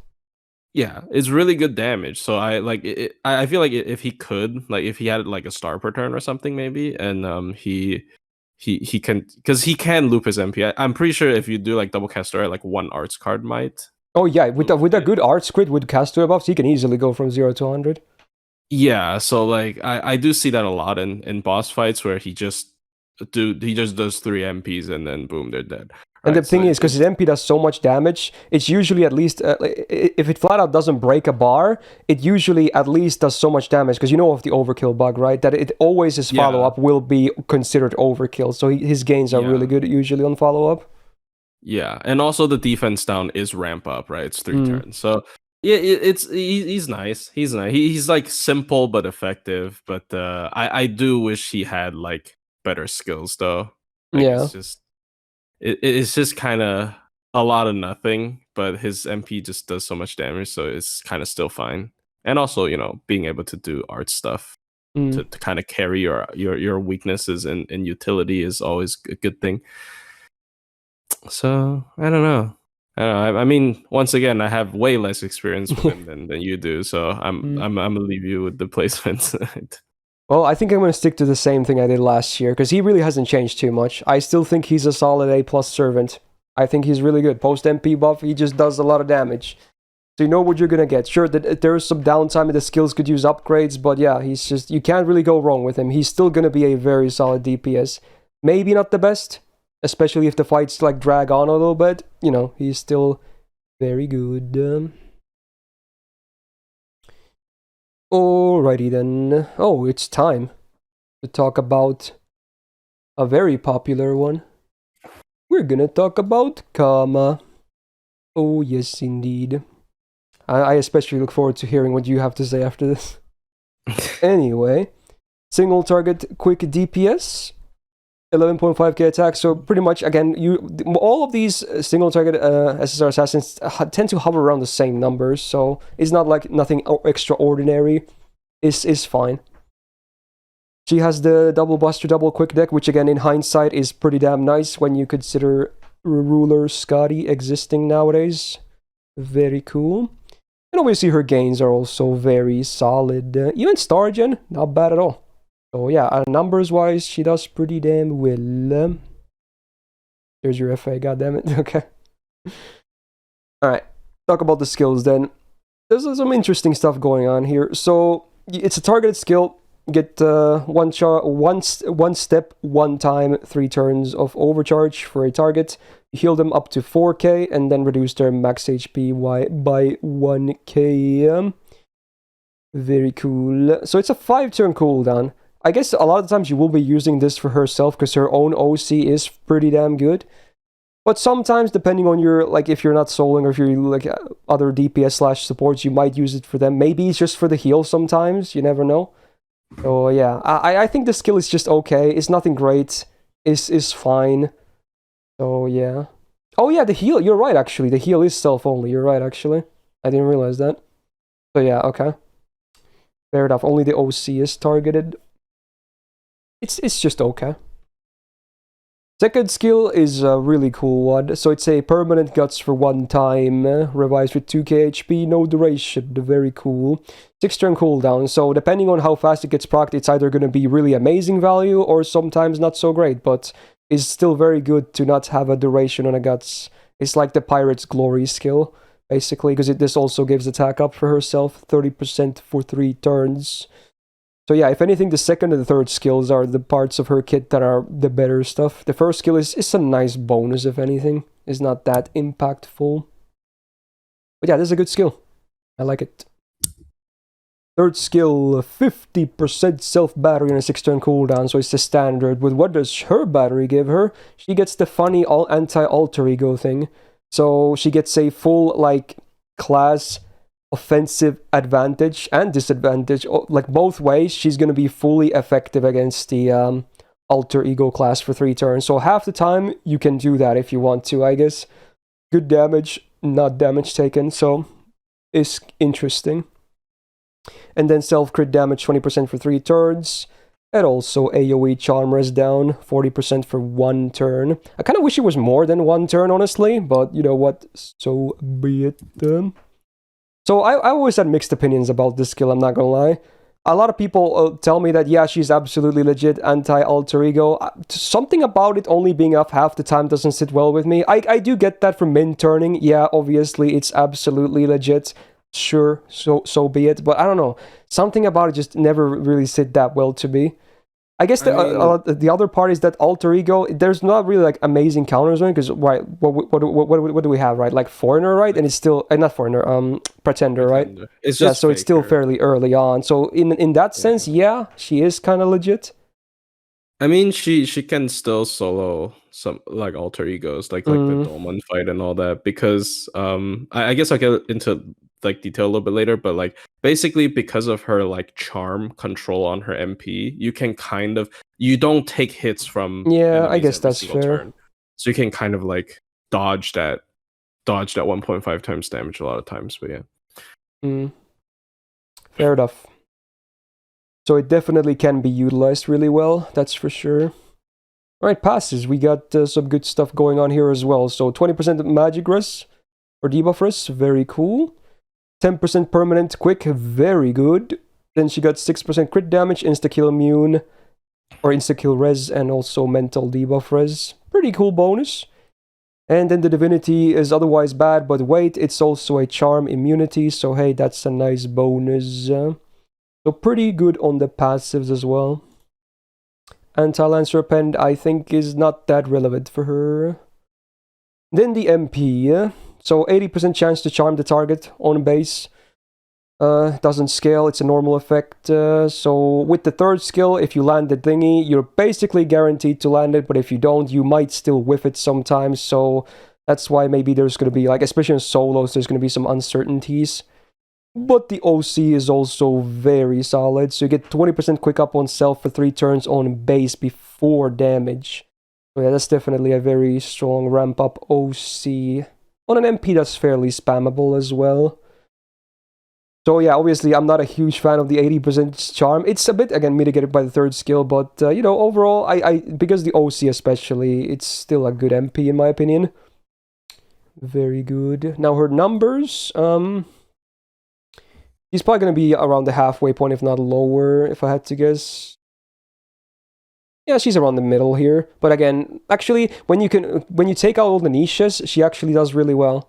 She's definitely up there in some of the better damages in the loop setups. Very solid. So yeah, you can talk to me more about Kama, because you have definitely used Kama more than I have. I usually mostly just use Lee and Gramps.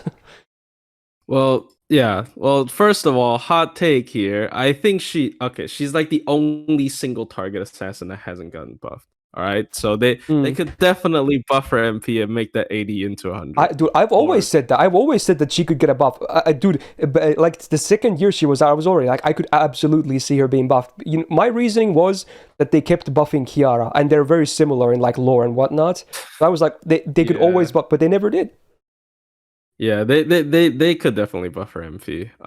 Kama is, well, like, she functions still really fine in a team because, big battery, good refund on good star gen, and okay refund on MP, I guess. So she always functions well with still with double Scotty, but of course I also usually do use her in solos. In solos, the skill 1 is actually really nice. 4,000 heal. If you pair that with heal up CC, and 6K, and it. Yeah, at least on with one effect, yeah. Yeah, and it being on a 5-turn cooldown is actually pretty relevant. Like I do think that actually helps a lot because otherwise she just buys like 1 extra turn after her guts proc. But if you do combine this after her guts triggers, she can kind of buy a couple more turns. It's kind of like King Hassan's skill 2 with his guts, but like a little bit worse. And you can always remove the HP down, but usually your HP is so low that the HP down doesn't matter anyways. When the guts happens, and of course the second skill, you always do it on turn 1, so it always comes back, and sometimes it even comes back before your guts even happens if you're not soloing something with super high pressure. I do think the skill 3 is also good. I do think the crit up is a little bit small. I wish it scaled with level. Bigger. Yeah, I hope the crit up was a little bit better. And of course, her main playstyle is going to be charm locking. She can't quite MP every turn like King Hassan, because her MP they didn't make her MP game absolutely ridiculous. Also, the fact that her MP is quick, so when you do a mighty chain, the other 2 cards, one of them doesn't really refund because it's a buster. It does. True. It refunds it a little bit. So. Yeah, obviously they can't make her MP like accessible every single turn, right? Because then because of the CC, be a charm lock. Yeah, it will actually be a charm lock. But she basically takes damage every other turn. Is like in general, unless you're fighting someone with like a lot of charm immune or debuff resist. She basically takes damage every other turn, and that gives her second skill a lot of time to cool down. And I still think she's one of the best solo units in the game. If the enemy is charmable, especially. Like me saying that she could get a buff doesn't mean me thinking she's. Definitely right. It's just like with the pattern. It's not like they're buffing the weaker servants first, anyways. So like, but yeah, I still think she is like the tippy top. Like if the enemy has charm resist, like if the enemy is like normally charmable, I would probably still prefer her over King Hassan. Maybe it's just me, but I just think I can maybe see that. Only every other turn is so good. Like like your enemy like his turn count is like halved. You get to move 2 turns when your enemy only gets to move 1. Right, so like it's super good. And also, if we want to talk about teams, Summer Scotty, double buster. She actually does have a double buster deck, which I like. But she's actually really bad in min turns, which is funny because she charms the enemy so they can't kill your esports. So that is a non setups. It's a bit awkward, yeah. Yeah, there you go. That's a non-complaint, but yeah, that's it. Yeah, so you would still say she's EX, I assume? Yes, definitely. Yeah. Definitely. I think I'm gonna agree to it, honestly. I did this last year as well. I think it's because honestly she arguably looks better now because of Summer Scotty as well. She's not like I would say she's EX tier in Assassins. I don't think she's EX tier as like a single target DPS. If we would combine everything into one, I would maybe A+ her. But among Assassins, I would still give it to her for sure. I mean, okay, it's just me personally, but if we combine all the single targets, I would still prefer EX. Okay, fair enough. Okay, dude, all the Kama fans are gonna love you. Yeah, I mean. Oh yeah, the quick chain upgrade as well is cool for her because she always starts with the MP most of the time.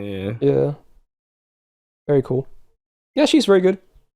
Maybe she gets buffed one day, maybe she doesn't, but I don't think she's ever going to be not relevant, so whatever happens, that's still fine. Alrighty then, next one. Ooh, the big one.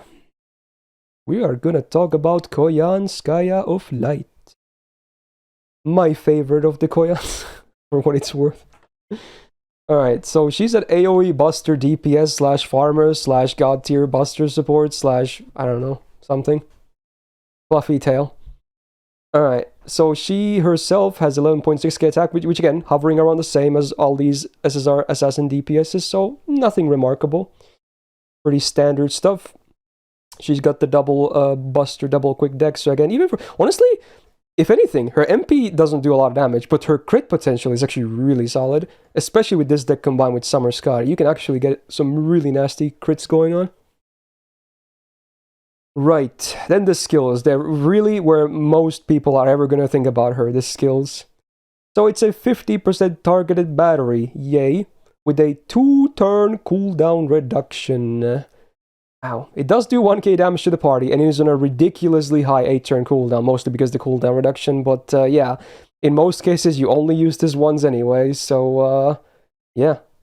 This is literally the bread and butter, this skill right here. Oh my. But then obviously the other skills are pretty damn great too. So they're all targeted, surprise surprise. This one gives one ally human damage for 3 turns, so we got Sanson memes back. She had to one-up him as well, I guess. So the human damage, obviously, it's a good meme. It doesn't really do much, 50% for 3 turns. But then, man attribute damage, 50% for 3 turns. Now we're talking suddenly a much more applicable situation. And then also the target gets up to 10% MP gauge for every buster hit they do, which also includes MPs. Pretty cool for 3 turns as well on this effect. And then a pretty fat 20-star bomb. So this on a 6-turn cooldown is pretty loaded, actually. Pretty good support buster skill. And again, this buster... Oh, it's normal attacks. I'm stupid. Yeah, I'm stupid, obviously. Dude, I'm stupid. I don't know how I missed that line, dude. I'm stupid. Okay, yeah, normal attacks. Oh, dude, I wish it was actually MPs. Then she could... Then a lot more servants could loop even easier. Whatever. Oh, yeah. That would be a big meme. Yeah, okay. That would be 20. That would make everyone like Artoria, because that's double Koya. Kinda. Oh my god, okay, that would be way too broken. Okay, never mind. Yeah. Anyway, third skill. We got some kinda hero creation memes in a way. 50% buster up for one ally for 3 turns. They get 50% buster crit damage and also 5,000% buster absorb for 3 turns. So needless to say, whoever you target this on, whenever they get a buster card, every star will always go to them. It's so targeted and specific that it's just a vacuum of stars. So if you really want to land solid buster crits, this is a great way to do it, obviously. This just makes like all stars will go to the target's buster cards, right? So, yeah. 6-turn cooldown, I feel like it's fairly fair. You know, even outside, obviously outside of farming, because for farming, you mostly use it for the buster up. Sometimes you do face card, though, even for farming, so pretty cool. So, needless to say, it's a pretty one-dimensional, but absolutely cracked, skill set. They kind of all complement each other as well. And it's so versatile, having everything targeted as well. Wow, wow, wow. Right, passives, we got a lot of stuff. So 8% quick up, not too bad. Double 4-hitter quicks, very nice. 12% crit damage, very nice for her crits herself. She has the same passive as Kama, so 6% crit damage, instant kill res and debuff res, nice bonus. 10% permanent arts and star generation, can be okay. Nice bonus, if anything, again. And then, 20% MP damage permanently. Now, that is a passive right there. Like, that is nuts. That's actually kind of a nuts passive. Yeah, just permanently having that. And again, it's with Oberon, it's even better. So, yeah. Pretty damn amazing. Like, if this was on someone else, it would be, like, completely broken. But even on her, it's obviously still good. Anti-archer append... Maybe not the most relevant thing even on her. And the MP, I actually really like the effects at least. So it's a guaranteed AoE tick down on all enemies. Very good. Always like that for bosses. Self-attack up 20% for 1 turn before damage. Doesn't hurt. Very nice to have. And then after you get a 10% party battery. Ooh, I guess we should maybe mention her Bond C too, right? Yeah, because she's a support a lot of the time. So with her Bond CE, your party gets more anti-human and mana attribute damage. Against the human one, kind of irrelevant, but another plus 15% extra mana attribute damage can actually be a significant amount depending on the matchup. So yeah, definitely worth mentioning as well. Let's look at her own numbers before we talk about other stuff as well. So she can obviously loop herself as well. No surprises there. And she can actually do a decent job at it too. Especially if you have an impressive copy. So while most people will obviously just use her as a loop support and not loop with her, she is still possible, right? Yeah. Also, yeah, who is K on this actually? It's Rhaenys, right? It's R. Okay. Yeah, who is K? Jord with his weird thingies here. Where is the explanation? Jord, save us. Oh, it's Koyan Dark. Okay, that makes sense. Okay, because obviously you can't bring two other witches with her. Yeah. Okay. Oh, if you could triple Koyan, yeah, she'd be a good looper. She'd be really good. But I mean, even as is, she does a fine job. Maybe not God tier, but she works. Yeah, because of the passive. The passive carries hard for him. All right. Yep. So now you can add something as well if you want for the absolute craziness. I mean, I feel like we don't have to talk about her support. Like, she enables a whole new system, and she also makes Buster looping specifically good against man trade, which is kind of funny. Like, if the farming node is like all man, it is actually kind of legit, yeah. Yeah, you get a free 100% power mod. It's like event damage. It's kind of stupid.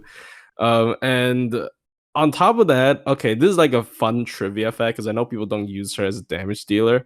But she has like the second best arts card in the entire game. It's like a Resh tier, I guess.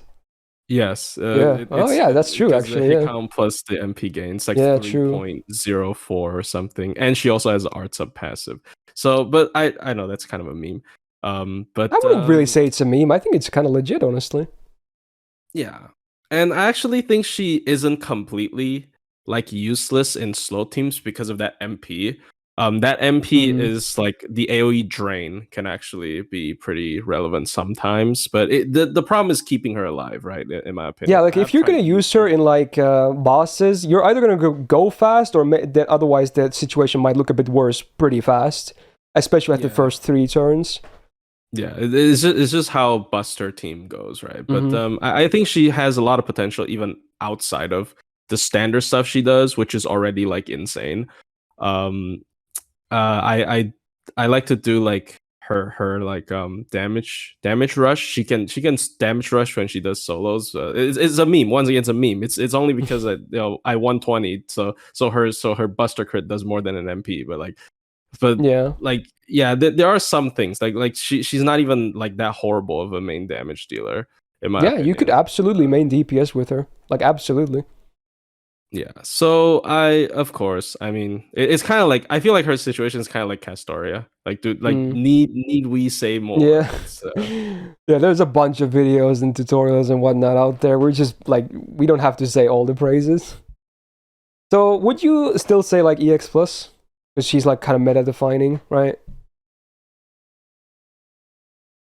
Because I'm pretty sure I'm gonna place Oberon there this year, at least because I didn't place him there last year, which I kind of kicked myself for.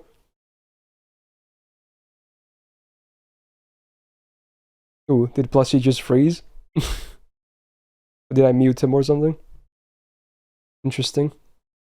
Maybe it's just a bad timing. I don't know what this means. Maybe it's a hard agree or something. Maybe he's just coming out with something big. Okay, maybe something came up. Alright. Yeah, Carmilla got him, dude. Oh shit, dude. Oh no. He can't comment. He's not legally allowed to comment on that. Oh no. Alright, you know what? I'll still do it, dude. I have to. She has such a presence in the meta, dude. It's like absolutely an account changing servant. So yeah, we're gonna do it this year as well. Sure. There you go. Definitely an account changer to have. Yeah, I don't know what happened to Plushie. He's still in the call with me though, but I don't know. Oh, I think he said his internet cut off. Okay. He might be back soon. Okay, I'll message him back. Yeah, I think he might be back soon. Dude, that's so funny though. The timing can't be better. Okay. Yeah, 07 for Plushie. Fallen comrade. Okay, we might continue meanwhile though, and he can then give his take on this as well when he comes back. Alright. Let's move on for now. We're gonna talk about Koyanshaku. Like, I kinda like her, but I'm kinda mad at the same time because of the thing, them releasing Tez as a limited. She absolutely could have been permanent, but whatever, dude. Limited it is. So, AoE, quick assassin, DPS / farmer. We got one of these again. Very cool. Her attack actually, I guess, is on the lower side of all the SSR assassins, which is kind of a shame, but, you know, at least still barely an 11k, although with the class mod it would be under, huh? Yeah.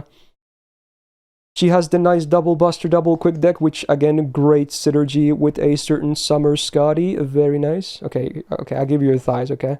There you go. Boom. Which one do you prefer? I don't know. Okay, the FA is pretty good. Okay. So, yeah, let's see what she's made of. I think she actually has some decent DPS potential. I'm not a huge fan of the farm, but the DPS is actually not bad.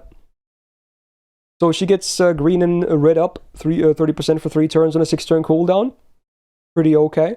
And then attack activate 2 of attack activate debuffs for 3 turns. So when you attack with quick cards, before damage, you get 20% star gen for 3 turns. And again, you can stack this. And when you attack with buster cards, before damage, you get 20% crit damage for 3 turns. So I kind of like it because it's all synergy in one skill. Like, it not only does buff the card types, like the effectiveness for both damage and gains, right? But then it also, the respective buffs buff like the things that make the cards even better. So yeah, it's actually a pretty good 6-turn cooldown. I like it, especially because, again, they're all before damage, so it's even better. Alright, second skill, Invul Pierce for 3 turns. Oh, is he back? I'm using my phone hotspot now. I don't know what happened. Dude, Carmilla got you. The timing was so funny. Bruh. Anyway, we can talk about the thing in a second, but we're just gonna carry on with Koyanshaku here first. Yeah, 3 turns of Invul Pierce, very cool. 30% attack off self, 3 turns, very solid as well, and then 500% absorb for 1 turn. I do wish the absorb was 3 turns, but hey, at least the other 2 are 3 turns, so on a 6-turn cooldown, I actually do like this skill as well. We already have some offensive things, very cool for damage. Third skill, also on a 6-turn cooldown, you get a 2-hit evasion for 3 turns. I like the flexibility. And then also 100% buff removal resistance for 3 whole turns. So half the time, your buffs are kind of safe. That's actually very nice utility to have. And then also a self 30% battery as a bonus. I really like that the evasion is, again, hit-based for 3 turns, because otherwise this would be way more awkward to use. So I think, honestly, her skill set is pretty damn nice. I think it's a bit simple, but it's good. 6% star gen, very nice. 8% permanent quick up, huge. And then Buster card star absorb up by 10%. So I guess her Buster's getting a little bit more stars on the average. So pretty good passives as well. Anti-archer, append, whatever. And then the MP. So before damage, 20% quick up for 1 turn. Base OC, pretty cool. Could be better, but you know, it's not instant kill. It's not dots. It's fine. A flat 150% damage mod against evil alignment enemies. Pretty common, I would say, not too bad. And a 40% chance to AoE stun, which I believe are individual calculations on all enemies. Actually, I kind of like the MP. The stun is like, you can't really rely on it ever, but you know, the damage mod is fairly common and the OC is fine too. And the crit potential is actually pretty legit too. The MP has 8 hits, so it can certainly generate a good chunk of stars as well. So on the looping sheet, she definitely does better than Kiichi, because with triple Scotty, she can actually go from 0 with Black Rail, which is very impressive. So I guess she's actually on the better half of all quick loopers then. So yeah, if you have all the tools needed, you can actually make her a fairly solid looper. I assume she can't do anything that's like less than 3 enemies for the first 2 waves. But regardless, certainly a legit option for quick looping. Yeah, I don't know either. I assume Jord likes her, so I assume he would comment if he did. Okay. Maybe not on Zerx, but yeah, maybe. Yeah, definitely not on Zerx, right? Anyway, what's your opinion on her before we maybe ask you a little bit about the Koyan thing? I think she's the best AoE assassin. Oh, best? Really? Yeah. Whoa. Right. Even better than the next one? Really? Oh, no, okay. Sorry. Okay, I was like, okay. No. Sorry. Okay. Not very. Oh my god.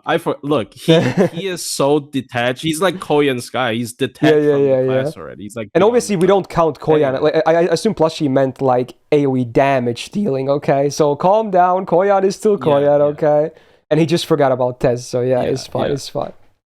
But honestly, she's great, huh? Yeah, she's actually pretty good. Yeah, she's very one-dimensional, but just makes sense. I mean, 3-turn Invul Pierce is always really good. Anti-Evil, as you said, really common. But then I think I like her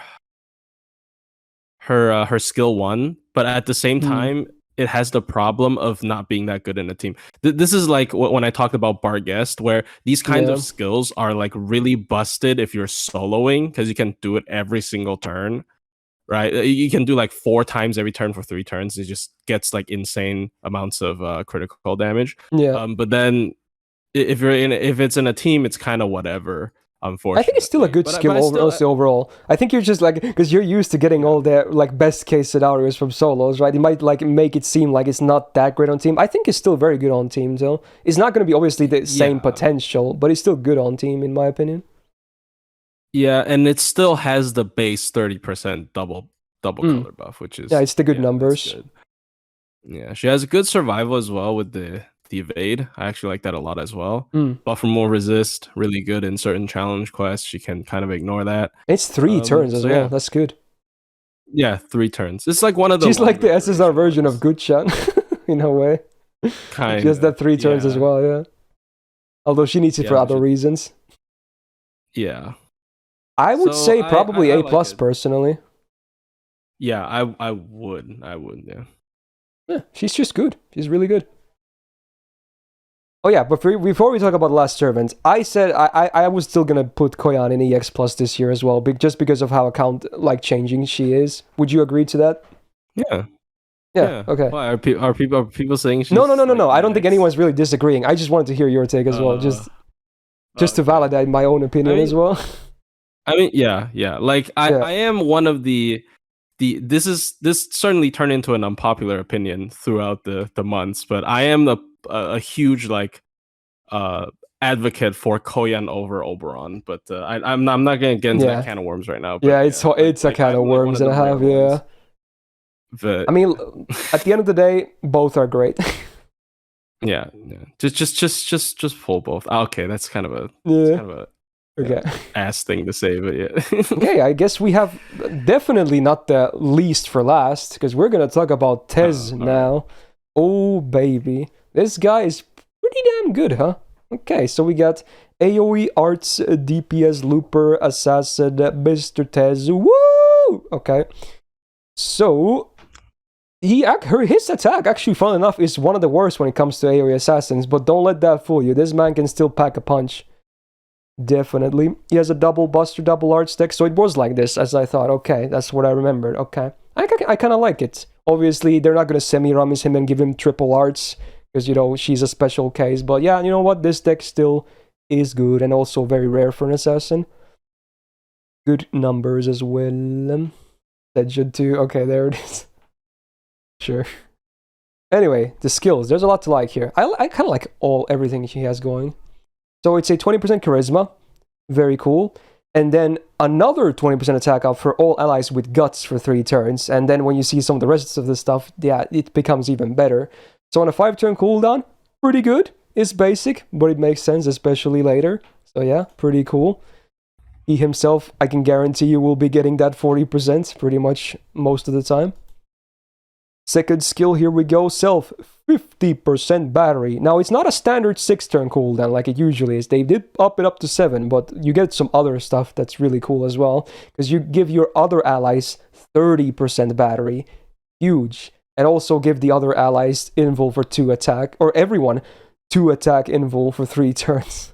Like, wow. It does come with an interesting demerit, though. It's an invul block for 1 time 3 turns. So in the next 3 turns, it will block 1 invul on all of your party members. So be it, if it's like a Merlin-like, illusion, no one is going to get that. But if you do another invul immediately, obviously you can do it because it's a 1 time 3 turn thing. And yeah, it can be removed, luckily. So, it sometimes might be annoying, but honestly, you still get his invul before this anyway. So a lot of times you're going to be fine regardless. So this is a pretty packed and skill, also huh? Castoria. Yeah, because it's only an invul block, not a special invul block. That's a different buff. And evade still also works as well. So it's not as bad as it seems, honestly. So it's a really stacked skill. Okay. And yeah, even if it was in all blocks like special invul, Castoria would remove it anyway before that. So yeah, true. Yeah. All right, third skill. Ooh, more packed stuff. So self guts 1 time 3 turns. So there it is. Just because of that, you use this first, and then suddenly plus 40% attack on a good uptime for him. No biggie. So he can revive with 3k HP on a 6-turn cooldown. Not too shabby, pretty decent. Self arts up 30% for 3 turns. Great main card type. Self anti-divine power mod 50% for 3 turns. Self super large power mod 50% for 3 turns. And then also nullify sunlight field for 3 turns. So no sun will be provided for anyone. It's not really a gameplay thing. It's not really going to make a big difference. It's mostly there for lore. But hey, that's a lot of stuff regardless. So the guts is great because you get the double attack buff. The arch is great because it's main card type. And Divine is a common trait, so that's great. Super Large is the one kind of niche thing, because, there's 2 different, there's Giant and Super Giant, like, they're 2 different things, it's kind of stupid. But you know what? At least they're different mods, so, there's a lot to like anyway. Pretty cool. So overall, I think his skills are very, very solid. 20% magic res, cool. 10% arts, great. Divinity, whatever. 10% buster up, yes. And then, boy, dude, he boosts master skills. This is such a cool little thing. It's not like the biggest deal ever, honestly, but it is nice, though. You get 10% more value for all the master skills that actually scale. So for all your attack buffs, heals, etc., you just get 10% more. That's really cool, actually. As well. Oh, yeah, true. I guess if you have double test, it does stack, yeah. Yeah. So, passives-wise, he does really, really well. Third append is an assassin one, funny. And then the MP. Ooh, so much good stuff here. Oh, it's so good. Dude, the OCL is like base 20% self MP damage up for 3 turns before damage. That's really good, dude. And then also ignores invul for 1 turn before damage. Big. That is always so nice on MP. Because it applies to your follow-ups as well. If you do have Brave Chain. And then another just 10% more gauge for the whole party. And this already refunds a good chunk anyway, being a 4-hitter AoE arts 1. Wow, so his looping numbers-wise, no shock. Even with double Castoria alone, he can run a Black Grail.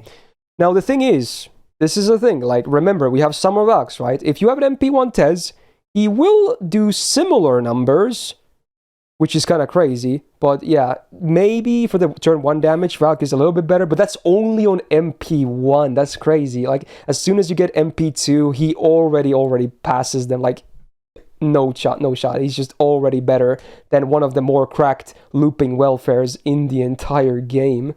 And yeah, he's not only good for farming. Yeah, true. Yeah. He does peak a little higher there as well. But he's not just good on farming. He's good for everything. He's good for bosses as well, for sure. So yeah, he really is like that good. I wasn't immediately sold on him when I read through him, but afterwards I started to realize that he really is just like a top tier AoE servant. How's your comments on him? Okay, so this character, you're telling me this character has Space Ishtar's ramp up MP with an invul pierce, with AoE 30 battery for multi damage dealer farming, has a better illusion in general cases, and like the AoE 40% attack up that you can self inflict, right? So wait, am I still on? Because I'm using my hotspot. I'm so scared of disconnecting again. Yeah, right. You're on. Don't worry. So, in like higher end, I guess if you have like higher MP levels of these characters, double Tezcali Polka is actually a very common farming composition. Oh yeah, you can do that too. Yeah, double Tezcali Polka with Annie Blonde to give the middle one the guts, like make a buster. Like he's very good. He has so much team charge for multi-core farming or like multi-damage dealer farming and like 90++ non-standard farming that he's actually one of the most used farmers, I would say, like these days, and it's so easy to slot him in anything. And if you take away all of that, he's still, once again, he's Space Ishtar with an Invul Pierce. Like at the very least, I don't understand. Like this. Like the one negative thing about him is that he's an assassin. That's the only negative thing, and even then, it's not like the end of the world. Oh, dude, if he was like Berserker or an extra class or something, Berserker, he would actually just like Ibuki's so good, right? But like Ibuki's already like the best arts looper, but he would still be better.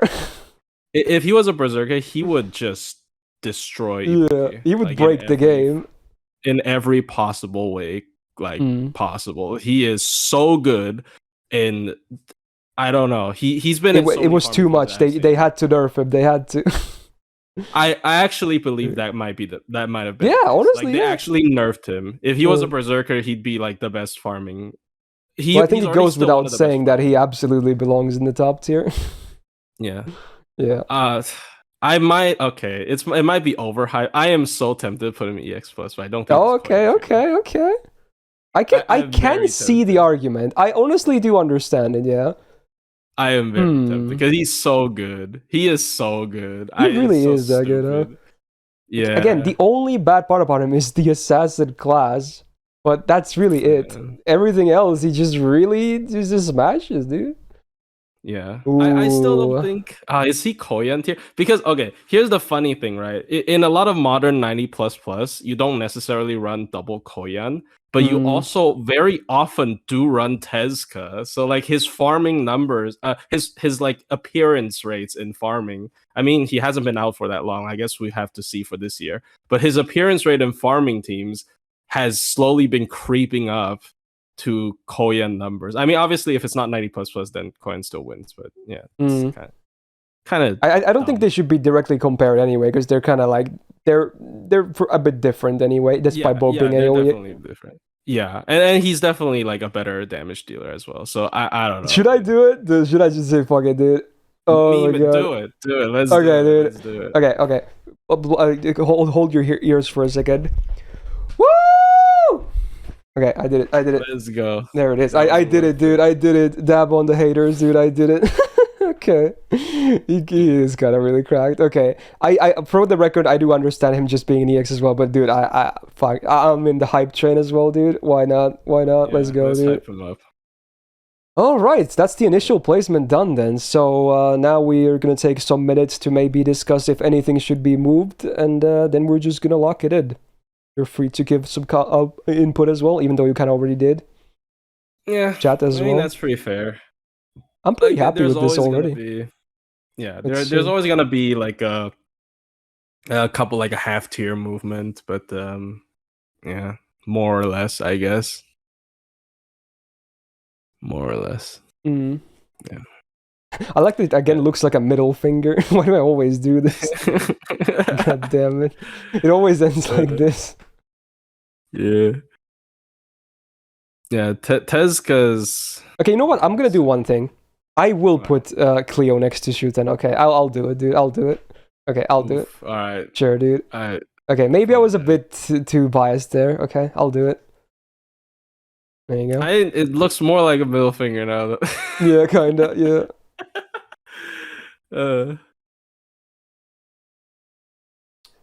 I think that's fine. Kinda.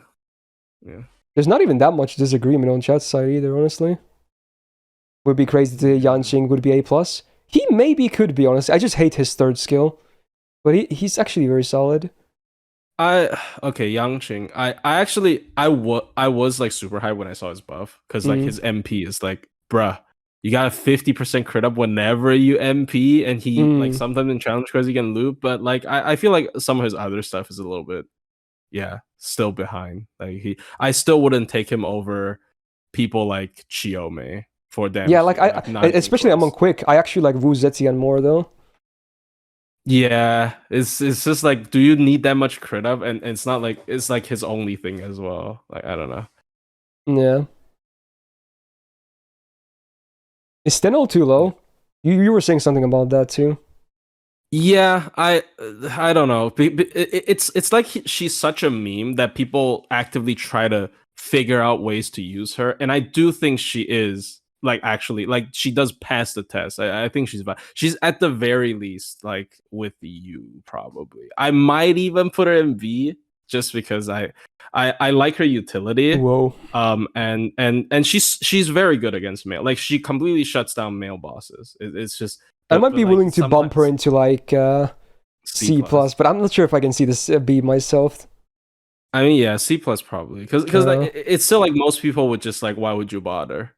She's kind of a why would you bother unit, but like if you do bother, she can pull some results. But yeah, not too bad. Yeah, seems alright. Jekyll needs to be lower. Bruh, come on. He has an 80 battery, right? Is it 80? It is. You know what's fun part? When I was talking about it, I at that point I mentioned it was the developers admitting that Jekyll is fucking useless. The assassin form makes no sense. You would never use him as an assassin. So it's like, just get to Berserker immediately. Like it's so bad. And even Berserker is not good. He would be so good if he had a damaging MP. No, he needs 3 things, right? He needs Absorb to land his crits. He needs a damaging MP. And then what was the other thing I mentioned? Fuck. Shit. Some kind of survivability maybe, because he just dies in 1 crit anyway, even with the max HP. Yeah. And someone said D Phantom. I mean, hey. Yeah. I agree, but that's just I don't know. Honestly, I think there's not even that much disagreement from the chat. I might already lock this in. Dude, I'm kind of vibing it. I don't think we need to do many changes, honestly. Wow. Yeah, let's get a nice full view here. Something like that. Can I make it full view on this? There we go. Okay. Alright. Dude. Again, I can totally understand if people want to see Tez just on EX, but you know what? He really is just kind of really freaking cracked, huh? Yeah, I believe, because he hasn't come out for a very long, and of course the event frequency of JP has also been a little bit lower, but I think throughout the year, you guys will be convinced he's EX plus. Like throughout the year, he will grow in popularity. It's also a thing that's really funny because I was looking about this. I was asking some members from my Discord because of Tiamat. There has not been a 90++ that was Calvary focused. There's not been a single one. It's like all knights. True. So like if they start adding like riders and stuff, and yeah, I don't know. He's good. He'll grow in popularity. Yeah, don't worry. Like people like make fun. Like people make fun of his art. That's the only thing. Like I don't know. Do you think he's gonna get the Tiamat treatment though? Imagine that, dude. Oh no. I mean Tiamat treatment. Like Tiamat to Melusin. I mean Tiamat does. In my opinion, I don't think she beats Melusine. It's just like it's like it depends. Honestly, it depends. Yeah, both have their better sides for sure. Yeah, I need more testing. I think we're pretty much good with that though. All right. But yeah, I'm glad you managed to join regardless, even if it was just when we started the SSRs. But you managed to talk about some of the previous ones as well. Very cool. Always a pleasure to have you on. Thank you. Any other comments or anything? I don't know. Have faith in Tezca. Yeah, there you go. Believe in the woos. Yeah, All right. So yeah, again, as usual, I'll be linking all the resources, the spreadsheets, the template, the Plushie's channel, everything on the bottom on the description, especially if you're watching this later on YouTube.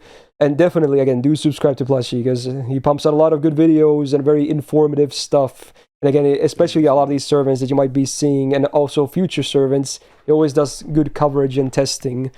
So yeah, if you're always interested about seeing that, definitely do subscribe to his channel as well. So with that, yeah, we're done with the Assassin tier list. Only one more normal class remains. It is going to be Berserkers next week, hopefully, if everything goes according to plan. Not too many lists remain. But if you enjoyed this and you're watching this on YouTube, again, really helps out if you press the like button. Even if you disagree, we still try to put a lot of effort into these lists, so, you know, just for that would be cool. And yeah, subscribe not to miss out on future tier lists and other fun videos, because I am on a content grind right now. So yeah, lots of stuff on the way. And otherwise, I hope to see you guys in the next video. And peace out.